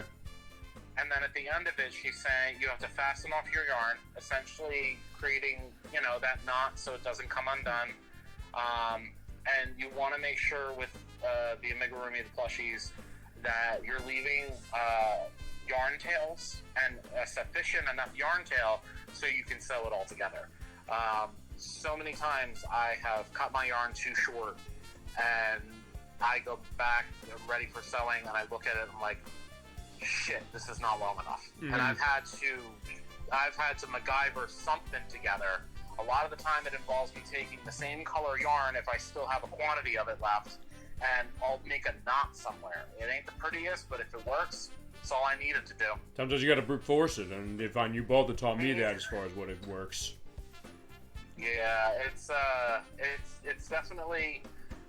Oh God, if I really think about this, I've been crocheting since 2010. Okay, it's like 15 years now. Yeah, and I put it down here and there, but when I really got back into it, and that's when, I make jokes and I'm like, oh yeah, it's an addiction. No, like, collecting the yarn is really an addiction. They could say the same thing about my shows. Like, I dejection that, hey, I gotta do this every week, but it's a case where people want to see it, people want to contribute, you want to contribute, both of you want to contribute. Yeah. And so in that case, kind of going that way, Yeah, really collecting any craft material that you happen to work with or happens to look interesting. Absolutely. And that's a whole separate hobby on its own. Mm-hmm. Yeah. Making the thing and collecting the materials, two separate hobbies. Right. And people don't seem to understand that. I mean, when I worked at the craft store I worked at, my paycheck sank right back into the store, and I think over the course of my time working there, I think I spent like upwards of $3,000 on yarn. Wow. But it also is good because then you have a large stock in order to build from. Well, that yarn that I always say that I have in the storage unit, that's what all of that is. I haven't touched it because I was collecting it. Sure. And, it's such a hassle to get it out of the storage unit, which I really need to do at some point. But, it's work. I have to go through, I have to sort. And that's the other thing, too. The way that I sort my stuff, that's a whole other subsection of the collection hobby and all the other stuff. It's all very time consuming, and a lot of times, I'll spend more time like collecting and sorting and like doing spreadsheets and making sure that everything's all in order and stuff. And very little of the time is actually dedicated to actually crocheting and making a thing. Mm-hmm. So. Yep. It's just, that's what I mean. Nocturne knows what I'm talking about. No, exactly. It is, at its core, it is the nature of the beast. Right, and if nothing else, you're saying the idea of people not understanding this. I mean, if nothing else, they're going to understand now because of this. It's that we have a case of a game kind of going into this. Someone who knows how it works, someone else who has background as far as an art, creative side of themselves as well, to kind of give a reflection that way, Yeah, and then, like, making stuff from the supplies is more like pulling something out of the hoard. Mm-hmm. Yes. Pretty much, yeah. I call myself a dragon all the time. Like, yeah, I don't know if I've actually ever heard that. My hoard of yarn, and just be happy with it. No, I get that. Like, I have an extensive collection of crystals and other stones, and I'm kind of like, oh, that one would look great wire wrapped, and then it just sits in my collection for years. Mm-hmm. Yeah. It's literally the mindset of like, I don't want to get rid of the shiny must stay in my possession. Pretty much. That's just how it goes. Like, I get it. I have some beautiful hand-dyed yarn. It was like $30 for 400 yards, and yeah, that's actually standard price for the nice stuff. I believe it. Yeah, that's what I mean. You're paying for the quality. You're paying for somebody else's like artistic touch, like hand dyeing it. Yeah, that's the other thing. Dyeing fabric or dyeing, what is the word I'm looking for? Like textiles, fabric. Those kinds of things. Like, that's an art all on its own. Yeah, exactly. What I hope to be able to do someday, but space and time is a thing. Even some of the fiber that I have, that isn't yarn yet. It's just dyed. They're called braids. But they have to be still spun into yarn yet, and because that was one of my newer hobbies, I haven't gotten around to it. So that's what I mean. There's just collection upon collection upon collection, and thankfully I have a parent who is beyond supportive, and is also part of the reason that this whole thing started, because she taught me how to do this, not realizing that it would become my life. Sure. Yeah, sometimes you never know, right? Things half-assed. Absolutely. So, yeah. But a good case as far as that, because you mentioned they're kind of going in parts, and because the next is they're going ahead as far as what this is going with green and black. So I guess they're saying like what you use as far as like, so not necessarily saying to do dyeing, I guess, as far as like the way the fabric's going, which usually I guess tends not to be, unless, as you mentioned, it's something specific for that, like a textile, I would think. Well, for the amigurumi, it's more common for people to use acrylic yarn. The factory dyed stuff.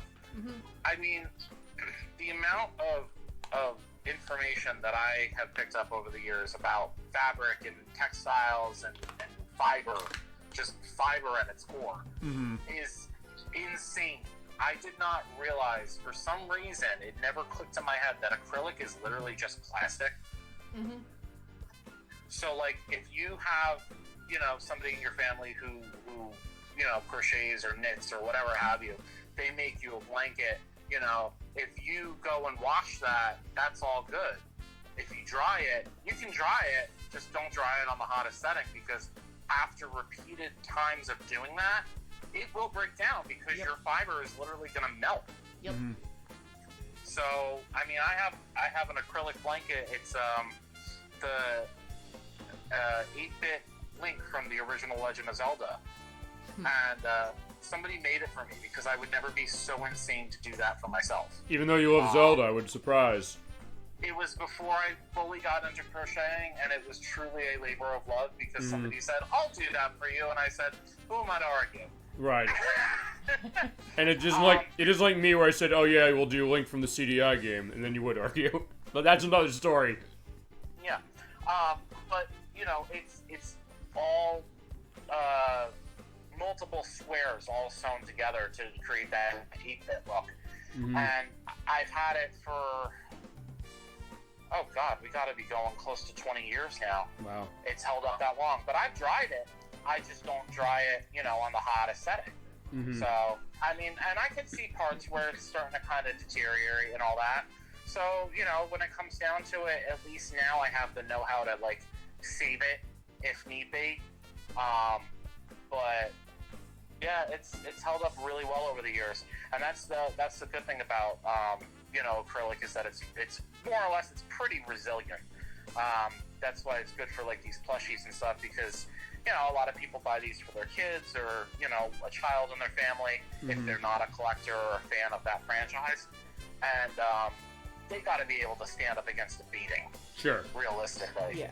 I mean, Kat, you remember when I made the trio of the Kanto starters for somebody we previously worked with. Right. I had to baby-proof those versions, because it was for a child who, like, had an oral fixation and was still, like, teething and stuff like that. So, you have to make some concessions sometimes, depending on essentially your client. Right. But yeah, acrylic is definitely the most common.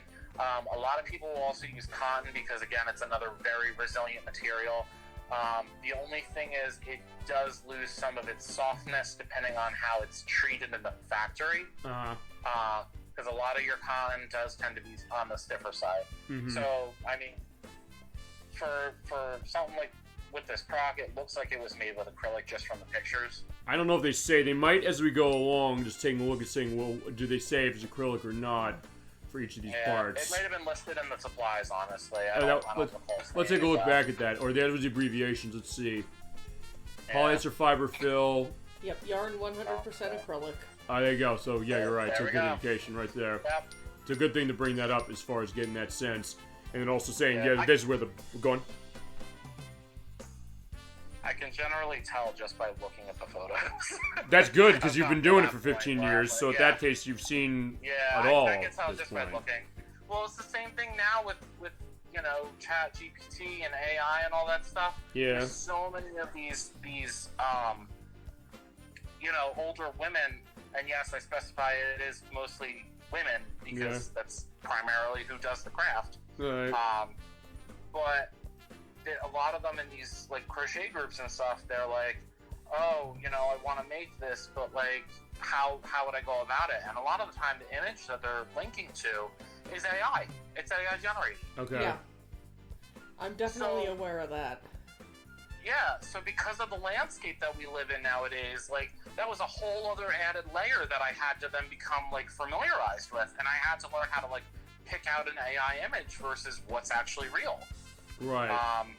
I specifically, I recall there was a series of images going around the internet, and it was, like, I guess when the AI crochet images first started, but it was these, like, grannies sitting on the couch, and they all had these, like, they were sitting with, like, these giant detailed crocheted cats.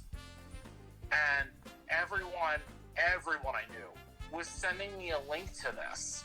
And they're like, oh, how cool is this? How would you make it? Da-da-da. I was like, I don't know. I don't even have the first idea. Come to find out later, it's all AI generated. Uh-huh. So, but the big thing with these images, it's a lot of the stuff is similar to how you would recognize a regular AI image. You know, if there's hands in the photo, generally the hands can't be done correctly. Right. You know, the background tends to be like overly blurred out, like to where it doesn't look correct. Yeah. And then the biggest giveaway, like looking at Croc's head, you see these images on the screen. You can see how well defined those stitches are, right? Right. You can pick out each individual stitch in these images, right? Yeah, they're very regular. Okay. Yeah. So with these AI images for crochet, if you go and look one up sometime, you'll see that the stitches are not very clearly defined. They tend to blur into one another. Okay. A lot of the time, there will be pieces that are connected. I remember I saw an image of like an AI-generated crocheted octopus, and the legs weren't connected to anything. Really? They just kind of went into nowhere. It was very strange. So there's definitely dead giveaways, just like in regular AI images, but you know, anything with like numbers or letters, AI doesn't tend to get those right either. So yeah, there's something you're gonna see next week. I'll say about that will set you off. It's gonna be interesting. We'll go into that next week as far as a particular, but I'll indicate that. But yeah, you're saying right there, as you mentioned earlier, the idea of sewing the tooth to the 7th round. As far as we did that before, that goes right there. As you mentioned, because maybe also like the way the safety pin hold, the idea is right. You're seeing the individual stitches and all that to kind of give it a sense that, yeah, that's the idea. And then the last part of the head, as you mentioned, like it's doing the stuff right there to a certain extent, but also then kind of getting that going to kind of cover that up. Yeah. So she was using the safety pin as a stitch marker. Okay. Just to keep her place. Because when you're working on stuff in the round, there's no really easy way to figure out like what row you're on necessarily or what stitch you left off on, because it all kind of blends into one another if you're doing continuous rounds. I know you mentioned that. It's just a spiral. Mm-hmm. I think you've mentioned that, because didn't you say you had cases like that when it came to the pins you were using for holding that place? The pins, when I use my pins, that's the whole thing's in place when I'm sewing pieces together. Okay. The stitch markers are just the little, like, they're like the little orange and green clips that I use. Okay. That you've seen me use before. Right. But, yeah, I mean, either way, but the pins are also important. And we'll see, I'm sure, in some of the later pictures in this pattern, if she does use pins to, like, kind of, you want to kind of see where things are going to be placed ahead of time, right, before you sew it. Because once you sew it, you can undo it, but it's not going to be the simplest process. Yeah, definitely going to be much harder to fix it than to kind of dummy it up to get things in the right position. And then do it correctly the first time. Absolutely. I have sewn stuff in place incorrectly, and I've gotten to the point, and thankfully they were smaller things, but I've gotten to the point where I literally looked at it and I said, I cannot salvage this no matter how hard I try, and I literally take a pair of scissors and I just cut it open. Oof. And I destroy it. Yeah, it hurts. It hurts. Yeah. But you know, that that's why people even see me doing this in public, and they're like, "Why are you ripping it out?" I'm like, "Because I'm undoing it, and I'll redo it." And they're like, "But that's gonna take so long." No, it doesn't. Not when you've been doing it as long as I have. Exactly right. That's a good point as far as that. You're right. Okay, and then next. Captain seems me like he's seen me rip out like 4 rows, and then by the time we're done, I'll have like another 6 on top of that. Yeah, no, I get that. Mm-hmm. You know. But it kind of goes as far as the element of that, because you were asking, and also you were asking about the eyes, right? You were saying like how are they doing the eyes, or was that something else? I thought when she had set the button that they were using like button eyes, but Nocturne said that they used it on the backpack, which makes a lot more sense. So we'll see when we get to that point. Yeah, I think they'll go to that, because basically the idea, like with the white part, as far as this, doing the fastening off, because there's like 4. Okay, here are the eyes. Also, this goes to something AJ42 said to us the other day. He came up with an insight actually we did not indicate or notice, like every part of this. I don't know if you've ever noticed it with this game. The fact that none of the characters except for Baron Dante, they don't have eyelids. So it's like just this circle as far as it, and like they're just completely blinking, and he was having a good laugh at that. And I was kind of like, yeah, I never really thought about that before. And I guess then that's also how they're doing this as far as how to stop that. I guess to have the idea of like how Croc's eyes are looking kind of that way. So as well. divided into 2 halves and stuff. Is it saying to make 2 eyes, 2 separate eyes on the previous? Let's see. I don't know. I think it's basically, I think it's like 1 and then it's kind of squishing them in. Am I understanding that right? Let's see. Go to the next one. Oh yeah, no. She says make 1. Okay. Yeah. So that's the other thing. When you have like arms or legs, whatever, a lot of the time these designers will indicate, you know, if you have to make multiples of that piece. So in this case, yeah, it does look like she's saying to just make 1 big piece of like white part, and then it looks like you're just separating it, like cutting it off, and essentially like squeezing it shut. Right. Yeah. Same kind of technique is used with like pumpkins to create those sections. Mm-hmm. So that's a pretty common technique. Yeah, I guess we'll also see more. Okay, because, alright, here are the eyes. This is how they're doing the eye for that. So in this case, they're making 2 irises and then making 2 pupils. Yes, okay, that makes sense. Which, that's just... Let's see. So, the adjustable ring, and the terminology is going to change based on, you know, where it's coming from. Yeah. The commonly used term is a magic ring. Okay. Because when you make it, it's like like she lists here, it's adjustable, but when you like pull a string, it closes it like magic. So that's where the term came from. You know, the same kind of technique can be used when you're making like hearts too, like when you're just making like flat heart motifs. You see what I'm talking about too, the ones that I put on the love balls that I make. I was gonna say, yeah, because he does a couple like the crocheted pokeballs. I have a couple of them actually. The love balls, that's a very popular one for him. And that's how you do it. That's my biggest seller. Yeah. Yeah, it's used. It starts with a magic ring, and then you just go through, create it, and then at the end you pull the string, and it just cinches it just so, and it creates a heart. Right. And it looks beautiful. I did it once on stream, and like everyone was amazed. No, sure, absolutely. Yeah, because they've never sometimes seen something like that before, probably. Yeah. I would It's think. magic. No, we had to change the name, so perfectly named, and a good case of it, but also known as adjustable ring, but a magic ring. That kind of sounds a better case. And then there we go. So for the eyes, then. So all right, there you go. There was some of the holds as far as that, a little in the sense of basically sewing them to that white section that we had. Yeah. For that, and then putting that over to the head. Okay. Yeah, it's definitely starting to come together now, and it's starting to make a lot more sense. Right, and which is, again, thank you again for this, because it's also something that when other people were mentioning this, Chasm22 in particular, it's like, we need him over here to explain this, but I said, well, he'll do it, don't worry, I'm getting this set for the purpose of the show, so don't worry, we're going to get that explanation at some point.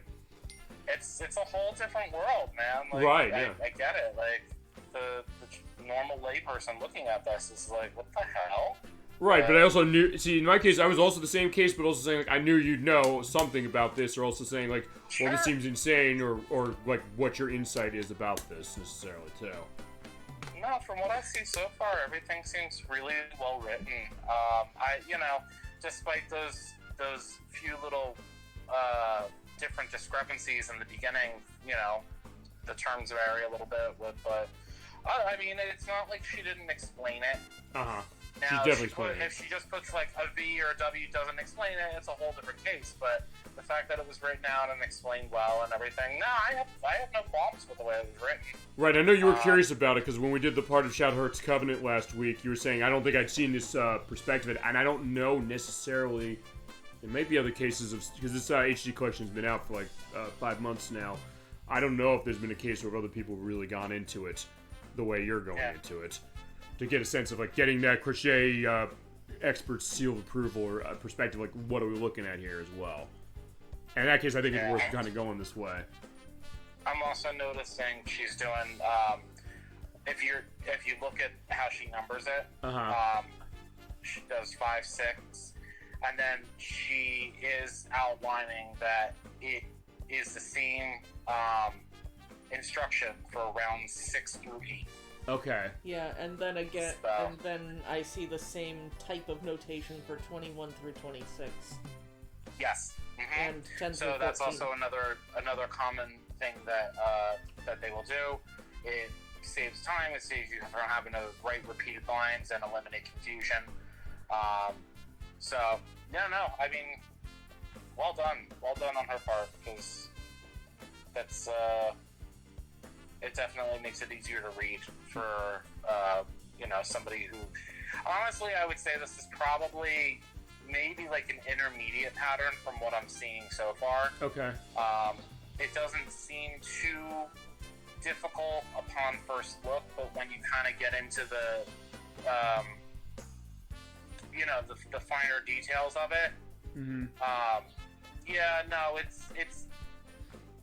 it may not be difficult, but it is something that is time consuming. I mean, 26 rounds does not seem like a whole lot, but let me tell you, with that much written instruction and having to make sure you're on the right round and doing the right thing at the right time, it's daunting. I mean, I was working on a jellyfish today while I was waiting for my oil change to be done, and I went through, did a whole row. I went and I counted it at the end just to make sure I was where I was supposed to be, and my count was off.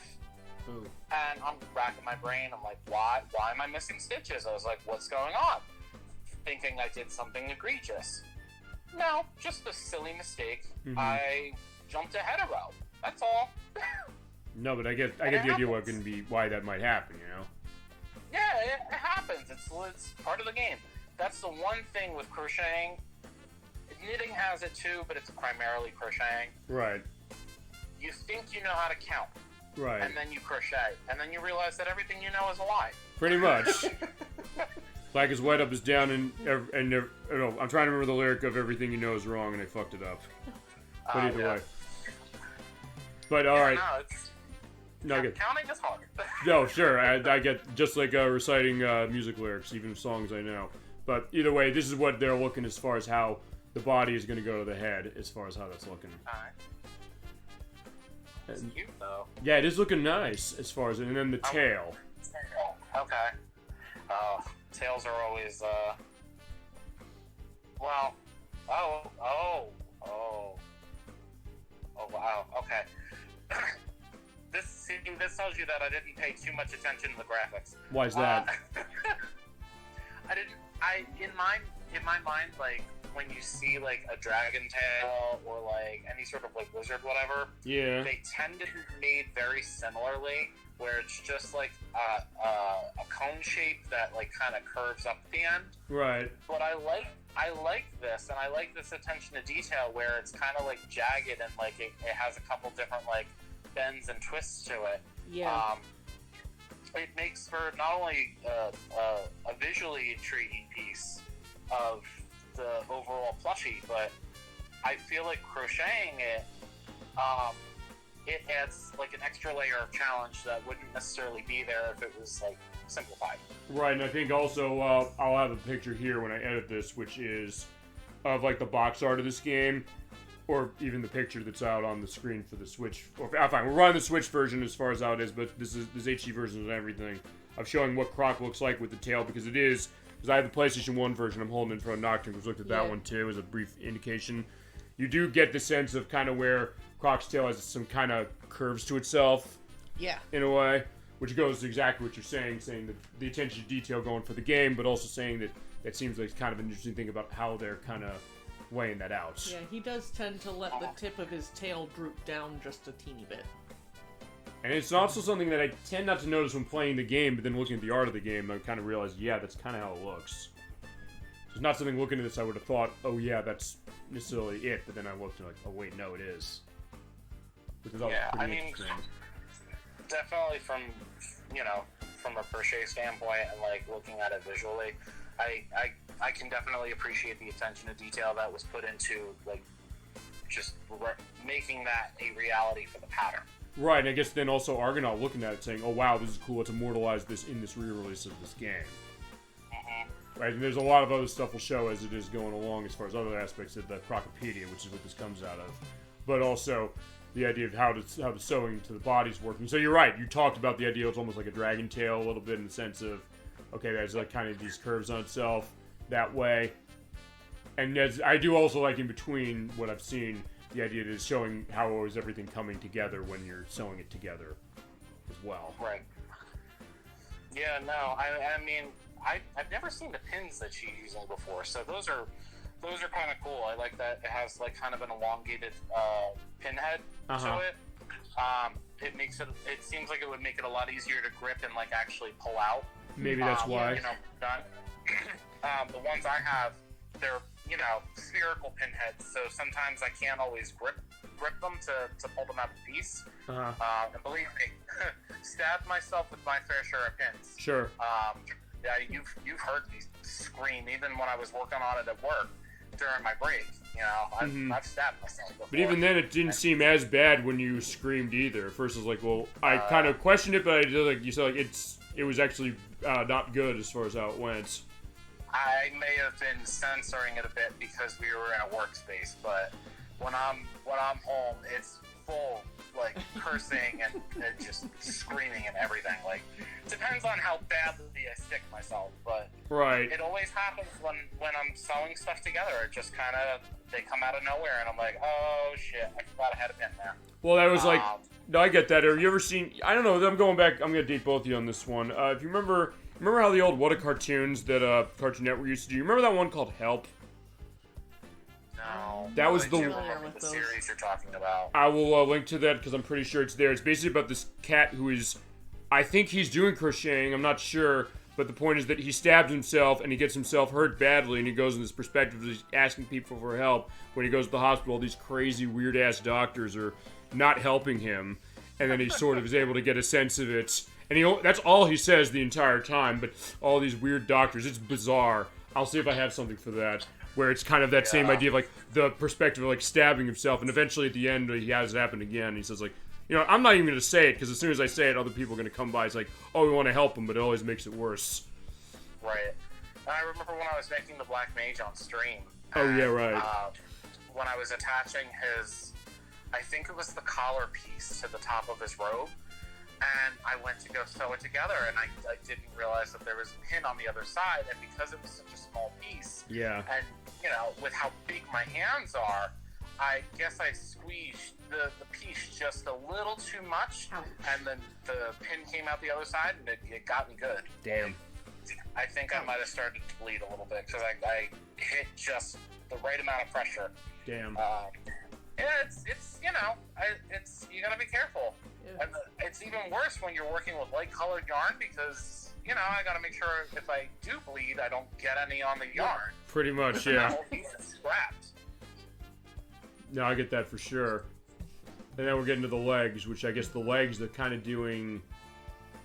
I guess just a start, kind of, I guess oval based. Yeah, that looks like it's maybe the. So that's the base of his foot that they're starting with. Yeah. I think so, yeah. They're starting with the base foot. They're going up into the actual foot shape, and then guaranteed, what she's gonna do is make like I don't know what other word you use for it, but kind of like a spindly, like thin leg piece. All right, let's see. Is that what we're thinking?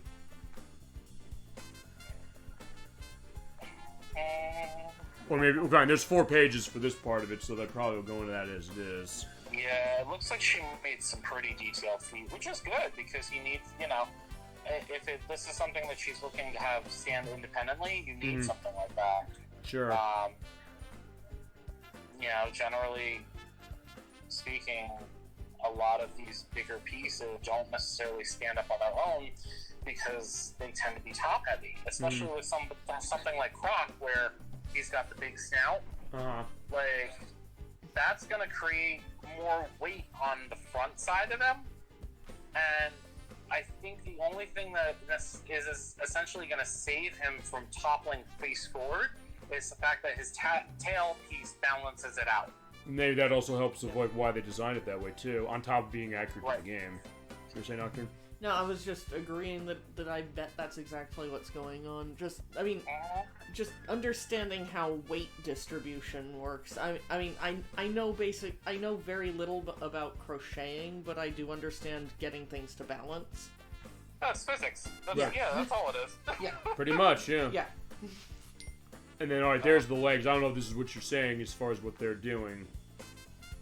Or what you're thinking that she was going to do for this pattern. Okay, they're a bit wider than I had anticipated in my mind, but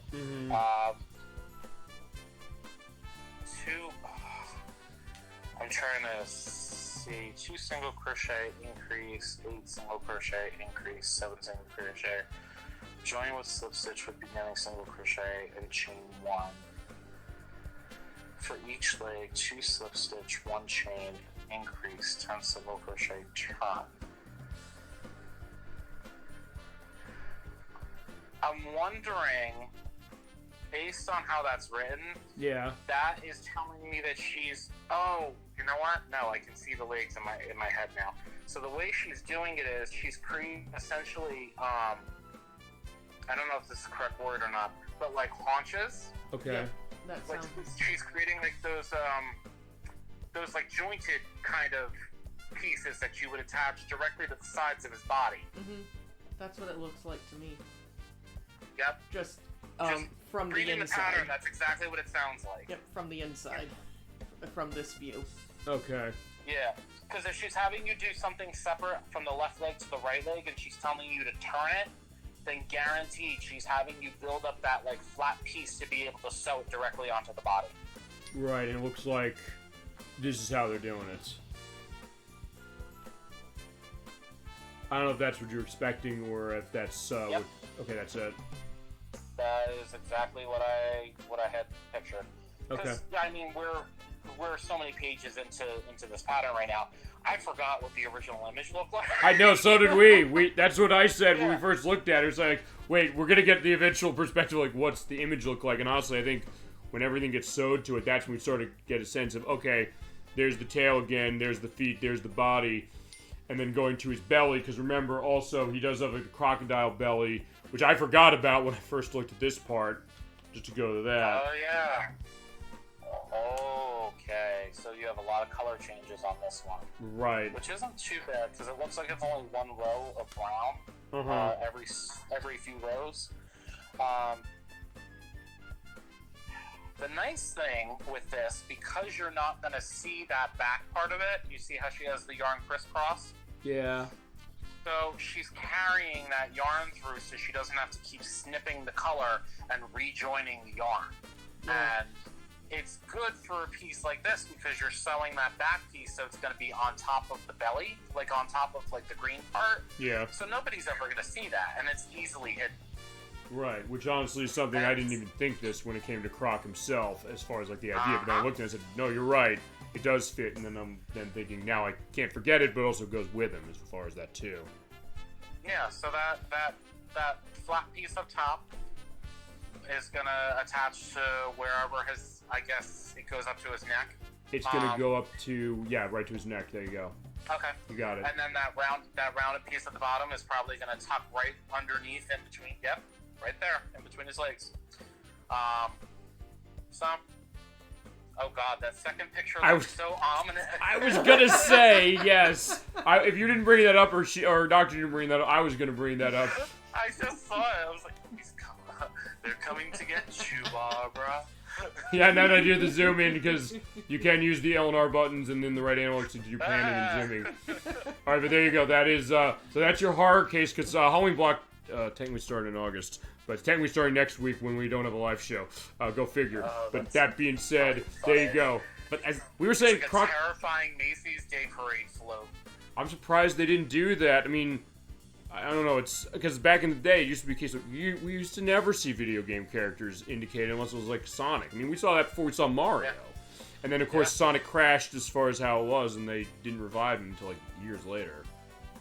Yeah, and then the Pikachu one came about, and Right. that was it. It was the beginning of the end. Right, I guess so. But if nothing else, I sometimes said this when we've gone out, and I don't know, Nocturne might have mentioned this, that all three of us have grown up, and some people in our chat, I think, as well, have grown up at a time when gaming was a niche thing. You don't usually just go into a store and see stuff with these games, or see them even as far as something big like a parade like that. But now you do, and if nothing else, seeing something like Croc kind of getting this attention as well, you know? Well, it's really impressive to me the fact that they included this crochet pattern on the HD version that Yeah. they did, because I mean, just as a general art, yeah, okay, I feel like crochet's kind of gotten a bit of a resurgence. Yes, maybe this is why. Because it used to be a very, not a very, but a more obscure art. And as much as I hate to say it, the pandemic kind of helped along with all that because everyone was in their homes and they didn't have anything to do, and a lot of people, with social media, they were like, oh, here's a camera, let me get some yarn and a hook and put myself on the internet. But also, I guess, be that case of saying that's something that they really like. I mean, fine, you're talking to the guy who did that. There's a reason why the show started. I did exactly the same thing, but in a different method. So, but you're right, that case of seeing what this is and saying, wait, this is kind of cool, and it's something that you see a little more now, and also dispelling the thing I know you saying, which is that sewing and crocheting are not the same thing, which is a fair indication to indicate, especially when you look at a pattern like this, like, wait a second, sometimes that can be, I find sometimes it was hard to tell that maybe, but now because it's gotten more attention over the years, it's something that now you kind of get that idea, There is sewing involved in crochet, but as the two arts, and I will keep referring to them as arts until the day I die. No, they are. We were agreeing with that, and that's why we're doing this. There are so many people that will put them into the crafting camp. Okay. And at its core, yes, it is a craft. They're both basically, really. They can be a craft and an art. Yeah. It is a craft that has a certain degree of artistry to it. I think in some ways they kind of go together. It's a craft that's art as well, Yes, a lot of the issues that you see in the art community, and these are honestly some that I faced myself. Mm. When I was in college, I was going for an art minor while I was going for my education classes and everything. And I had a debate with my professor, and I said, "Well, I want to crochet for my project." And he goes, "What are you going to make?" Mm-hmm.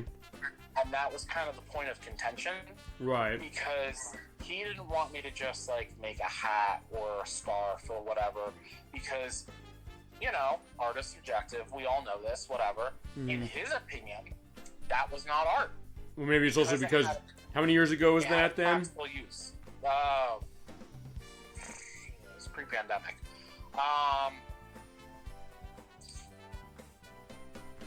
Yeah, so it was before 2020. I graduated in 2018. I would say between 2016 and 2017, maybe. So then basically what you're saying, the idea that...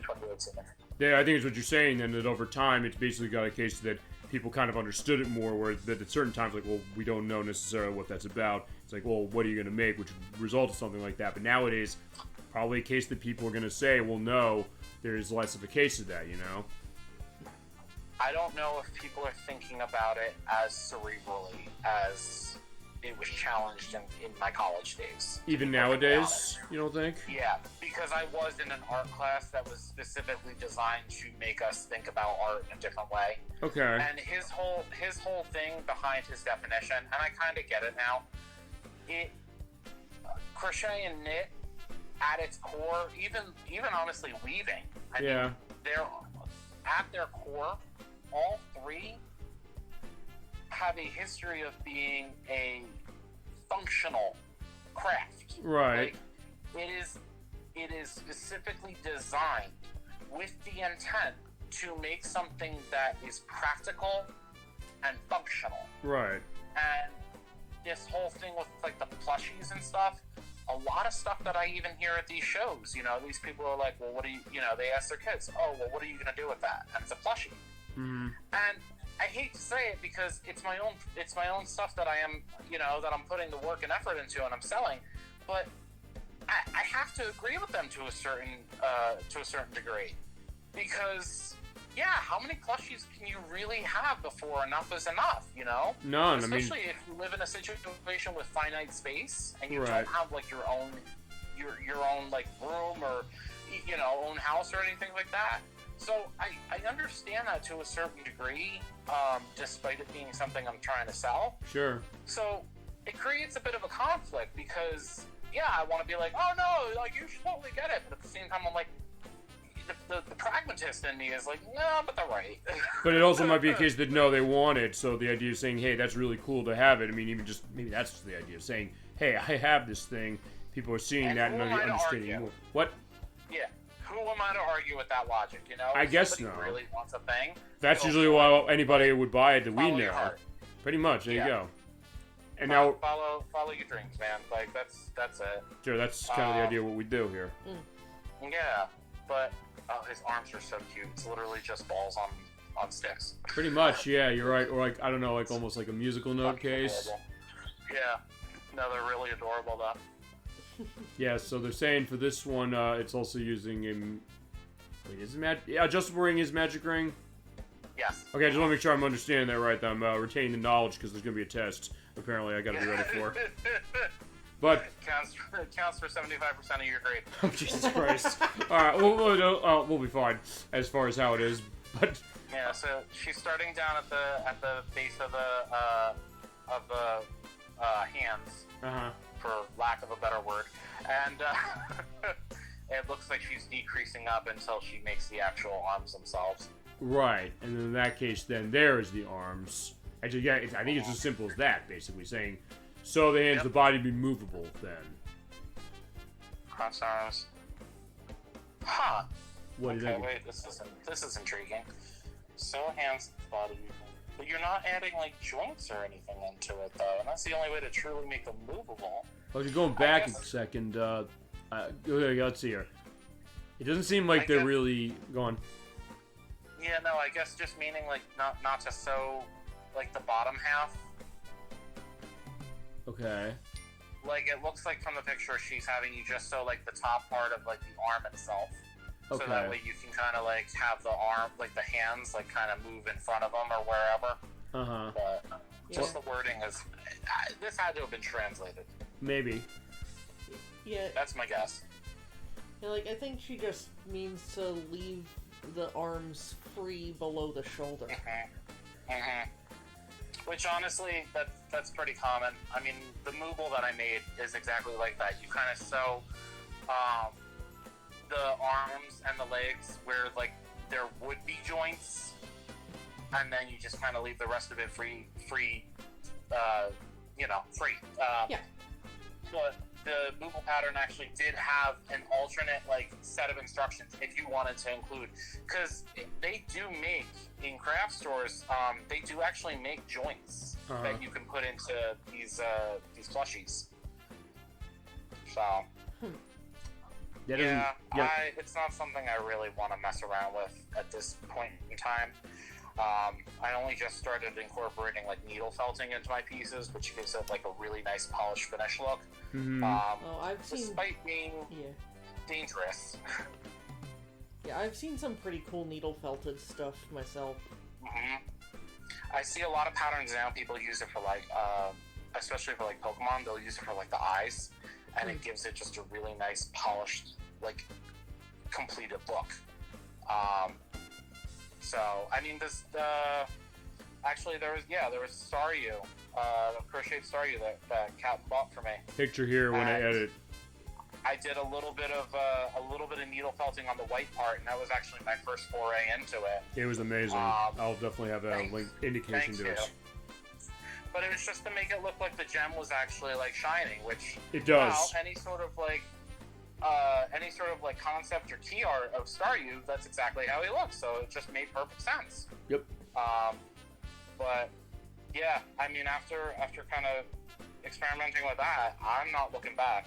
I have like 130 needles in case they break, because the first time I tried it, it did snap off and fly God knows where. It's still somewhere in my office. I haven't found it yet, but I haven't stepped on it. That's good. It's the best you can hope for, I would think. Yeah, it's fine. And I'm constantly in the office here without like shoes or socks or anything. So okay. And here's the button. Little backpack, and there is the button. Okay, that mystery has been cleared up. Right, yeah, because I remember he does have the backpack, so I think the idea is it's supposed to be like Tomb Raider, and there's going to be a bit of a through line to that later when we look over more aspects of this Crocopedia. Chain 9, increase in second chain from the hook. Okay, so this tends to be a pretty common technique where you're doing a base chain, and then you're working into both sides of the chain to essentially create an oval shape. So it looks like that's what they're doing here to create that oval base of the backpack, and then you're working your way up. And then where she said that's to turn, that's where you're creating the flat piece of the flap of the backpack. Okay. On round 9. So yeah, no, this is, I mean, yeah. She even puts instructions on there, like to make the buttonhole to make it big enough. Yeah, so make sure that fits as far as what that's looking like as well. Listen, that's a talent, because making a buttonhole that's correct, that's a tough one. You know, you skip too many stitches in there, cool, your button just slips right out of the hole. And if you don't put enough, then it's not going to fit in the first place. Right, actually, Nocturne, you're saying you do leather pouch cases. Is there cases where you've had to take that into account for how some of those are designed, or not? I'm not sure. I've only ever done drawstring. Drawstring, okay. My worst enemy. Oh, really? Well, I mean, it's really easy with leather pouches because you just put holes in certain spots and then pass the cord through. Yeah. Logically, it should work the same way with crochet, but making a crocheted string, like, it's literally just a chain. Yeah. And then sewing in the excess yarn. Every time you pull it, you're putting that tension on that drawstring. Yeah. And the yarn always slips out from where you sewed it in. So my workaround for that, I found, is to actually use ribbon. I can see that. I can see that. Yeah. I don't have to worry about fussing with, any of the extra crap, and, it's fairly easy to work around. Yeah. I did recently make a slowpoke pouch where it's just a slowpoke face, and this method that the designer used, I really like. She did 2 strings, same length chains, and she actually made little, she calls them rope knots, and you literally sew your chains into the rope knots and secure it that way. And then you, before that, you, pass your cord through the whatever holes, and you do the other ones going the other way. So at the end, all you do is just pull the rope knots, and the drawstring actually works perfectly. Yeah. My favorite material to use for the string is just 1/8 inch wide leather lace. That's it's a good go-to though, and it's reliable. Yeah, I mean, leather lace does stretch a little bit, but it's tough. Yeah. It's not gonna break, especially at an 1/8 inch wide and a decent thickness. Yeah, somebody has to be really abusing it in order for that to break. Yeah. I mean, an 1/8 inch doesn't sound like a lot to the average person, but it's a nice width of leather for a string. Yeah. Sure. Yeah, no, I mean, yeah, crafter knows. Yeah, exactly. An eighth of an inch is more than enough to get done what you need done. Yeah. No, absolutely. All right, so here's where we're going as far as that backpack. I guess you're seeing her hands, I guess, here as far as how she's doing the passing of the strap. I guess because I guess then in that case they're actually going to have like the straps to put on the arms to put on the back put the backpack on. I think. Yeah, no, that's exactly what she's doing. It looks like she's in the first picture. She's pulling through. So you're chaining 100, which, this is where it comes in. Like you think you know how to count until you don't. And I've counted like chains to like 200 something, and I'll count it one way, and it's the right count. I'll count it back the other way just to make sure, and I get a completely different number. I'm like, nope, this is not how it's supposed to work. So eventually, I just say screw it, and I will rip the whole thing out, start from scratch, and every 50 stitches I will mark it with a stitch marker. And then I don't have to count them anymore. Sounds if like a it's smart right, idea. it's right. If it's wrong, I don't know about it, and therefore it doesn't matter anymore. There's enough tricks to make it work. Pretty much. But yeah, it looks like she's pulling through from tail on her chain of 100 through that top piece, and then pulling it back through to secure it. And then pulling it down. Yeah, okay. So she's passing it up, down, back up, and then pulling it, I guess, down again. And then back up finally. Right. It's such a cute little backpack. It's adorable. I love this. Yeah. And I guess then in that case, then when it comes together, okay, that's the backpack. Oh, so it looks like there is a little bit of a tie that they do as far as on the back of it to hold it along with the button. And so there you go. Oh, she's taking both of the straps and putting them into the same top stitch. Oh, okay. Which makes sense, because then it'll kind of cinch up at his neck. Uh-huh. Why the tie, though? I think she then... Oh, it looks like she's tucking it into the backpack. Yeah, to Right. make it look like it's full. It looks like... Oh, that's such a cool idea. Okay. Yeah, fitting because we got all the puzzle pieces for the purpose of those extra levels for it, so that's where he kept them. I think it's the only time in the game they actually show that he's using the backpack for anything specific. Yeah. That's a clever idea, though. Yeah, there you go. At first I said, well, they're going to do a tie that, and then I looked as far as how it went along. I was like, wait a second, no. And then using the button as far as the hold. That is so cute. That third photo, it definitely, you can see exactly what she did. Uh-huh. Yeah. Okay. And there you So go. cute. That is what it finally looks like when all is said and done. Enjoy your new Croc plush. That's the starting image. All right, yeah, there you go. Going back to the starting image, I guess then all these pages, but then again, that's kind of the whole way. And yeah, there you go. All right, so thank you so much as far as the idea of this for that element, but also Crocheting 64. Thank you so much for providing this insight for sure as far as this. Yeah, that was a really fun conversation. Thank you. Great. Yeah, absolutely. No, it was a pleasure. I'm glad that I could, give some of my knowledge and, help you understand it, because I know you're looking at it like, what the hell? But also, I knew that it was something that you wanted to see. You said to me last week, you said, I want to see it. I don't know if it was anywhere, but I said, well, I'm going to show you, and then you have your insight. Again, thank you so much. I appreciate it completely. Yeah, absolutely. Well, is this a digital game on your Switch, or you have the physical copy? We're waiting on the physical copies. The Rocket Games, they are actually taking they're taking sales of it for PS5 and Switch. They're still working on the production, but for the purpose of the show, it was on sale for it's normally $30, but I got on sale for $22.50. I said I wanted to show it for the show this way. I said let's do it this way. So it is digital on everything. And then on Switch and PS5, there are physical versions. Her and I are getting physical versions eventually of this as well. Okay. Yeah, and if you haven't gotten need this, to, just take a look at this. I may need to get some pictures of the pattern for my own, because I may want to make the little guy. Sure. I mean, it is a cool case. So it sounds like a good Christmas gift for somebody. No, I would think so, for sure, as far as that. And if you haven't gotten this version, because he was in the chat on part 3 of this, saying what I think everybody says about this game is that it has great design, but it's also really hard to play based on aspects of the controls. This HD version does enhance stuff with the controls. It still gets hard, for sure, but also it does help you out a lot, so in that case you can kind of go through and go the whole way, as was the case. Yeah, because I remember I did have the PlayStation version of it, but the tank controls just did me in.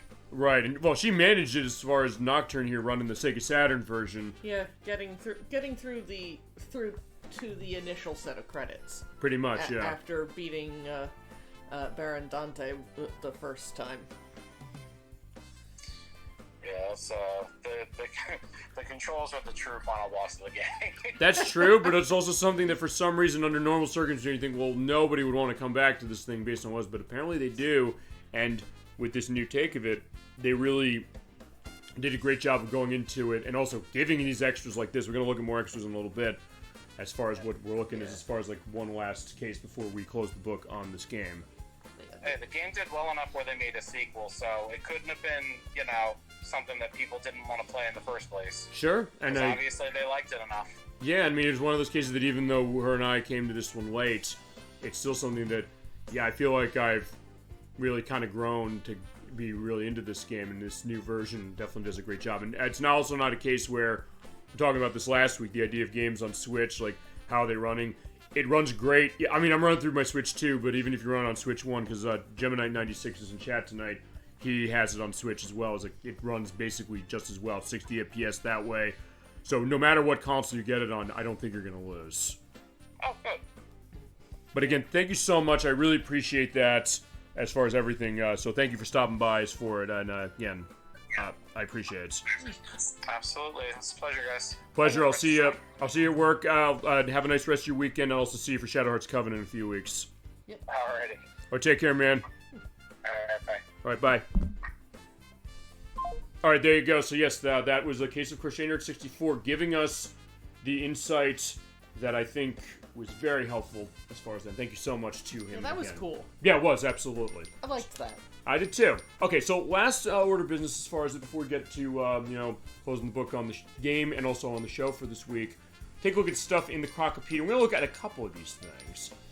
We'll also take a look at the Crocumentaries, because there's a couple. I'm not going to necessarily show all of these, because there are a couple as far as what they are, because just to give a little bit of an idea.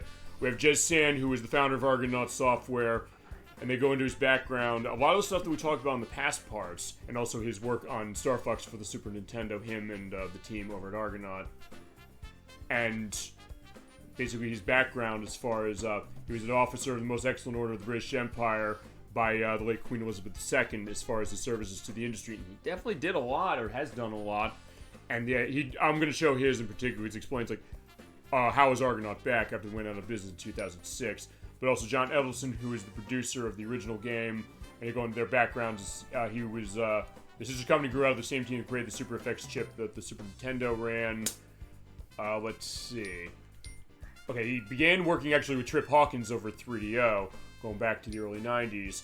But also both of them talking about the management of the game, how they managed the origins of the intellectual property. I guess their relationship with Nintendo. I guess I probably should play this one above anything else. Just to give it a sense, I know what he says here is that, because I did see this, he comes out and says, hey, we, as soon as Argonaut went out of business, I bought the rights to everything that we made that's not based on a license. And we're going to have to mute Mike on this because there's no subtitles on this, but I'll play probably this one, but also some stuff, Nick Cussworth, who is the lead designer on both this game and the game's sequel, and also his other experience with the games of Argonauts, including Scooby-Doo Mystery, which we played last year, Creature Shock Vortex, and Carve, which was on Xbox. That was a jet ski racing game, one of their later ones. And Scott Butler was the artist of this game, going back to his credits, including Rain Stimpy Fire Dogs for the Super Nintendo and FX Fighter. And also his theater background, which actually I did not go into, as it was when we played it before. And also Jason Arm Smith, who did lead animation, and also his work on Buck Bumble, which I think Edweg might want to call Buck Bumble potentially. And Tony Lloyd, who did programming on Harry Potter the Chamber of Secrets, because they were involved with the making of that. iNinja, which is a PS2, GameCube, and Xbox game that actually has like artwork from Don Bluth, who did The Land Before Time and American Tail, and also Dragon's Lair, and the game based on Catwoman, which was one of their later ones. And also the musician, as far as Justin Sharva, going back to him, and then producer Fox back in the day, putting out his stuff like the games based on Buffy the Vampire Slayer, Aliens vs. Predator, and Crash to Insanity. And then a couple other cases as far as Paul Provenzano, and then The Living Tombstone. That goes to stuff as far as music for this game, because there's a specific case of that. And also stuff with industry insiders of James Batchelor, and Mitch Wallace from Forbes, and Jack Yarwood from Time Extension, and also the people who made this game are helped Titanium Studios with their Zeta engine, and then staff artists that way. So they give you a lot of stuff as far as this, but I'm just going to play the one just to give an idea. We are going to take a look at Jay San and also John Edelston, because they're going to go to the aspect of Nintendo. So I'm going to pull Mike. We'll be back in a few minutes.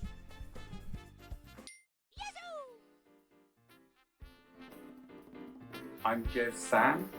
I founded Argonaut a long time ago, and I was keen to do a 3D platform game, and Croc ended up being that 3D platform game. I'm John Edelson. Jez brought me in the beginning of 1996 to run the company as general manager, and he steered me towards Croc as the great game that was going on in the studio. So I got deeply involved in it, both as executive producer and pretty hands-on. Argonaut was a small company of 10 to 15 developers, and then we signed this deal with Nintendo, which enabled Nintendo to learn how to build 3D games. And so we would spend time teaching Nintendo 3D.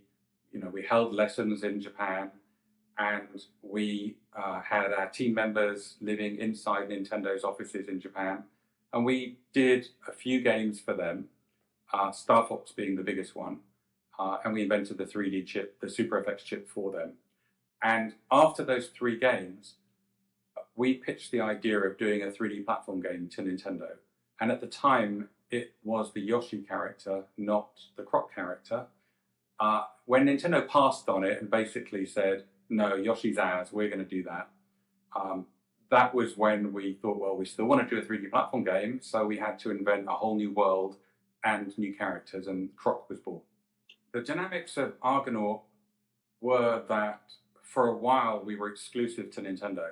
So the deal we had with them was, you're going to do 3 games for us and teach us 3D technology. And during that time, they didn't say you must be exclusive, but what they did say was, if you want to do anything else, you must give us first option and last matching right, which basically meant we were exclusive to Nintendo. And so we had to wait till the 3 games were up before we could do anything else. And it was at that point we told Nintendo, we want to do other things, we want to work on other platforms, the PlayStation, for instance. And that was kind of when we parted company, because Nintendo didn't want to continue with us on a non-exclusive basis. After we moved away from the concept of the Yoshi racing game, which was the game we were trying to pitch to Nintendo, we invented the Croc character, who was in a very early form at the time. This was not the Croc that we know and love today. And we had Croc running around a 3D world in a PC game engine. So Croc was the first game that we built that we wanted to own the IP. We didn't want to sell ourselves too early, which is the usual case with publishers, is that you show them an early prototype and they sign it up, and then they lock up all the rights, and they might even own the copyright on the thing that you created. And with Croc, we wanted to hold the IP. And part of the thing that enabled us to do that was, for the first time, we took outside investment into the company, not into a particular project. And that gave us some financial freedom with which to take more risks. And Croc, we did substantially under our own risk before we signed a deal with anyone. And, you know, as we know, we signed it with Fox. And by the time that we signed it with Fox, Croc was already substantially developed. And so we were able to hold the IP, we were able to get a better deal in terms of the royalty rates than we would normally have got if we signed it early. So it was, you know, the stars aligning in multiple ways. And Croc was the first project that we did that with. When I joined Argonaut, there were about 100 employees on both the technology and the game side. On the game side, there were maybe 6 games in various stages of development. Croc was by far the largest team and the most promising. They were an amazing collection of talent, both on the technology side, the art side, the user interfaces, testing. It was all there. What was missing was the piece to get the games finished. Once you have a publisher who's willing to spend a lot of money at a certain date, they commit budget to TV and they commit it to the stores. You absolutely have to hit that date. That's make it or blow it. And I was pretty big on we're going to hit our deadline. So the magic of the Croc development process was, first of all, a collection of amazing talent, a real vision, and building fantastic tools to get going. From then on, where I got deeply involved, a lot of it was keeping the team motivated, but there was a hardcore, maybe a half dozen people to whom Croc became their life. These people who were living and breathing the development process, coming in early, staying till late, coming in on the weekends, they're the ones that I heavily rewarded. I listened to constantly. Often they had some idea that they had trouble articulating, but it would take months to do, and I really had to decide whether or not to green light it or not. So I was working very closely with the team and recognizing those that are making the sacrifices to make it happen. So one of the things we learned when we worked with Nintendo, which was very good for them to learn how to make 3D games and very good for us to learn how to add IP and characters into games. So we both got something significant out of the Nintendo relationship. But one of the things that we learned from the way Nintendo worked was that they didn't schedule up front and they didn't design the games up front. They did lots of playgrounds and test areas and figured out what was fun. And they did that for a long time before they actually designed levels and were able to schedule something. And even then, I don't think Nintendo ever believed in schedules. I think they just, the Peter Molyneux approach to game design, which is it's done when it's done and no one knows in advance. Now, we couldn't afford to do that, being a commercial studio that had deadlines. But even then, there is some playing around you have to do with, open playgrounds and blank pieces of paper effectively till you figure out what works. And especially in a new game genre, you have to figure that out before you design the levels. One of the reasons that many games aren't any fun is once they become playable, people realize what they should fix. But it's too hard to fix it. They've locked in with all this code. We really focused on develop the tools. If you want something new, don't hack it in there. Put it in the tool chain. And that way, if you wanted to back off it or change it or slightly accelerate it or expand it or apply it in a different place, you had the tool chain in place.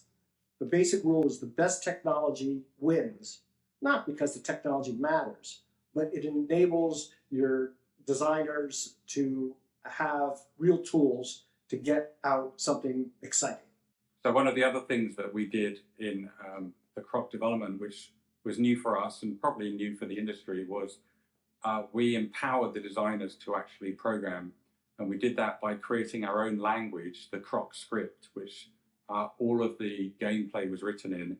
And it was relatively simple to program, which allowed designers to actually play with it, tweak it, change the actual interactions of the characters. And they could do that without having to ask a programmer to do it for them, which empowered them to significantly improve the game design. The bulk of the Croc development was a creative process with a lot of freedom. People would try things. I remember walking down to a local playground one day with a few of the team members, and we looked at the little kids on the playground, on the seesaw, on the swing, on the slide, and talked about why that was so much fun. And I think some of that actually showed up in the game as the Jello bounces. I recognized early on that Argonaut was a tech shop, and we're very focused on the technology and innovation. And our weak part of the puzzle was we weren't creative enough. So having worked with Nintendo, we learned to be more creative, and we learned to hire the right people to be creative, and also to empower our developers and designers and screenwriters and everyone else involved to actually be as creative as possible. It's not something that comes naturally to me. I'm a tech guy. but I did recognize that we needed to beef up our creative side of the business, and we did. Croc was the one game where we decided to be much more creative and to push the IP. I think the original design, and they worked for a long time on the concept there were going to be 7 full islands. When I looked at the schedule and I looked at some of the islands, I wasn't convinced they were all going to be that good. And I would ask a few people on the team, which are our best islands, which are our worst islands. And everybody sort of knew which ones the weak ones were going to be. So I said, why don't we not have the weak islands and just fold them into the good islands? Another thing we learned from working with Nintendo, because we were always about the tech and the 3D, and most of our games were first-person games. Not first-person shooters, because they didn't really exist at the time, but they were first-person games. And we worked with Nintendo, and Miyamoto always believed the game should be third-person, because you should see yourself on the screen and see the impending danger and see something bad happening to you. And so, yet again, Croc was the first game that we built that was a third-person game. And, we took what we learned from working with Miyamoto-san and applied it to our own 3D platform game. I think when we started Croc, we knew this was a new category of game and that we were very excited by it. And we felt that we could carve out a new space because no one had done 3D platform games before. But as we progressed, and especially because we'd already pitched it to Nintendo, and Nintendo had said, no, we want to do that ourselves. So at some point we knew Nintendo was going to compete with us, and they had infinitely more resources than we did. And sure enough, Mario 64 came out before Croc had shipped, which was a blow to us because we invented that category. We gave them the idea. We showed them the visuals of how to do it. And in fact, our Yoshi racing game it looked like Mario 64. I mean, it basically, it was a shock to us and a disappointment that they got there first. But of course they were going to. They just had, billions of dollars at their disposal, and we didn't. We were a small shop. But getting there second, but being multi-platform was also good too. And we had to keep going. The new controller was a last-minute horrible surprise. Sony had just announced the analog stick, and we had like a week or two to implement it just before we went final. And so we did it, but it wasn't ideal. And, had we had more time, we probably would have made it miles better. And the new Croc Retro Edition, we did significantly improve that. But yeah, it was a challenge to incorporate that at the last minute. But if we didn't, we probably would have missed out. Remember the mudslides in Croc? They're not there. We had worked on some really cool scenes where Croc was sort of skateboarding around on these little mud flows. They would have been really cool. But we're getting down to the closing strokes on Croc. The clock is ticking. And I consulted with a few people on the team, asked Jez if he would cut my head off. Everyone agreed that, no, that's probably the right call. It is painful. So I announced to the team one day, the mudslides are not going to be in this version of the game. I am so sorry. It jeopardizes the schedule. It's taken up technical resources, art resources, design resources, and test resources we needed for the game. And I remember watching a few of my colleagues just cry, and they hated me. But you got to get the game out. This is what we owe to everyone. And it was a great hit without the mudslides. 30 years later, and I still feel bad about it. There's always a compromise between scope of the game and quality and deadlines. And you want to keep quality, and in our case, we wanted to keep the deadline. So you have to cut the things that are not ready yet or they're not working yet and focus on the things that are working, that are good, that can ship in time.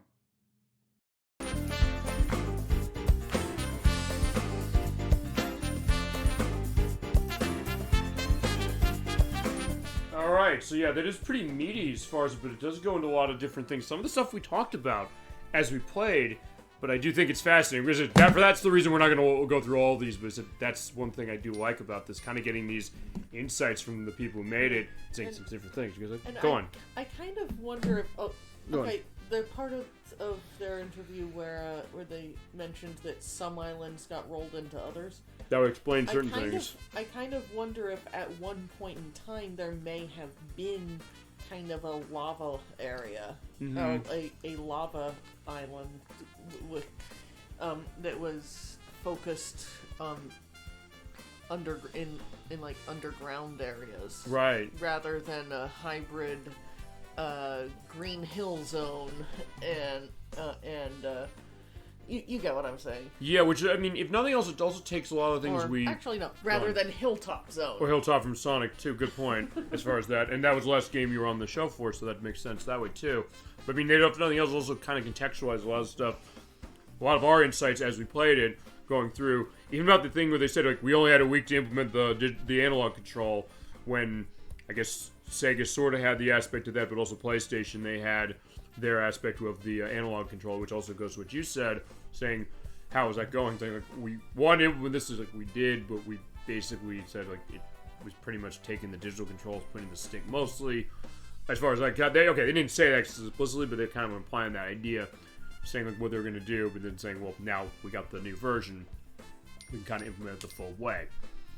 Yeah, that was cool. Yeah, definitely. So I'm going to go quickly through some of this, and then I think that's going to be the end as far as Croc. But as I said, there's definitely a lot of cool stuff here, including aspects of concept art, of a lot of things they're saying. Is that, yeah, we didn't see, during development, Croc was looking a lot differently than how we saw him. There's some concept art of, like, kind of, I guess, some of the weird dinosaur design that way.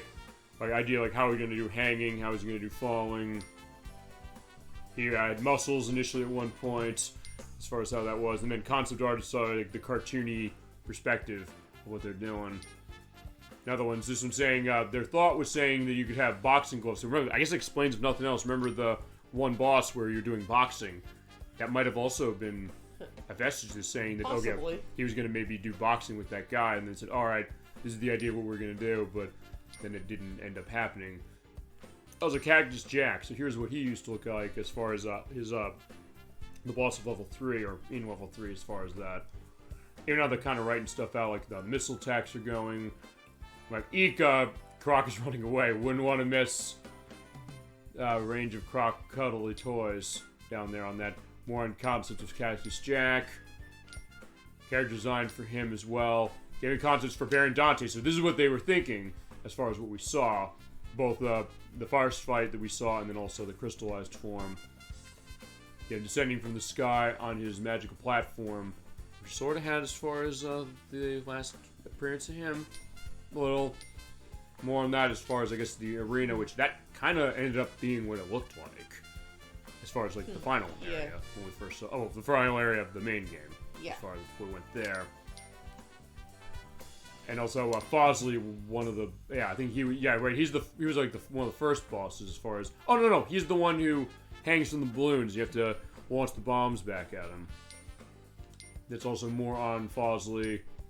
And this is what he initially looked like as far as the character design. Neptuno, yeah, one of the most infamous bosses in the game as far as going King of Atlantis.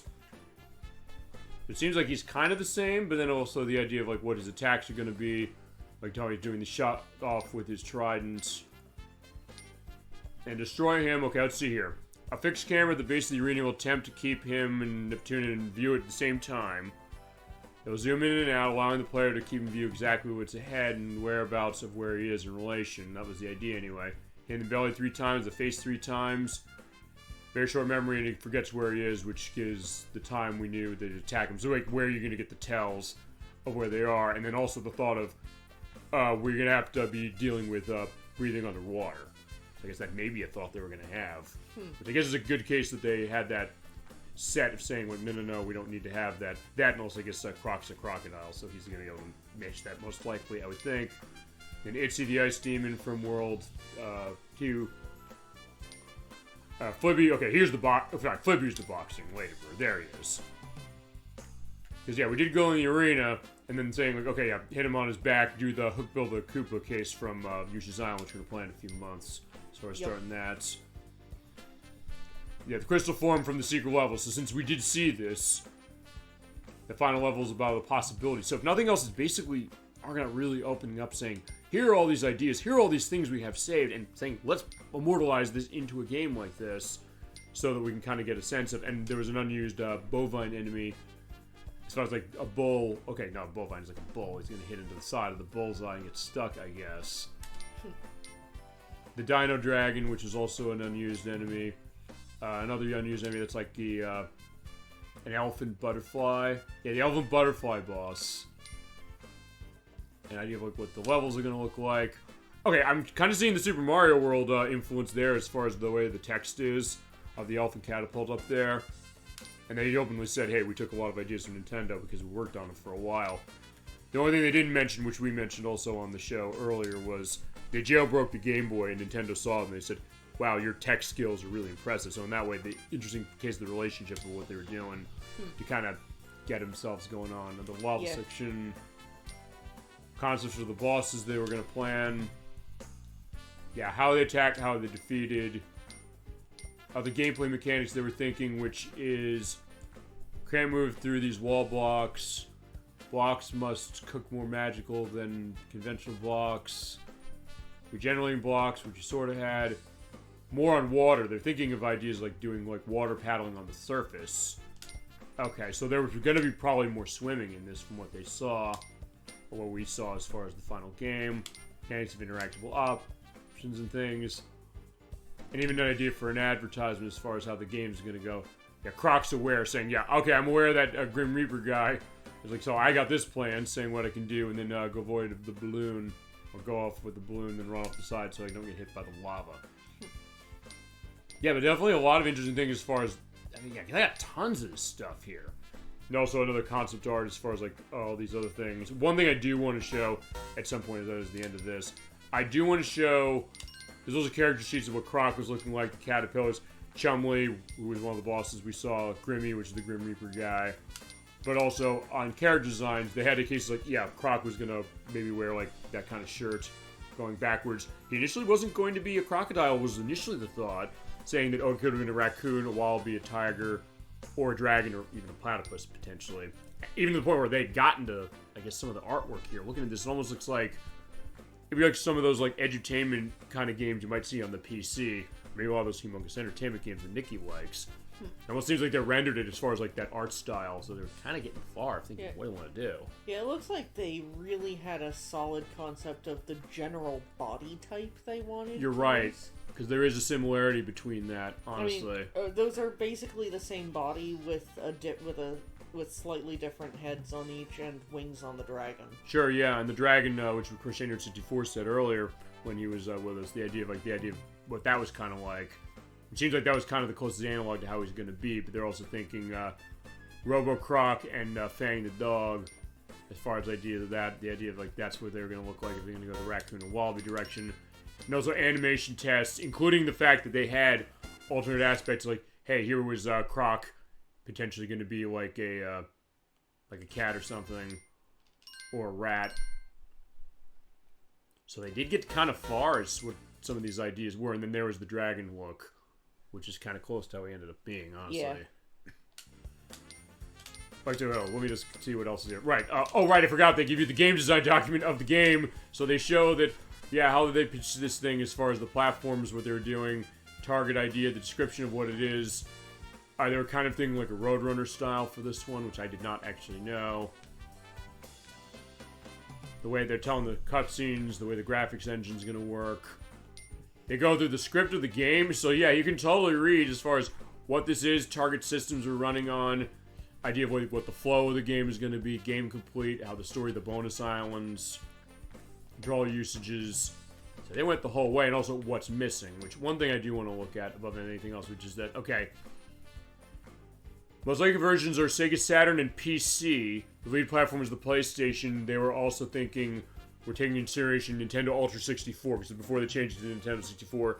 And the 3DO M2, that was the second version of the 3DO that was going to be made, but it ended up not being made. So, yeah, they were thinking, like, what are they going to do as far as how they want to play this out? What's the view as far as the resolution of the PC going to be 320 by 200? So they say control methods, CD audio, which I know they're big as far as doing, including Q sound, going back to the days of the Sega CD, and the Dolby Surround, which every version has.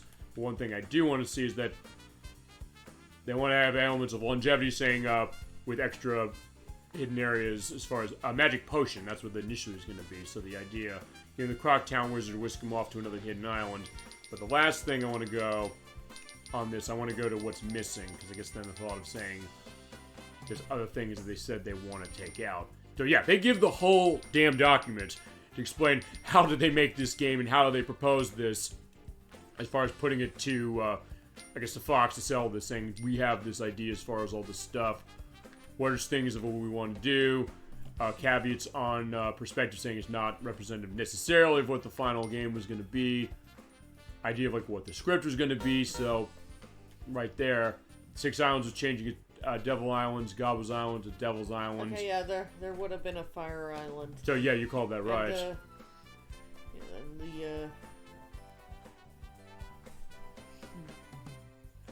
Yeah, Grog was winning the battle of the devil, they'll have happiness from then on. So that document dated July 22nd, 1996. So yeah, there you go, as far as that. And also developer test levels that give an idea of some of the levels that they didn't go in. I want to quickly see, do they have... Okay, the slide thing, we probably should show this.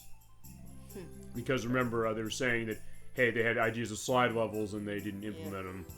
this is obviously an unpolished build, but it kind of looks cool because of that, I think. Yeah, I mean, again, going deep into the guts of a game, the way we do, but just in general of from the people who made it. And in that way, on top of everything this collection does really well, or this release does really well, to preserve and update this game beyond what it already was on the 32-bit systems back in the day. That, I think, is something that, I mean, you're getting your money's worth on this release just for all this information you're learning about this game alone. I'm learning it all right now. I didn't actually look at all this stuff completely before we did tonight's show. Some of this is new to me, too. I do think it would have been really... I mean, I don't know how feasible this would have been, but I think it would have been really cool if in this version of the game they actually gave us playable versions of these things. Yeah, I mean, that would have been interesting. I mean, I'd also, the other thing I guess to also keep in mind is that there is Croc 2 that came on the PlayStation and the PC, so maybe it was a thought that certain ideas they had in this that they didn't do, maybe they're going to be in line. Yeah. So maybe the thought of what that is also gets a little more of an advanced case as far as how their test levels are going to look. Yeah, I just think it would have been...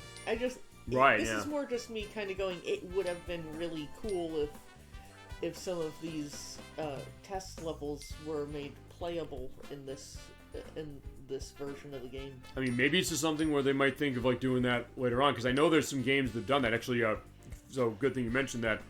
The Crash Bandicoot Insane Trilogy, it took Stormy Ascent, which is a level that was part of the early design of the game. They did make it playable. And people realized, Jesus Christ, this level's hard. And they're right.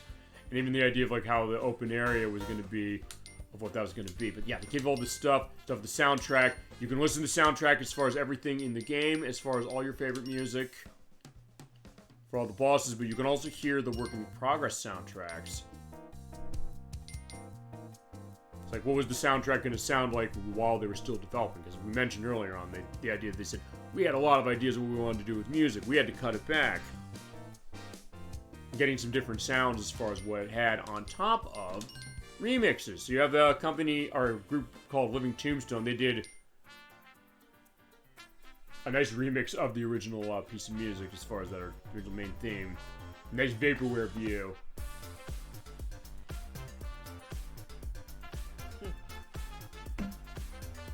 As far as what else is here, I mean, actually, I'll come back to this one in just a second, but I just want to see, as far as what other things are in there. There was a thought they were going to be doing a TV series. That was their kind of Fox's thing, like, hey, we can do this. They went to Flint Dill, who worked on Transformers and G.I. Joe, as far as it, to expand it out, but they never produced it. But it basically gave a sense of like what they're going to do. The epic Croc, Legend of the Gobbos, saying like, we can turn this into a show, maybe a CG animated series, almost like Reboot, or the animated series based on Donkey Kong Country back in the day. And the thought of saying like, what we're going to do. So they go deep as saying, look, this is what this is going to be like. They have this in here explaining like the TV series Bible and its notes as far as, there he is right there. what could be good or fun with this, the first thing that comes to mind is that the Dontinis are swirling towards him. They hit him, he's captured. Like orcs in fiction, they're not very smart. So yeah, basically that kind of explanation as far as like other ideas they had. They could have expanded this out, you know. And then other stuff of the Japanese TV commercial. I always show that. A Japanese guidebook as far as looking what that's like. Marketing. So you see cases of how they're marketing with the characters of Croc. And there is Croc as far as his walk. I don't know what they mean on King Rufus, but he's just walking as far as that. And other stuff. Art from Greg Winter that weren't unused for the game. They're kind of thinking almost like a little bit of a Radical Rex look, kind of to a certain extent. And then merchandising as far as stuff for like jackets that were part of things. The plushie of This Way, as opposed to the crocheted one that we saw. They added like a backpack that, as far as a giveaway, only 40 of these believed to be in existence. So the backpack as well, CD wallet that came with a specific version of the PlayStation game, T-shirts. This one, which you saw on our test looks earlier today, the idea that just add water and it expands out, brought you by Fruit of the Loom there, saying, hey, it becomes a T-shirt of Croc. Or this box, this was something interesting. They said at some of the trade shows they went, they said, okay, use this, you can come to the Crocktail Lounge for like a party that's specific with Fox as far as how that is, saying it gives you free entry and drinks, and you get a crystal in the box right there that kind of goes along with that, and also the crate that went to it, kind of like the main game. All right, there you go. That is the crystal. It would be so cool if that was if like replicas were created to go along with maybe some sort of special edition of this game. Sure, I mean, I guess that's something as well. I mean, okay, it's just kind of it would be cool. I mean, to be fair, there is a special edition version of this game that Rocket Games put out, but they didn't have stuff like that. As far as what they are, I believe a lot of it was like stuff of plushies of the Gobbos and things like that. Nothing quite to that degree, but still that idea of saying, let's kind of go this way. If they had recreated that and the box that it went into. Actually, I will say, since we are on that topic, I just want to kind of go back and look at what that special edition looked like, to show her, and then also have an element of that in the edit.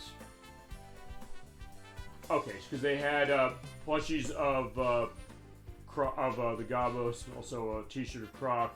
There was, let's see, okay, the collector's edition, because there's a collector's edition, just to give a sense of what this was, because I don't think you can get this anymore, but it had a soundtrack CD, it had sticker sheet, it did have like a statuette, they're still working this thing as far as with Croc and one of the Gobbos, there are two of them. Soundtrack is 4 discs, poster, classic Croc, keychain, and then the game itself for PS5 or Switch. I didn't know it was in the box, so I just want to at least get a sense, like, what was the collector's edition looking like. And I'll have a picture of this when I edit. But yeah, you're right, then going back to this, saying, well, go that direction, saying, like, have, like, the 5 color gems, kind of as far as in the box as well. Or it's like that Nickelodeon Splat Pack they announced a few weeks ago. It's a collection that's going to have a couple of Nickelodeon games from the 16-bit era. The Ah Real Monsters games, both of those. Nickelodeon Guts, and the Rocko's Modern Life game from Super Nintendo that you were not having any of when I showed you years ago.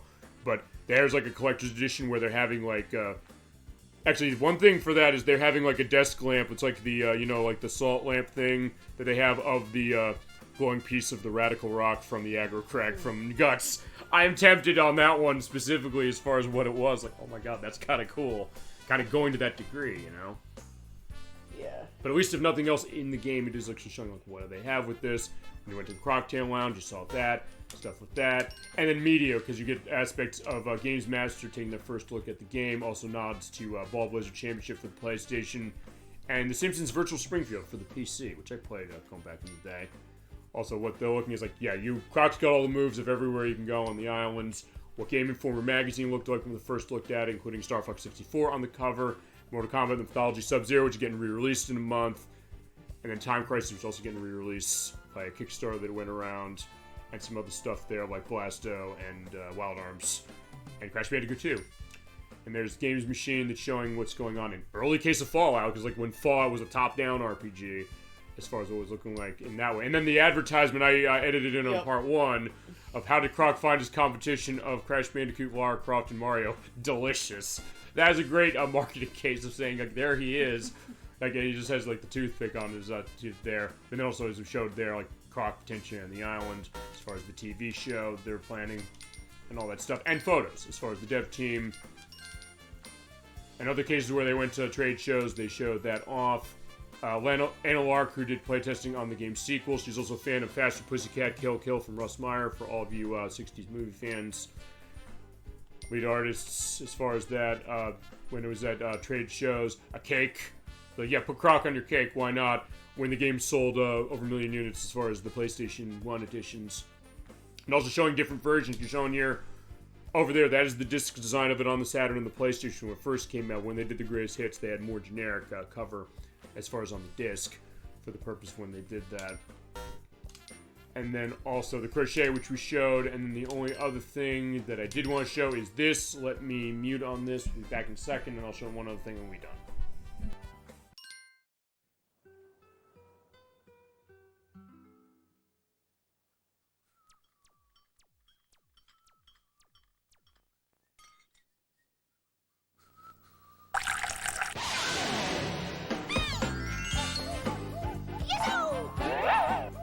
飛んで走って潜って跳ねてやって楽しい見てかわいい 3D アクションクロックパウパウアイランド。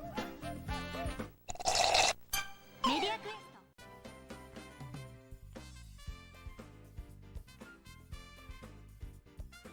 ト。Yeah, I just want to show that, and as Nocturne, as you were saying, as far as that commercial, just going back to that. Yeah, I love it that they made that. I mean, obviously they made that costume. Or at least it seems like they made that costume just for like the commercial or something like that. Mm-hmm.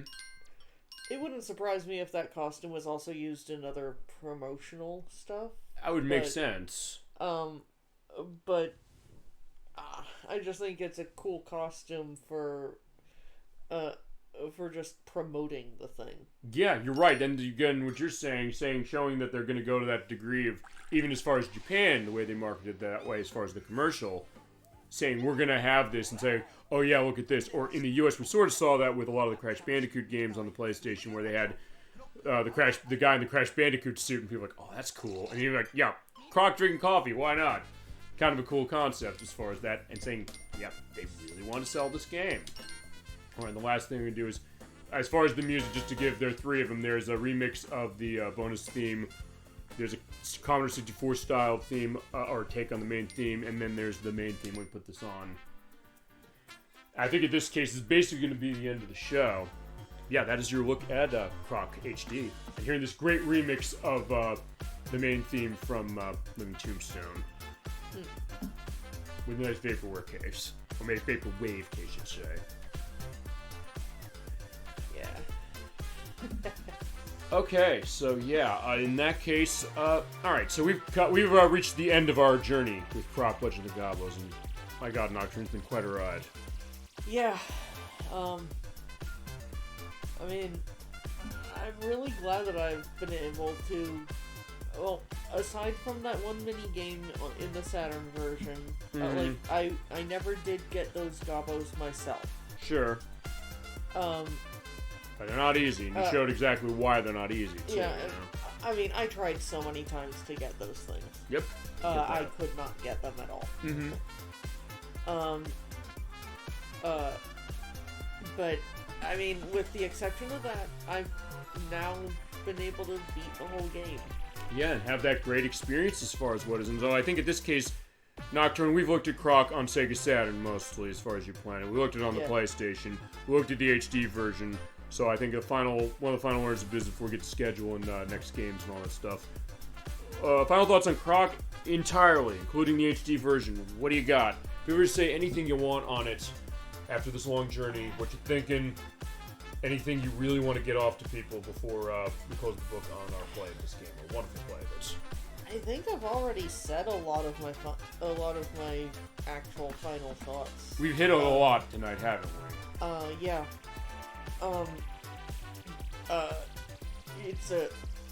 Every version is a good game. And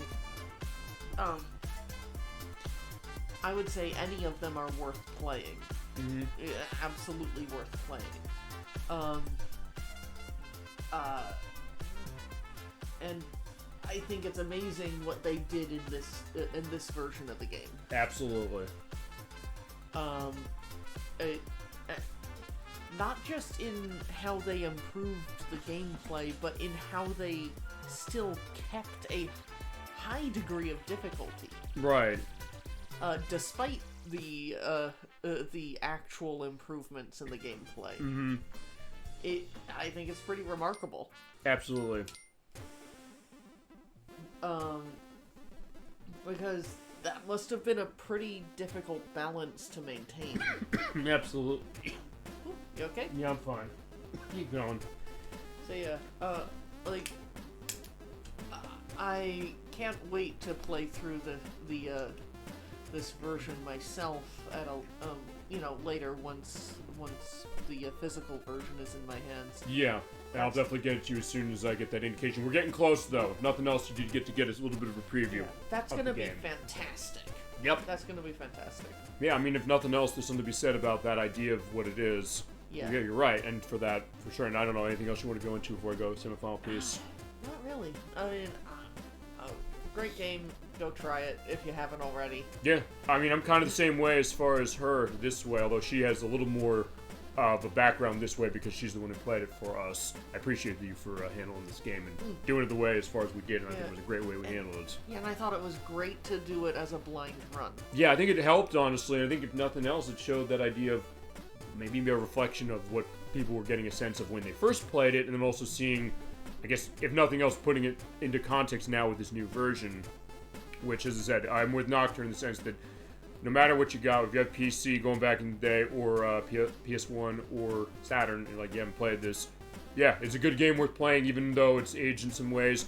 It's got a lot of charm, it's got good game design underneath it that definitely makes it something that is really special, and I understand why, even in a sea of other games like Super Mario 64 and other cases where they're huge, they're big names as far as that this game still stood out, and it still is something that is worth coming back to, and this being, I think, the best way to come back to it. But even outside of it, if you don't have the systems yet for the newer version, or hey, you want to go the old way, you're going to have a good time. You're going to be set for it, you're going to fight for it, but it's a game case where you still want to keep playing.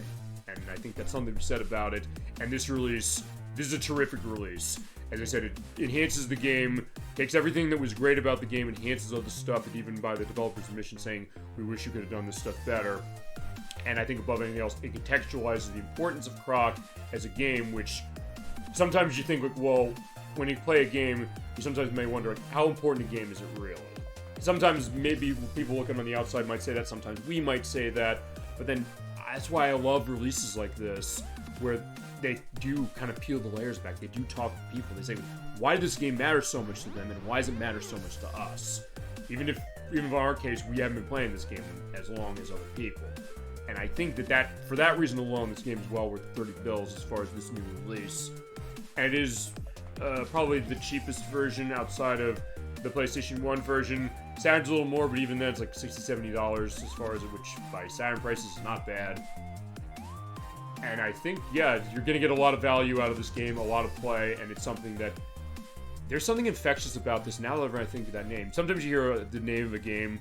I don't know if you're like this, Nocturne. Whenever you hear somebody say the name of a game, whatever it might be, sometimes you think to yourself, then you go yeah, that's a good game. Something just on the hearing of the name alone, you know? Let's see. Mario 3, yeah, Sonic 3 and Knuckles. Yeah, there you go. It's oh, that's a good one. That kind of perspective. I mean, you're right. Those are two of the biggest ones, but good examples for me. But sure, that kind of Mega Man X4. Yep, there you go. And you're all these great memories coming back, but also great cases of hey, if you haven't played, in my case, whenever I ask, because I always ask her and other people saying you ever played that, and I hope you don't feel embarrassed when you say no, because my attitude is always not oh, what's wrong with you for not playing? It's oh, you haven't played it? You have a great game ahead of you. Or you got an interesting experience ahead of you, depending on what it is, for sure. And I do love that, you know? Yeah, it's kind of you haven't played this? You gotta play it. Exactly. That's sometimes what happens. That was you with because I'm looking on our shelf here as far as what you have. Final Fantasy VII Remake. Like, I wanted to play it, and I played it. Like, you're right, it's great. And so in that case, being able to kind of experience that game that maybe means so much to you, maybe means so much to the people who made it. On top of that, you know. Yeah. And that's the great case of, as far as Croc's concerned, you know. Yeah.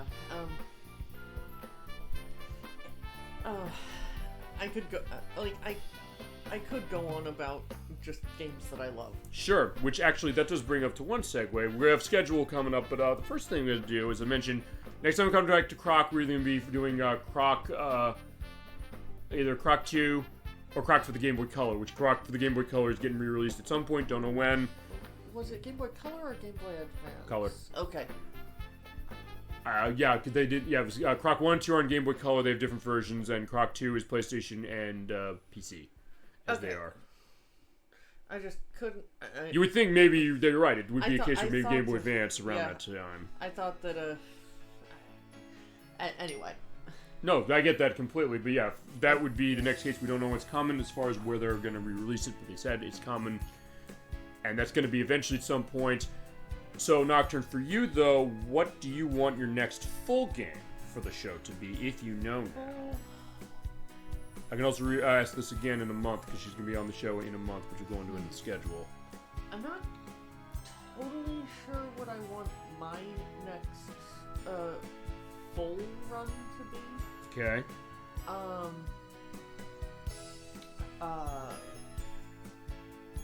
You don't have to answer now. It's your choice. You feel free to think. What are you thinking? I'll definitely need to think about it, but okay.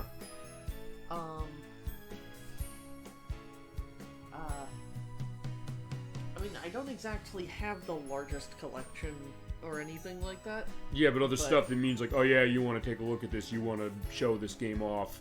As far as it, that's fine. Yeah. Yeah. I mean, I'll definitely give it some thought. Right, and so we'll also go into that for next month, because let's talk schedule for the show as is. Actually, I'm going to try and think what's the best case as far as music, because what I've got here is got to go on the soundtrack.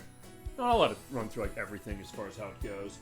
That should be good as far as a cover on, so you'll get a sense of the theme, Into the Forest, all these other stuff, all the great music we heard. Alright, let's talk schedule. So, alright, we are on tonight, but we're not going to be on next week. Next week is October 4th. The reason for that, I'm going to say it because I haven't actually explicitly said it on the show. I also was in a case where I didn't want to rob the people involved of the privilege of why, but also they haven't been on the show for a couple months, so I'm going to say specifically why. Edwack and Nikki, who've been on the show, they're getting married next week. So I'm going to be at their wedding, so we're not going to be having a live show, but on our YouTube site, we are going to have a show. I'm going to have the finale of The Wolf Among Us going up at 7 p.m. Eastern Standard Time. Next week is our official start of our Halloween block. And I've been playing that game off screen, or I played it off screen, I recorded the footage, I've uploaded all the other parts, but Part 5, Cry Wolf, is going up next week. At 7 p.m. Eastern Standard Time on our YouTube site. I love that game so much. I've shown you that game for sure, of like how much that game means to me. I've wanted to show it, but because of the nudity that's visible, I said, people say you could stream it maybe. I don't know if I want to take a chance. So I said, alright, let me record this off screen. Let me just have commentary going myself. Let me talk about my experiences that way and do censoring up with that. But of course, I just want to get this game to people somehow. And I've had a great time doing it. People say like, oh, they like the fact that they're seeing this game played. But that's going to be our show as far as next week for the YouTube site. You have to go there. But as far as our next live show, that is going to be... Actually, it's going to be a Friday show. That's going to be on October 10th at 7 p.m. Eastern Standard Time. We're going to be playing next part of Medieval for the PlayStation. We started this in August on the request of I'm Laughing to Death. We're going to be completing it on that date. I told you about Medieval yesterday. It is a really interesting one. I think you'd like it a lot.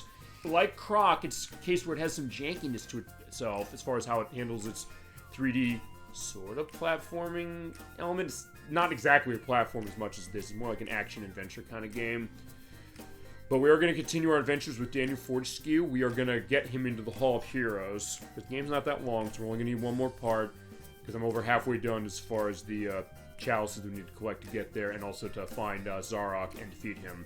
And then, so if you're running on the PlayStation 3 as far as the download version, and also downloads on the other systems. But on PS3, we can read the manuals. We're going to have a live reading of that instruction manual to go into it as far as our first live show of Halloween Block in October. But of course, we have the past part of it on the YouTube site and all that stuff as is. Then, week after that, Crocheter 64 you heard from earlier, as well as Kazan22. They're coming back for the finale question mark of Shadow Heart's Covenant for the PlayStation 2.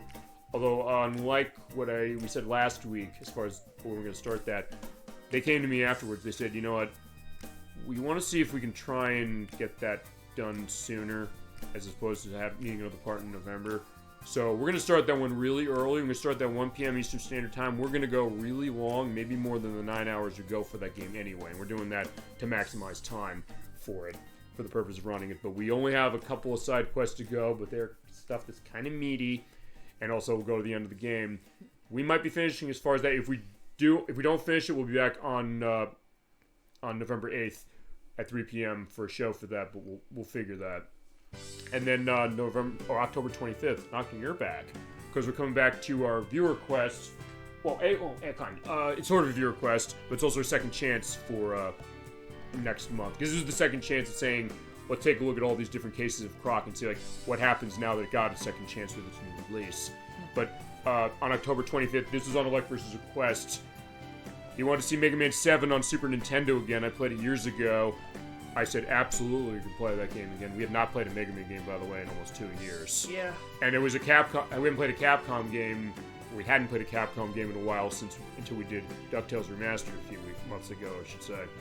So we are coming back. We're going to play Mega Man 7. We're playing it again. This time I'm going to be using the Wii U Virtual Console port for it. Nocturne is our resident expert on the Mega Man franchise of every stripe. She's going to be in with the show, as far as it, but for this one, I'm going to be controlling this game, mostly. Yeah. Well, I mean, I'm more knowledgeable about X0ZX Legends and Battle Network than I am about Classic or Star Force. So Star Force is getting a new version. I'm very happy it's getting a new version, given the fact that those games go for a lot of money. And also given the fact that they've announced since that you're going to have a lot of nice extras, including all the rare cards. Like, oh, that's awesome. But still, she does know aspects of Mega Man. She does like Mega Man 8. That's going to be her case when she gets to it. But in my case, it's Mega Man 7. In the case of Leclerc, was also Mega Man 7. He said, I love this game so much. I get the sense people don't like this game. Like, really? I don't know. I like it quite a bit. I don't know what your preliminary thought on Mega Man 7 is. You played it a lot. I have heard people say that 7 has there's certain elements of the gameplay people don't like. I don't remember what they said specifically, but I still think it's a good game. Yeah, I still think it's a great game. It's a special one to me because it's the second Mega Man game I ever played of any kind. The first was Mega Man X2, but it's the first classic Mega Man game I played, and it's something that I hadn't played the other ones really at that point, so I didn't necessarily... I don't know, maybe in that case that kind of helped me. But I don't know, I like the style of that. I like how it kind of was the idea of them going parallel with Mega Man X, which was out at the time, as far as that, and X2, which came out. And it is 30 years old this year, so I said, we're going to play it. We're on the Wii U Virtual Console version. I'm going to run the game, but at the end of the game, we're going to do something that we did not do last time we played it. We show off the two-player mode. There is a two-player mode in this game when you put in a password and hold down the L and R buttons, which lets you have a bit of a fighting mode with Mega Man and Proto Man. Huh. Yeah, I actually have not really done this myself either. It's a takeoff on a boss battle that is in the game, which I will show off. I will be going 100% on this game, like I did the last time we played it. But since I'm running Virtual Console for Wii U on this, I don't think the controller is going to sync, and I don't think the game is going to crash like it did the last time that we played it 5 years ago. So that's going to be the idea. We're going to be at 7 p.m. Eastern Standard Time on October 25th for that one. Looking forward to doing that one. Looking forward to you joining for that. Sure. Yeah. And then week after that, Halloween night, we got a show.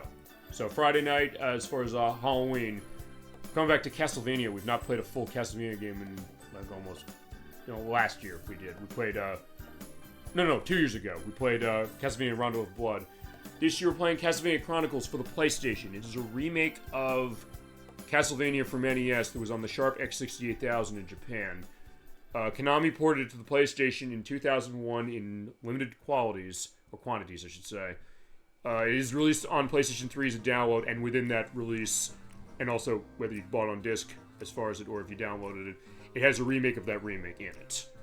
I might have to do the remake of the remake in it because that game is really hard, even by Castlevania standards, and the remake side of it, it does make certain things easier, but it's still, like with Croc, it's a case where it does enhance stuff with controls, and since you don't have backwards falling, you take a hit, a case where you're still gonna have to step up your game. And I gotta practice more on that one, getting ready for Halloween.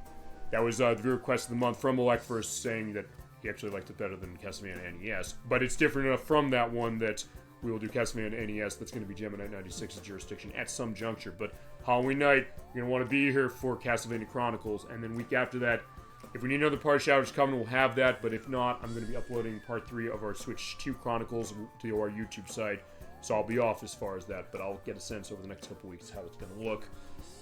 Then November 15th at 7 p.m. Eastern Standard Time, we have our 20th anniversary to the day of Shadow the Hedgehog. We're playing the Xbox version for this once more. Played it before years ago, but for this one, I unlocked the expert mode, so we're going to go through all the stages for that. It does cover all the levels in the game that we did not play, and we'll also take a look at some other stuff. I'll also give a little bit of a look at, like, what did the 2-player look like, and also does it run better than the PS2 version that you have. I'm sorry, Nocturne.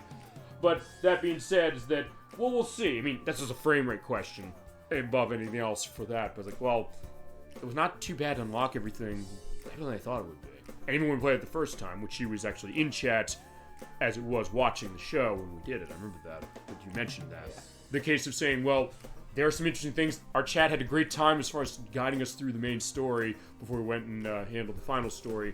I'm looking forward to getting a sense of maybe seeing it after 20 years. Maybe Shadow the Hedgehog is better in the rearview mirror than I thought. Maybe? I don't know, but I do have the best version. That's why I bought that one, which also is the most expensive. I would definitely argue that Shadow the Hedgehog is definitely... It definitely has its share of jank and stuff that just doesn't totally make sense for the franchise, but at the same time, I feel like it's bashed more than it deserves. Yeah, which is fair enough, and honestly, I'm one of those people who really didn't like it. It was actually the first time I played Sonic game and said, yeah, I'm not liking this. I was kind of maybe taken aback, but then again, I had a great time showing for the show. Even the games that I don't like, I like showing them for the show. I've realized that. We'll have fun with anything, as it turns out. So it's fun on this show, and when we did that show, I was like, I had a great time doing that. Even doing the unlocks, like, you know what, I'm okay as far as this. So, yeah, and I've heard the expert mode does kind of enhance stuff in the game, because mostly it gets rid of a lot of the stuff you have to do, like with collecting on missions, and only the cases, like there's maybe 2 cases where you have to do that, but they have it really at the end of the level, so it's not a case where you really have to struggle too much. A lot of it's going to be going to the goal ring as far as it, while also mixing in the idea of like how Shadow plays, and some unique story elements that tie it to Sonic 06 a little bit. Basically explain why is Shadow and Gun, or with Gun, in that game. But yeah, we're going to have that coming, and then on November 22nd, we have our Disney show, which we'll do before Thanksgiving. That's going to be for Pinocchio for Super Nintendo. That was on the request of Dolly Finch. She wanted to see that. And then our big Thanksgiving show for our showcase is This is Xbox Live Games Volume 2. I got tons of them. We got Penny Arcade on the Reign of Precipice of Darkness. We have the Fancy Pants Adventures. We have Limbo. We have Bastion. We have Fez. We have Happy Tree Friends False Alarm. We have Jet Set Radio. I'm going to be able to show Jet Set Radio. I thought I was going to have questions on the licensed content. Not for this part of it. When we get to the game eventually, I'm going to have to dance around that. Figure something. We got a lot of good stuff you can't buy anymore on 360, but maybe you can buy other places on other systems, or maybe re-released them. So I'll give them their due as it is. Time to be determined on this is going to be earlier because we got a lot of games for that. And then December's case, we're starting Yoshi's Island for Super Nintendo to celebrate its 30th anniversary. We're going to be playing Magical Tetris Challenge for Nintendo 64, which is a really interesting take on Tetris with Disney characters. That's technically going to be our viewer request, I think, that month. As far as that's an underrated game on Nintendo 64, if I want to show it. And I realized, actually, we have not played a Nintendo 64 game on the show in 2 years. And I was like, we haven't. I couldn't believe that. And since we do have a Tetris game going on in December, like every year for the past 4 years, I said, alright, we're doing it now, as far as it. You ever play that? Oh, which one? Magical Tetris Challenge. I don't think I have. It's one of the few games of Capcom's on Nintendo 64, of which it's Resident Evil 2, it's Mega Man Legends, and I think that's it. But it's really interesting. It's a lot of fun. It's got a nice style, so it's some amazing music. And a really nice mechanic as far as how it handles its magical pieces. Basically, you have, like, clearing of lines, but as one player clears lines, it gets the pieces bigger, and you basically, it's like a bit nice back and forth, but when someone doesn't get a chain set or get the line combo going, you get this really weird piece. Like, what the hell is this? I've been playing Tetris all my life. I've never seen a piece like this. How do I fit that in? It's bizarre, but it's also works really, really well. And then we're going to have our second chance. I got to figure that. I think we're going to do Cast of Illusion for Sega Genesis again, because it's been a while and I love that game. And at the end of the year, we're going to be actually completing a game we started for Halloween Block 2 months ago. A month ago at this point. Scooby-Doo, Night of 100 Frights for the PlayStation 2. Dolly Finn pointed us to that.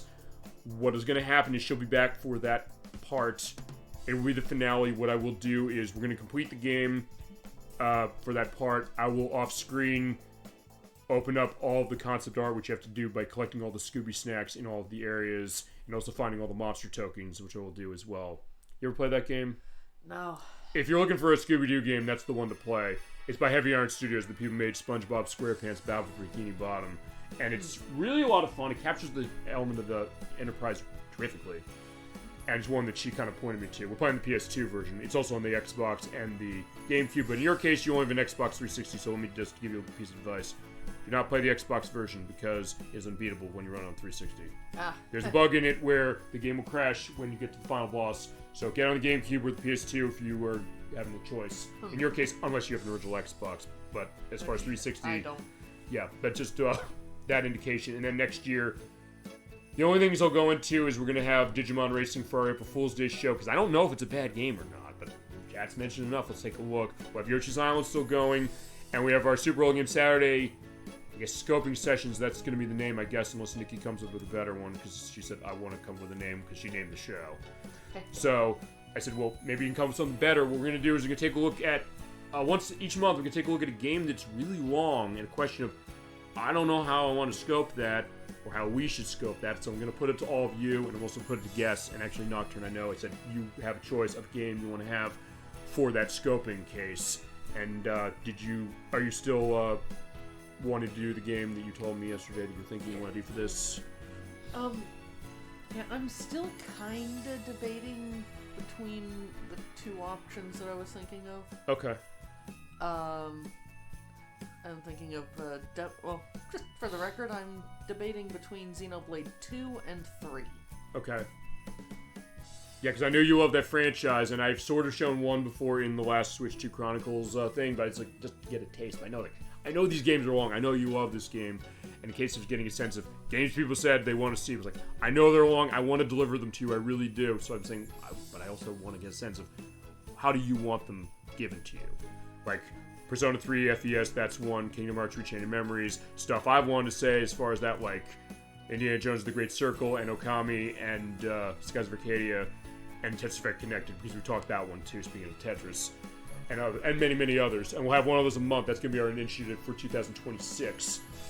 We'll have details of that coming up further. And of course, I play Final Fantasy XIV at some point. It's going to come later in the year because that's going to be a massive undertaking. But I'm looking forward to that and everything else we've got. And also anything else as far as you that you're going to be involved with as far as Nocturne. And as I mentioned, we'll see you on the show next month. I'm looking forward to that with Mega Man 7.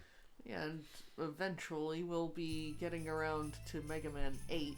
That's true. That's going to be hers after we do that. And we'll also talk when we do Mega Man 7 in a month, saying the question I always ask, which is next time we come back to Mega Man, what are we coming back with? And if that's going to be the one, or if you want to do another Mega Man game, we'll figure that for sure, as it is. But our next classic one will be 8. Yeah, I'll definitely need to practice for that one. Sure. Because it's been a while since I played 8. And that's my case, honestly, with 7. I want to make sure with 7, I even bought it again, technically, buying the Legacy Collection 2 on Switch, because I said, I want something to practice and work with this one. I realized it has Amiibo support that I didn't know that one had. And so I said, well, okay, I have that good sense just to make sure that I do know this game, but I played it 5 years ago for the show, but I said, I want to be ready for that. So I get that idea of making sure, like, hey, getting that set, because we love these games, we want to give them that due, and we definitely did as far as Croc and anything else we do on the show. And again, thank you so much, Nocturne, for leading us through Croc as you did. and for everything you've provided for the show. I really appreciate it, and it makes for a great show. Yeah, I had a great time. I'm glad you did. Good. And that's also the other thing. We always do want to have a great time. All of you in our best channel on Twitch, Yeah. including Gemini96 and Crocheter64 as far as Colin and RubyXYY. Welcome to the Super Bowl Game Saturday family. With all of our new faces, but also thank you to our old faces as well. All of you make the show run, as do our guests, and we really appreciate it. You have a lot of options which you can watch on a Saturday night, but we want to give you the best show possible. I think we do that. It's because of all of you that happens. Okay, so I think with that, I think this is the end of the show for this week. Thank you so much again for watching, everybody, and thank you again, Nocturne. Yeah, I look thanks forward- for having me. Of course, anytime, and I will see you next month. And as far as Mega Man 7, but for everything until next time, have a great rest of your night, a great rest of your weekend, a great week coming forward. Stay tuned to the YouTube site on October 4th at 7 p.m. Eastern Standard Time for the finale of The Wolf Among Us. And I will see you on Friday, October 10th at 7 p.m. Eastern Standard Time for the finale of Medieval for the PlayStation. Till then, keep being awesome, everybody. Have a wonderful night. Thank you so much for everything. Thank you again, Croc, for all the memories. And take care, everybody. Good night, everyone.